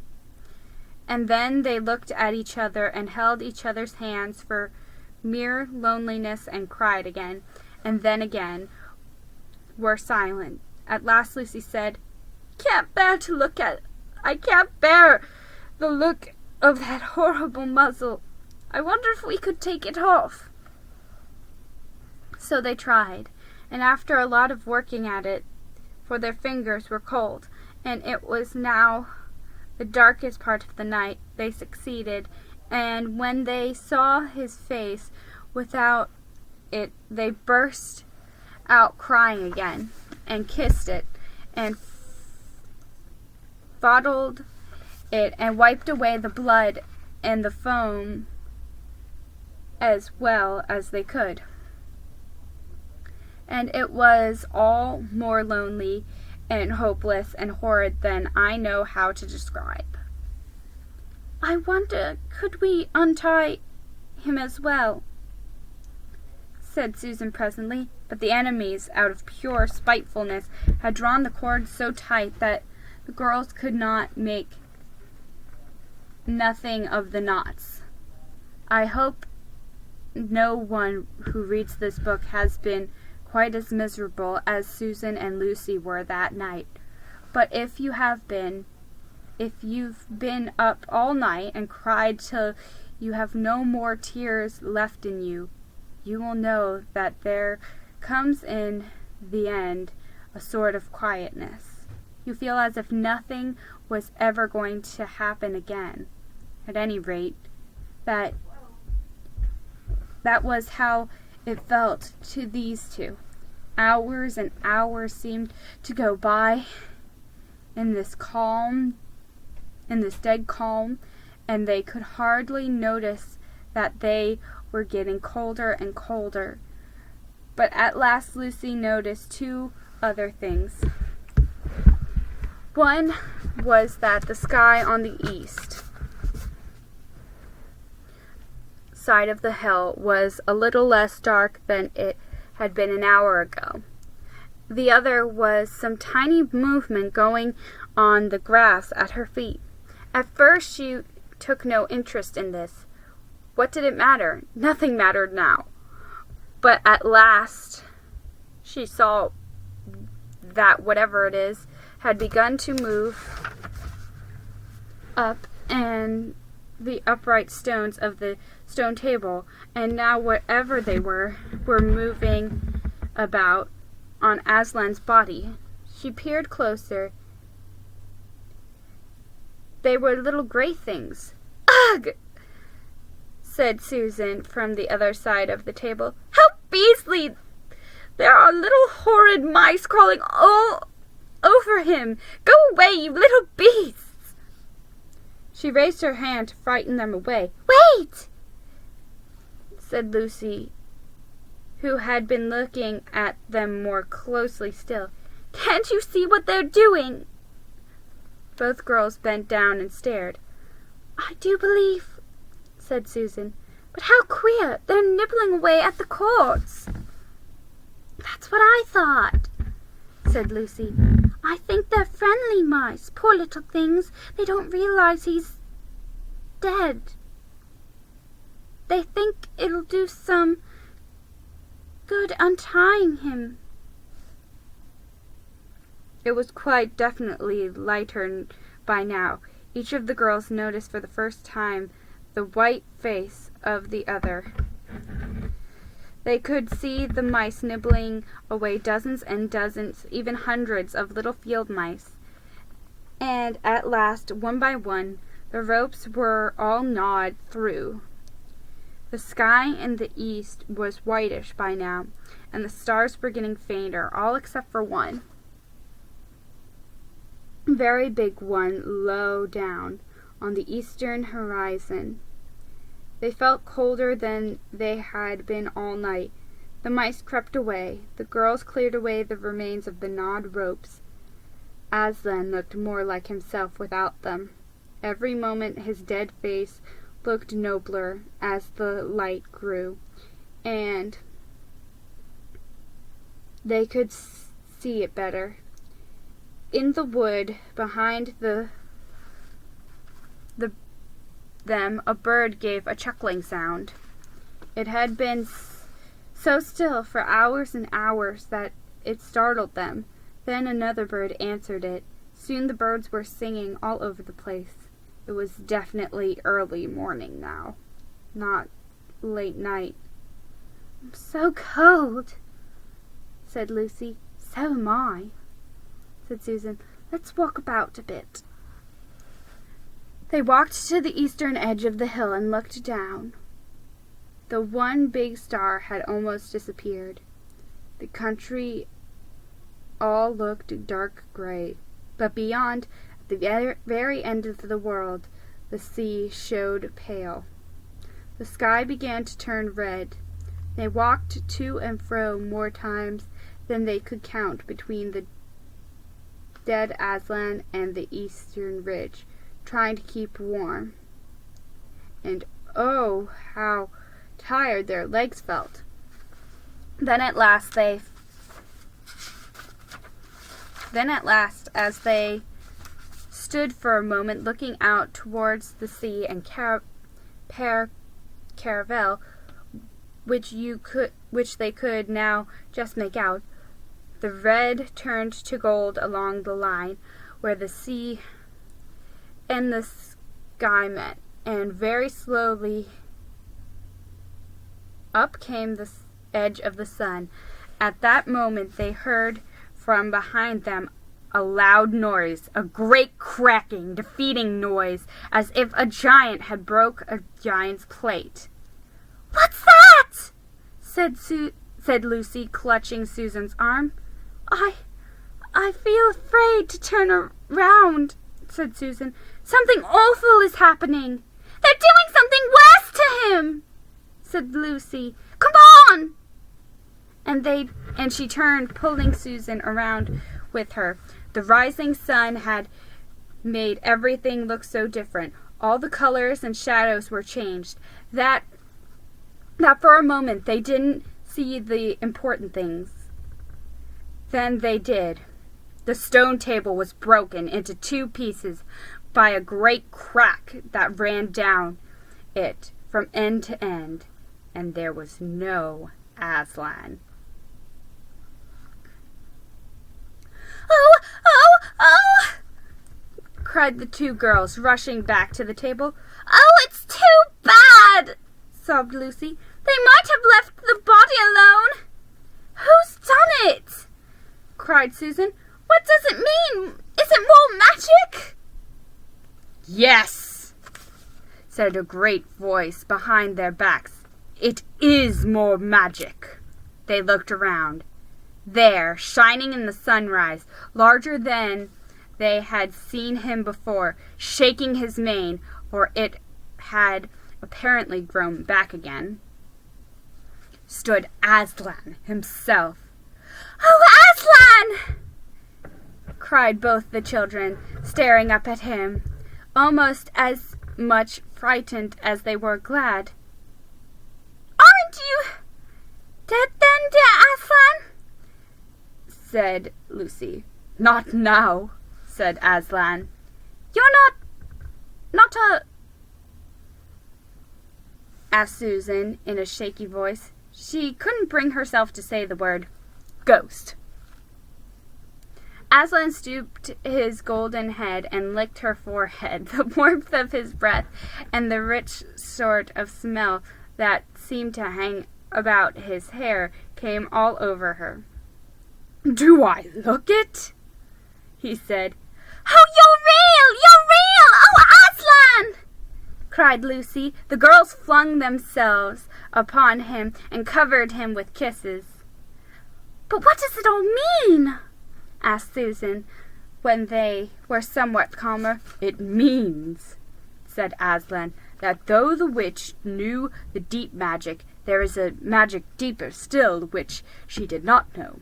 Her knowledge goes back only to the dawn of time. But if she could have looked a little further back into the stillness and darkness before time dawned, she would have read there a different incantation. She would have known that when a willing victim who had committed no treachery was killed in a traitor's stead, the table would crack and death itself would start working backwards. And now... Oh, yes, now! said Lucy, jumping up and clapping her hands. Oh, children, said the lion, I feel my strength coming back to me. Oh, children, catch me if you can. He stood for a second, his eyes very bright, his limbs quivering, lashing himself with his tail. Then he made a leap over their heads and landed on the other side of the table, laughing, though she didn't know why. Lucy scrambled over it to reach him. Aslan leaped again. A mad chase began. Round and around the hilltop he led them, now hopelessly out of their reach, now letting them almost catch his tail, now dividing between them, now tossing them in the air with his huge and beautifully velveted paws, and catching them again, and now stopping unexpectedly so that all 3 of them rolled over together in a happy laugh heap of fur and arms and legs. It was such a romp as no one has ever had except in Narnia, And whether it was more like playing or a thunderstorm or playing with a kitten, Lucy could never make up her mind. And the funny thing was that when all three finally lay together, panting in the sun, the girls no longer felt in the least tired or hungry or thirsty. "And now," said Aslan presently, "to business. I feel I am going to roar. You better put your fingers in your ears." And they did. And Aslan stood up, and when he opened his mouth to roar, his face became so terrible that they did not dare to look at it. And they saw all the trees in front of him bend before the blast of his roar, as grass bends in a meadow before the wind. Then he said, "We have a long journey to go. You must ride on me."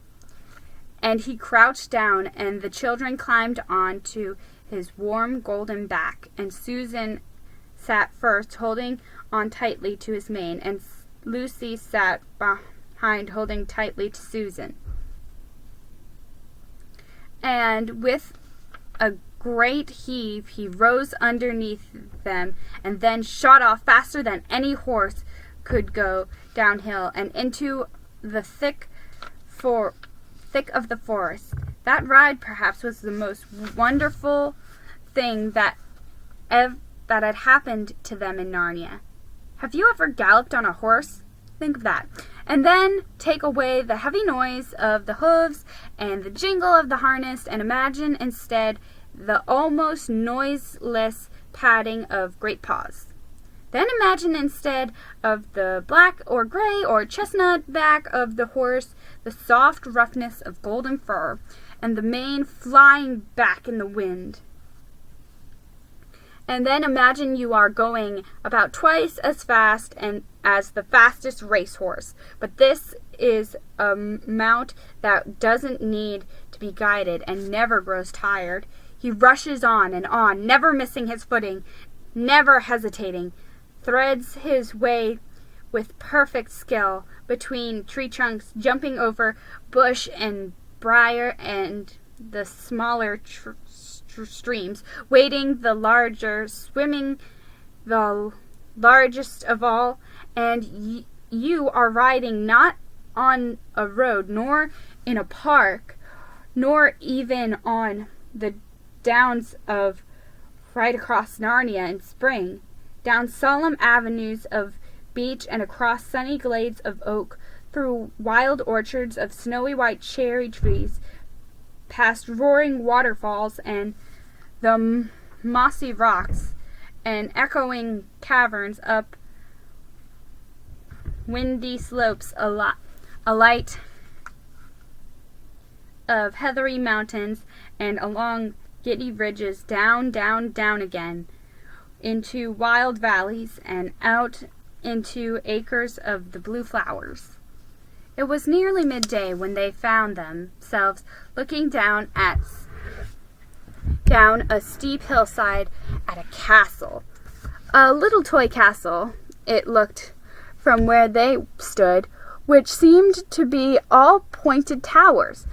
But the lion was rushing down at such speed that it grew larger every moment, and before they had time to even ask themselves what it was, they were already on a level with it, and no longer had looked like a toy castle, but rose frowning in front of them. No face looked over the battlements, and the gates were fast shut, and Aslan was not at all slacking his pace. He rushed straight as a bullet towards it. "The witch's home!" he cried. "Now, children, hold on tight!" Next moment, the whole world seemed to turn upside down, and the children felt as if they had left their insides behind them, for the lion had gathered himself together for a greater leap than any he had yet made, and jumped, or you may call it flying rather than jumping, right over the castle wall. The two girls, breathless but unhurt, found themselves tumbling off his back in the middle of a wide stone courtyard full of statues. Chapter 16. What happened about the statues? What an extraordinary place! Cried Lucy. All those stone animals, and people too. It's like a museum. Hush, said Susan. Aslan's doing something. It was indeed. He had bounded up to the stone lion and breathed on him.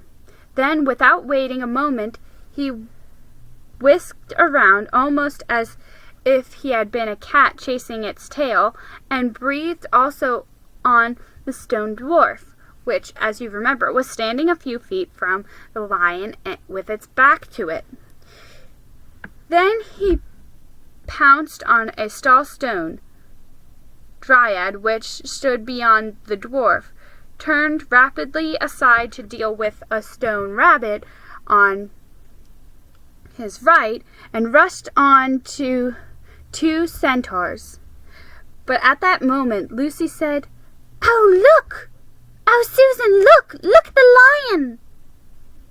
I expect you've seen someone put a lighted match to a bit of newspaper, which is propped up in a gate against an unlit fire. And for a second, nothing seems to have happened. And then you notice a tiny streak of flame creeping along the edge of the newspaper. It was like that now. For a second after Aslan had breathed upon him, the stone lion looked just the same. Then a tiny streak of gold began to run along his white marble back. Then it spread. Then the color seemed to lick all over him, as the flame licks all over a bit of paper. Then, while his hindquarters were still obviously stone, the lion shook his mane, and all the heavy stony folds rippled into living hair. Then opened a great red mouth, warm and living, and gave a prodigious yawn, and now his hind legs had come to life. He lifted one of them and scratched himself. Then, having caught sight of Aslan, he went bounding after him and frisking around him, whimpering with delight and jumping up to lick his face. Of course, the children's eyes turned to follow the lion, but the sight they saw was so wonderful that they soon forgot about him. Everywhere the statues were coming to life, and the courtyard was no longer like a museum. It looked more like a zoo. Creatures were running after Aslan and dancing around him till he almost was hidden in the crowd. Instead of all that deadly white, the courtyard was now a blaze of colors. Glossy chestnut sides of centaurs, indigo horns of unicorns, dazzling plumage of birds, reddy brown of foxes, dogs and staggers, yellow stockings and crimson hoods of dwarves, and the birch girls in silver, and the beech girls in fresh transparent green, and the larch girls in green so bright that it was almost yellow. And instead of the deadly silence, the whole place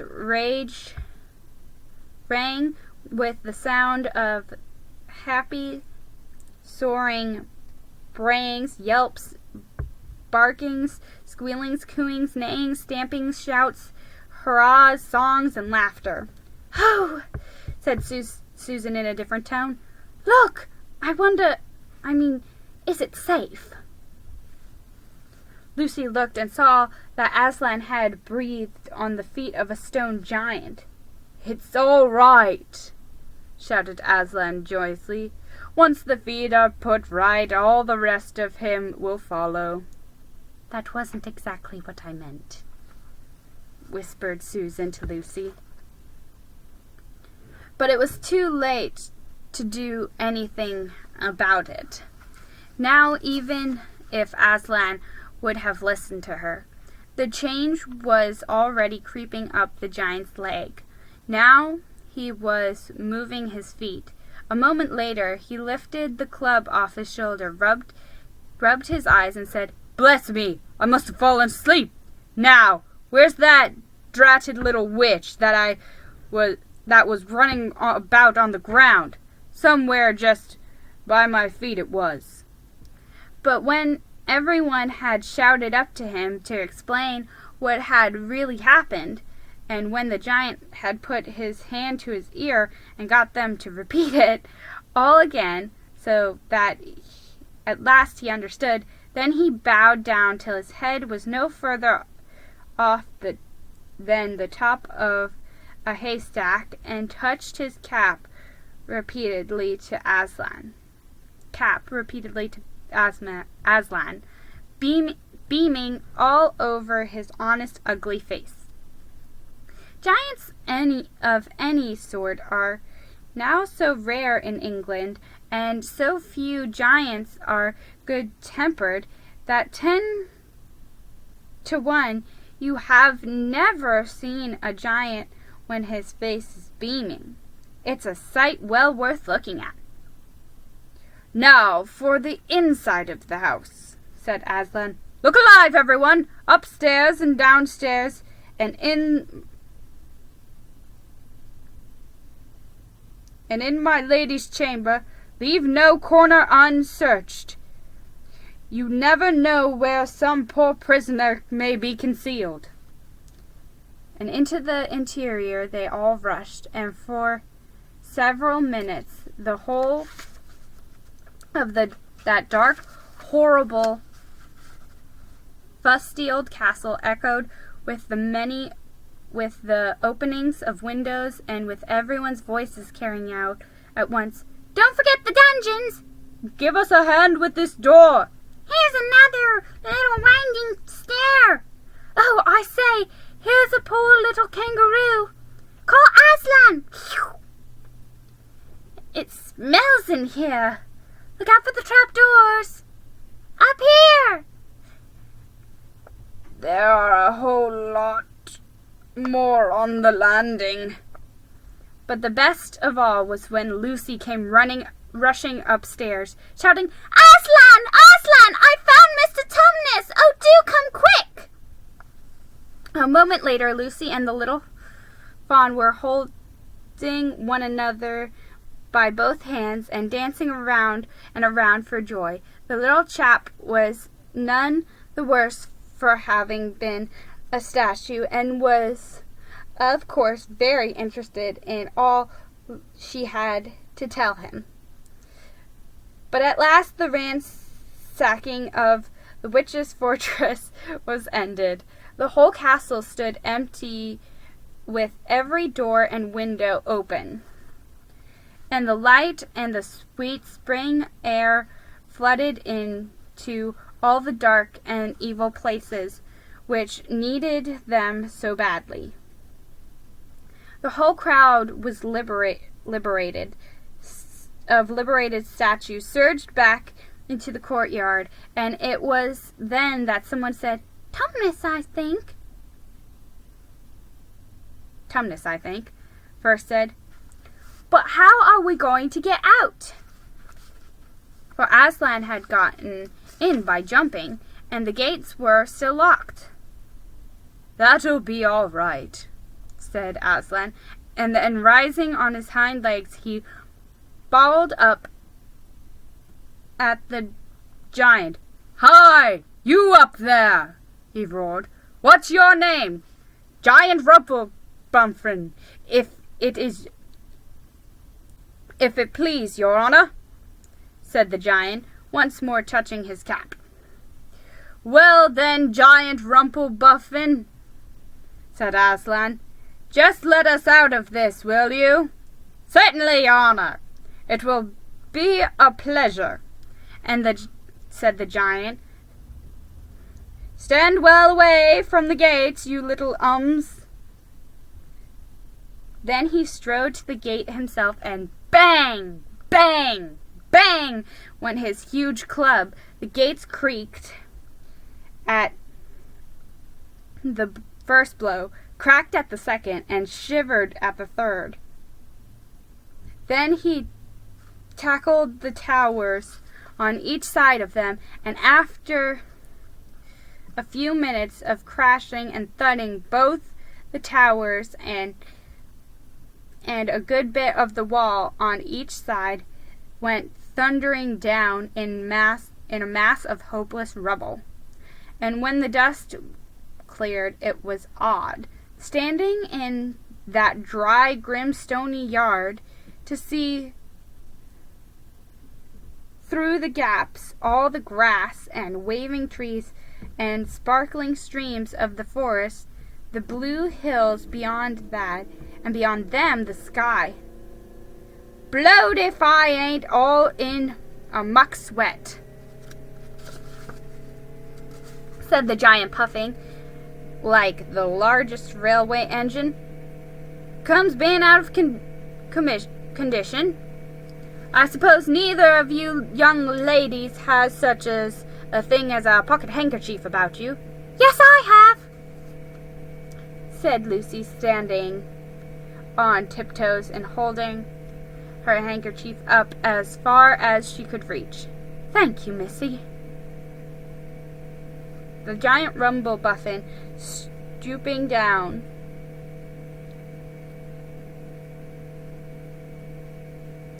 Next moment Lucy got rather a fright, for she found herself caught up in mid-air between the giant's finger and thumb.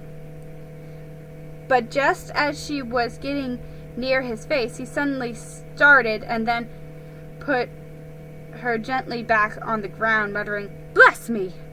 I've picked up the little girl instead. I beg your pardon, Missy. I thought you was the handkerchief." No, no, said Lucy. "Here it is." This time he managed to get it, but it was only about the same size to him as a saturine tablet would be to you. So that when she saw him solemnly rub it to and fro across his red face, she said, "I'm afraid it's not much use to you, Mr. Rumble-Buffin." Not at all," said the giant politely.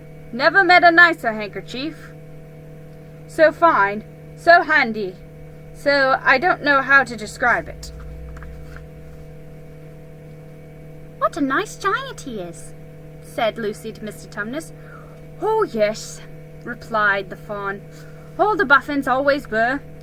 One of the most respectful of all the giant families in Narnia. Not very clever, perhaps. I never knew a giant that was. But an old family with traditions, you know. If he'd been the other sort, she'd never have turned him to stone." At this point, Aslan clapped his paws together and called for silence. "Our day's work is not yet over," he said, "and if the witch is to be finally defeated before bedtime, we must find the battle at once."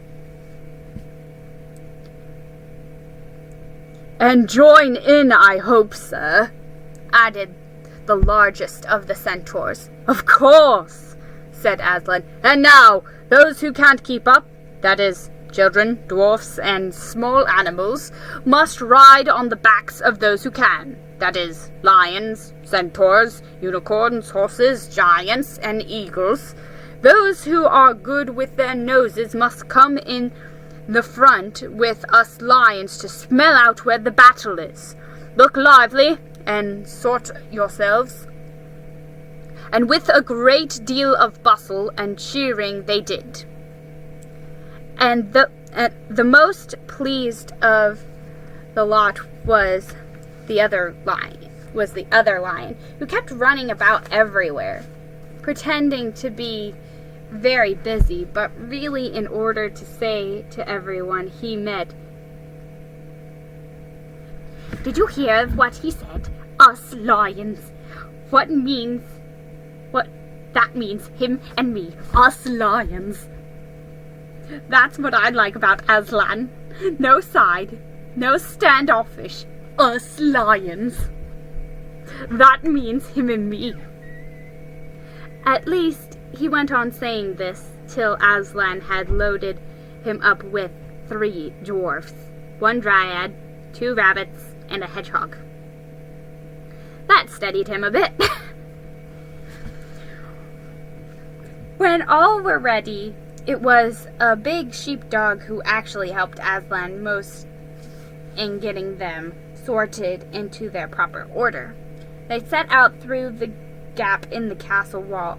At first the lions and the dogs went nosing about in all directions, but then suddenly one great hound picked up the scent and gave a bay.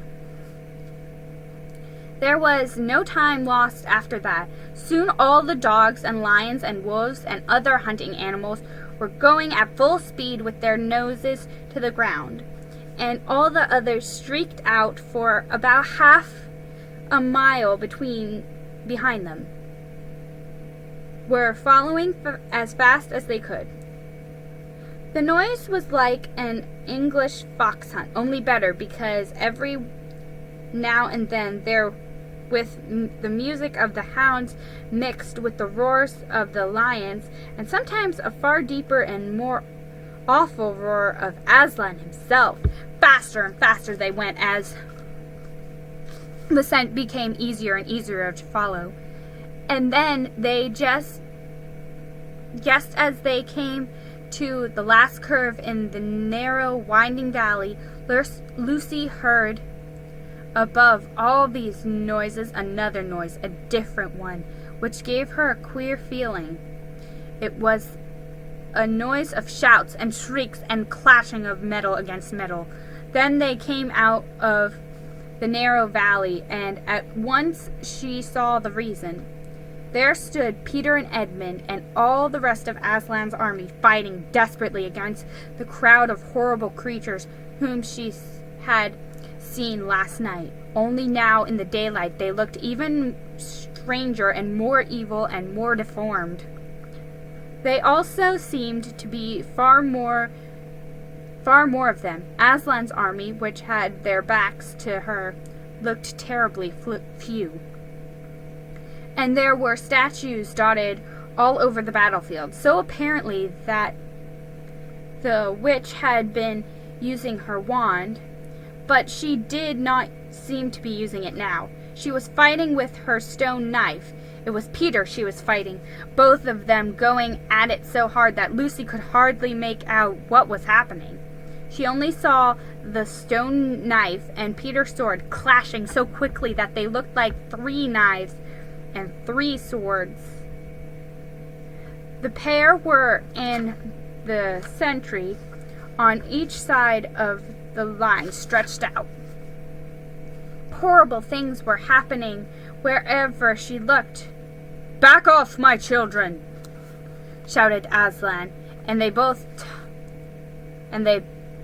"Off my back, children!" shouted Aslan.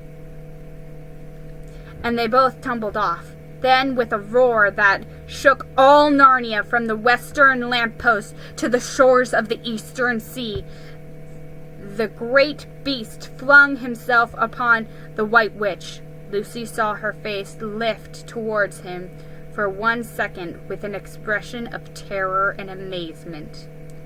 The lion and the witch had rolled over together, but with the witch underneath, and at the same moment a warlike creature whom Aslan had led from the witch's house rushed madly on the enemy's line. Dwarfs with their battle axes, dogs with their teeth.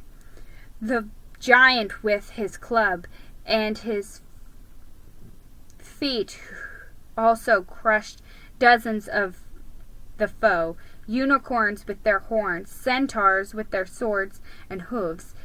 And Peter's tired army cheered, and the newcomers roared, and the enemy squealed and glibbered with the wood, re-echoing with a din of that onset. Chapter 17. The Hunting of the White Stag.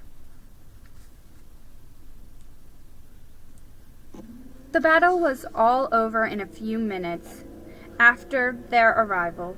Most of the enemy had been killed in the first charge of Aslan and his companions, and when those who were still living saw the White Witch was dead, they either gave themselves up or took to flight. The next thing that Lucy knew was that Peter and Aslan were shaking hands. It was strange to her to see Peter looking as he looked now. His face was so pale and stern, and he seemed so much older. "It was all thanks to Edmund's doing, Aslan," Peter was saying. We'd have been beaten if it hadn't been for him. The witch was turning our troops into stone left and right, but nothing would stop him. He fought his way through 3 ogres to where she was, just turning one of your leopards into a statue. And when he reached her, he had the sense to bring his sword, smashing down on her wand, instead of trying to go for her directly, and simply getting made a statue himself for his pains. That was the mistake all the rest were making. Once her wand was broken, we began to have some chance, if we hadn't lost so many already. He was terribly wounded. We must go and see him. They found Edmund in charge of Mrs. Beaver a little way back from the fighting line. He was covered with blood. His mouth was open, and his face was a nasty green color. "Quick, Lucy," said Aslan. And then, almost for the first time, Lucy remembered the precious cordial that had been given her for a Christmas present. Her hands trembled so much that she could barely undo the stopper, but she managed it in the end, and poured a few drops into her brother's mouth. There are other people wounded," said Aslan, while she was still looking eager into Edmund's pale face and wondering if the cordial would have any result. "Yes, I know," said Lucy crossly. "Wait a minute." "Daughter of Eve," said Aslan in a graver voice, "others also are at the point of death. Must more people die for Edmund?" "I'm sorry, Aslan," said Lucy, getting up and going with him. And for the next half hour they were busy. She attended the wounded while she restored those who had been turned into stone. When at last she was free to come back to Edmund, she found him standing on his feet, and not only healed of his wounds, but looking better than she had seen him look. For ages. In fact, ever since his first term at that horrid school, which was where he had begun to go wrong. He had become his real old self again, and could look you in the face. And there, on the field of battle, Aslan made him a knight. Does he know? Whispered Lucy to Susan. What Aslan did for him? what Aslan did for him? Does he know what the arrangement with the witch really was? Hush, no, of course not, said Susan. Oughtn't he to be told? Said Lucy. Oh, surely not, said Susan. It would be too awful for him. Think how you'd feel if you were he. All the same, I think he ought to know, said Lucy. But at that moment they were interrupted. That night they slept where they were. How Aslan provided food for them all, I don't know. But somehow and other they found themselves all sitting down on grass to a fine high tea at about 8 o'clock. Next day they began marching eastward below and down the side of the great river. And the next day after that, at about tea time, they actually reached the mouth, the castle of Cair Paravel, on its little hill towered up above them. Before them were the sands, with rocks and little pools of salt water and seaweed and the smell of the sea, the long miles of bluish-green waves breaking over and ever on the beach. And oh, the cry of the seagulls! Have you heard it? Can you remember? That evening after tea, the 4 children all managed to get down to the beach again and get their shoes and stockings off and feel the sand between their toes. But the next day was more solemn, for then, in the great hall of Cair Paravel, that wonderful hall with the ivory roof and the west door all hung with peacock feathers, and the eastern door, which opens right onto the sea, in the presence of all their friends and the sound of trumpets, Aslan solemnly crowned them and led them onto the 4 thrones amid deafening sounds of "Long live King Peter! Long live Queen Susan! Long live King Edmund! Long live Queen Lucy!" Once a king or queen in Narnia, always a king or queen. Bear it well, sons of Adam, bear it well, daughters of Eve, said Aslan, and through the eastern door, which was wide open, came the voices of mermen and mermaids swimming close to the castle steps and singing in honor of their new kings and queens. So the children sat in their thrones, and scrips were put into their hands, and they gave rewards and honors to all their friends, to Thomas the Fawn, to the beavers and giant Rufflebum, to the leopards, and to the good centaurs, and to the good dwarfs, and to the lion. And that night there was a great feast in Cair Paravel, and reveling and dancing, and gold flashed, and wine flowed, and answering to the music inside. But stranger, sweeter, and more piercing came the music of the sea people. But amidst all these rejoices, Aslan himself slipped away. And when the kings and queens noticed that he wasn't there, they said nothing about it, for Mr. Beaver had warned them. "He'll be coming back, and he'll be coming and going," he had said. "One day you'll see him, the other you won't. He doesn't like being tied down, and of course he has other countries to attend to."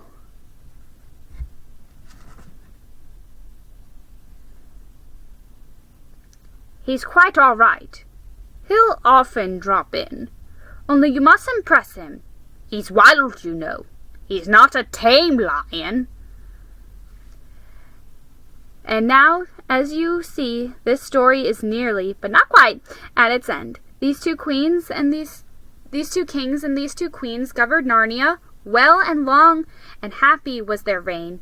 At first, much of their time was spent in seeking out the remains of the White Witch's army and destroying them. And indeed, for a long time, there would be news of evil things lurking in the wilder parts of the forest, a haunting here, a killing there, a glimpse of a werewolf one month, and a rumor of a hag the next time. But in the end, all that foul brood was stamped out. And they made good laws and kept the peace and saved good trees from being unnecessarily cut down, and liberated young dwarves and young stairs from being sent to school, and generally stopped busybodies and interferers, and encouraged ordinary people who wanted to live and let live. And they drove back the fierce giants, quite a different sort from giant Rumblebuffin, on the north of Narnia, when these ventured across the frontier. And they entered into friendship and alliance with countries beyond the sea, and paid them visits of state, and received visits of state from them. And they themselves grew and changed as the years passed on, and Peter became a tall, deep-chested man and a great warrior, and he was called King Peter the Magnificent. And Susan grew into a tall and gracious woman with black hair that fell almost to her feet. And the kings of the countries beyond the sea began to send ambassadors asking for her hand in marriage. And she was called Queen Susan the Gentle. Edmund was a braver and quieter man than Peter, and great in counsel and judgment. He was called King Edmund the Just. But as for Lucy, she was always gay and golden-haired, and all the princes in those parts desired her to be their queen, and her own people called her Queen Lucy the Valiant. So they lived in great joy, and if ever they remembered their life in this world, it was only as one remembers a dream. And one year it fell out that Thomas, who was a middle-aged faun by now, and beginning to be stout, came down river and brought them news that the white stag had once more appeared in these parts, the white stag who would give you wishes if you caught him. So these two kings and two queens, with the principal members of their court, rode a-hunting with horns and hounds in the western wood to follow the white stag, and they had not hunted long before they had sight of him. And he led them a great pace over rough and smooth, and through thick and thin, till the horses had the courters and were tired out, and only these four were still following. And they saw the stag enter into a thicket where their horses could not follow. Then said King Peter, for they walked in quite a different style now, having been kings and queens for so long. For they talked in quite different ways now, having been kings and queens for so long. Fair consters, let us now alight from our horses and follow this beast into the thicket, for in all my days I never hunted a nobler quarry. Sir, said the others, even so let us do. So they alighted and tied their horses to trees and went into the thick wood on foot. And as soon as they had entered it, Queen Susan said, "Fair friends, here is a great marvel, for I seem to see a tree of iron." "Madam," said King Edmund, "if you look well upon it, you shall see it is a pillar of iron with a lantern set on the top thereof." "Marry, a strange device," said King Peter, "to set a lantern here where the trees cluster so thick about it, and so high above it that if it were lit it should give light to no man." "Sir," said Queen Lucy, "by likelihood when This post and this lamp were set here, there were smaller trees in the place, or fewer, or none. For this is a young wood, and the iron post is old." And they stood looking upon it. Then said King Edmund, "I do not know how it is, but this lamp on this post worketh upon me strangely. It runs in my mind that I have seen the like before, as it were a dream or the dream of a dream." "Sir," answered they all, "it is even so with us also." "And more," said Queen Lucy, "for it will not go out of my mind that if we pass this post and lantern, either we shall find strange adventures, or else some great change of our fortune."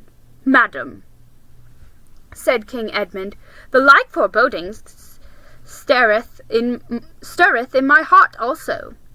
"And in mine, fair brother," said King Peter. "And in mine too," said Queen Susan. Wherefore by my counsel we shall lightly return to our horses and follow this white stag no further." "Madam," said King Peter, "therein I pray thee to have me excused, for never since we were kings and queens in Narnia have we set our hands to any high matter, as battles, quests, feats of arms, acts of justice, and the like, and then given over, but always what we have taken in hand. The same we have achieved." "Sister," said Queen Lucy, "my royal brother speaks rightly, and it seems to me we should be shamed if, for any fearing or foreboding, we turn back from following so noble a beast as now we have in chase." And so say I," said King Edmund, "and I have such desire to find the signification of this thing that I would not by my good will turn back for the richest jewel in all Narnia and all the islands." "Then in the name of Aslan," said Queen Susan, "if ye will all have it so, let us go on and take the adventures that shall fall to us."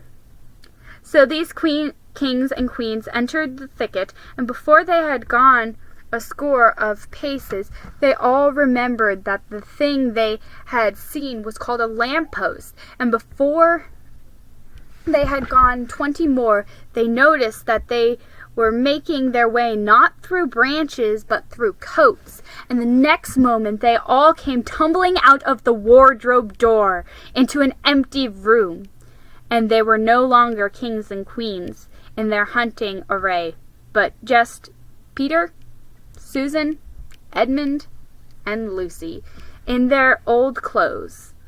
It was the same day and the same hour of the day on which they had all gone into the wardrobe to hide. Mrs. McCready had the visitors, and the visitors were still talking in the passage, but luckily they never came into the empty room.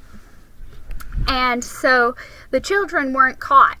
And that would have been the very end of the story if it hadn't been that they felt they really must explain to the professor why the four coats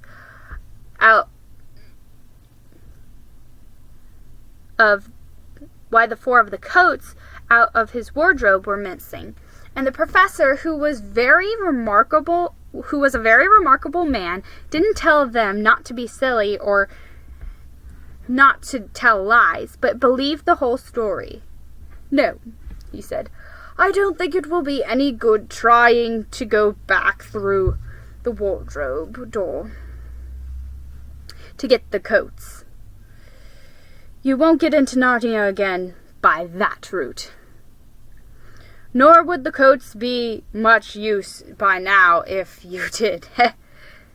"What's that?" "Yes. Of course you'll get back to Narnia again someday. Once a king in Narnia, always a king in Narnia. But don't go trying to use the same route twice. Indeed, don't try to get there at all. It'll happen when you're not looking for it. And don't talk too much about it even among yourselves. And don't mention it to anyone unless you find that they've had adventures of the same sort themselves. What's that? How will you know? Oh, you'll know, all right.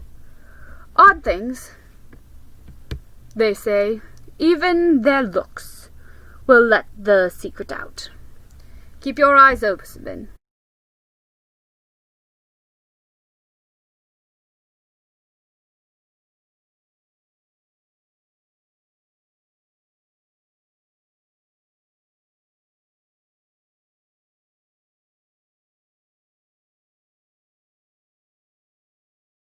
So that concludes my dramatic reading for the 12 dramatic readings of Christmas of The Lion, the Witch, and the Wardrobe. And I forgot how many actual references to Christmas there are in this book. I mean, obviously I knew about the Father Christmas stuff, but there are littler details that are actually like in the text that are references to Christmas, like Christmas presents and stuff, and like winter and all that jazz. But yeah. So I really had a blast reading this and thinking back on like different parts of the BBC series and thinking about the Disney movie and like the animated movie that predates both of them that are kind of done in like the Schoolhouse Rock art style. Yeah. So this definitely wasn't the Chronicles of Narnia book that has some words that are considered like curse words nowadays, which I'm glad because I won't have to like mark this as like just an adult video. Like I'm gonna mark it as not for kids, but it's not gonna be like have an age restriction on it. So yeah. So I hope you guys enjoyed this video. I will see you guys on the next 12 dramatic readings of Christmas.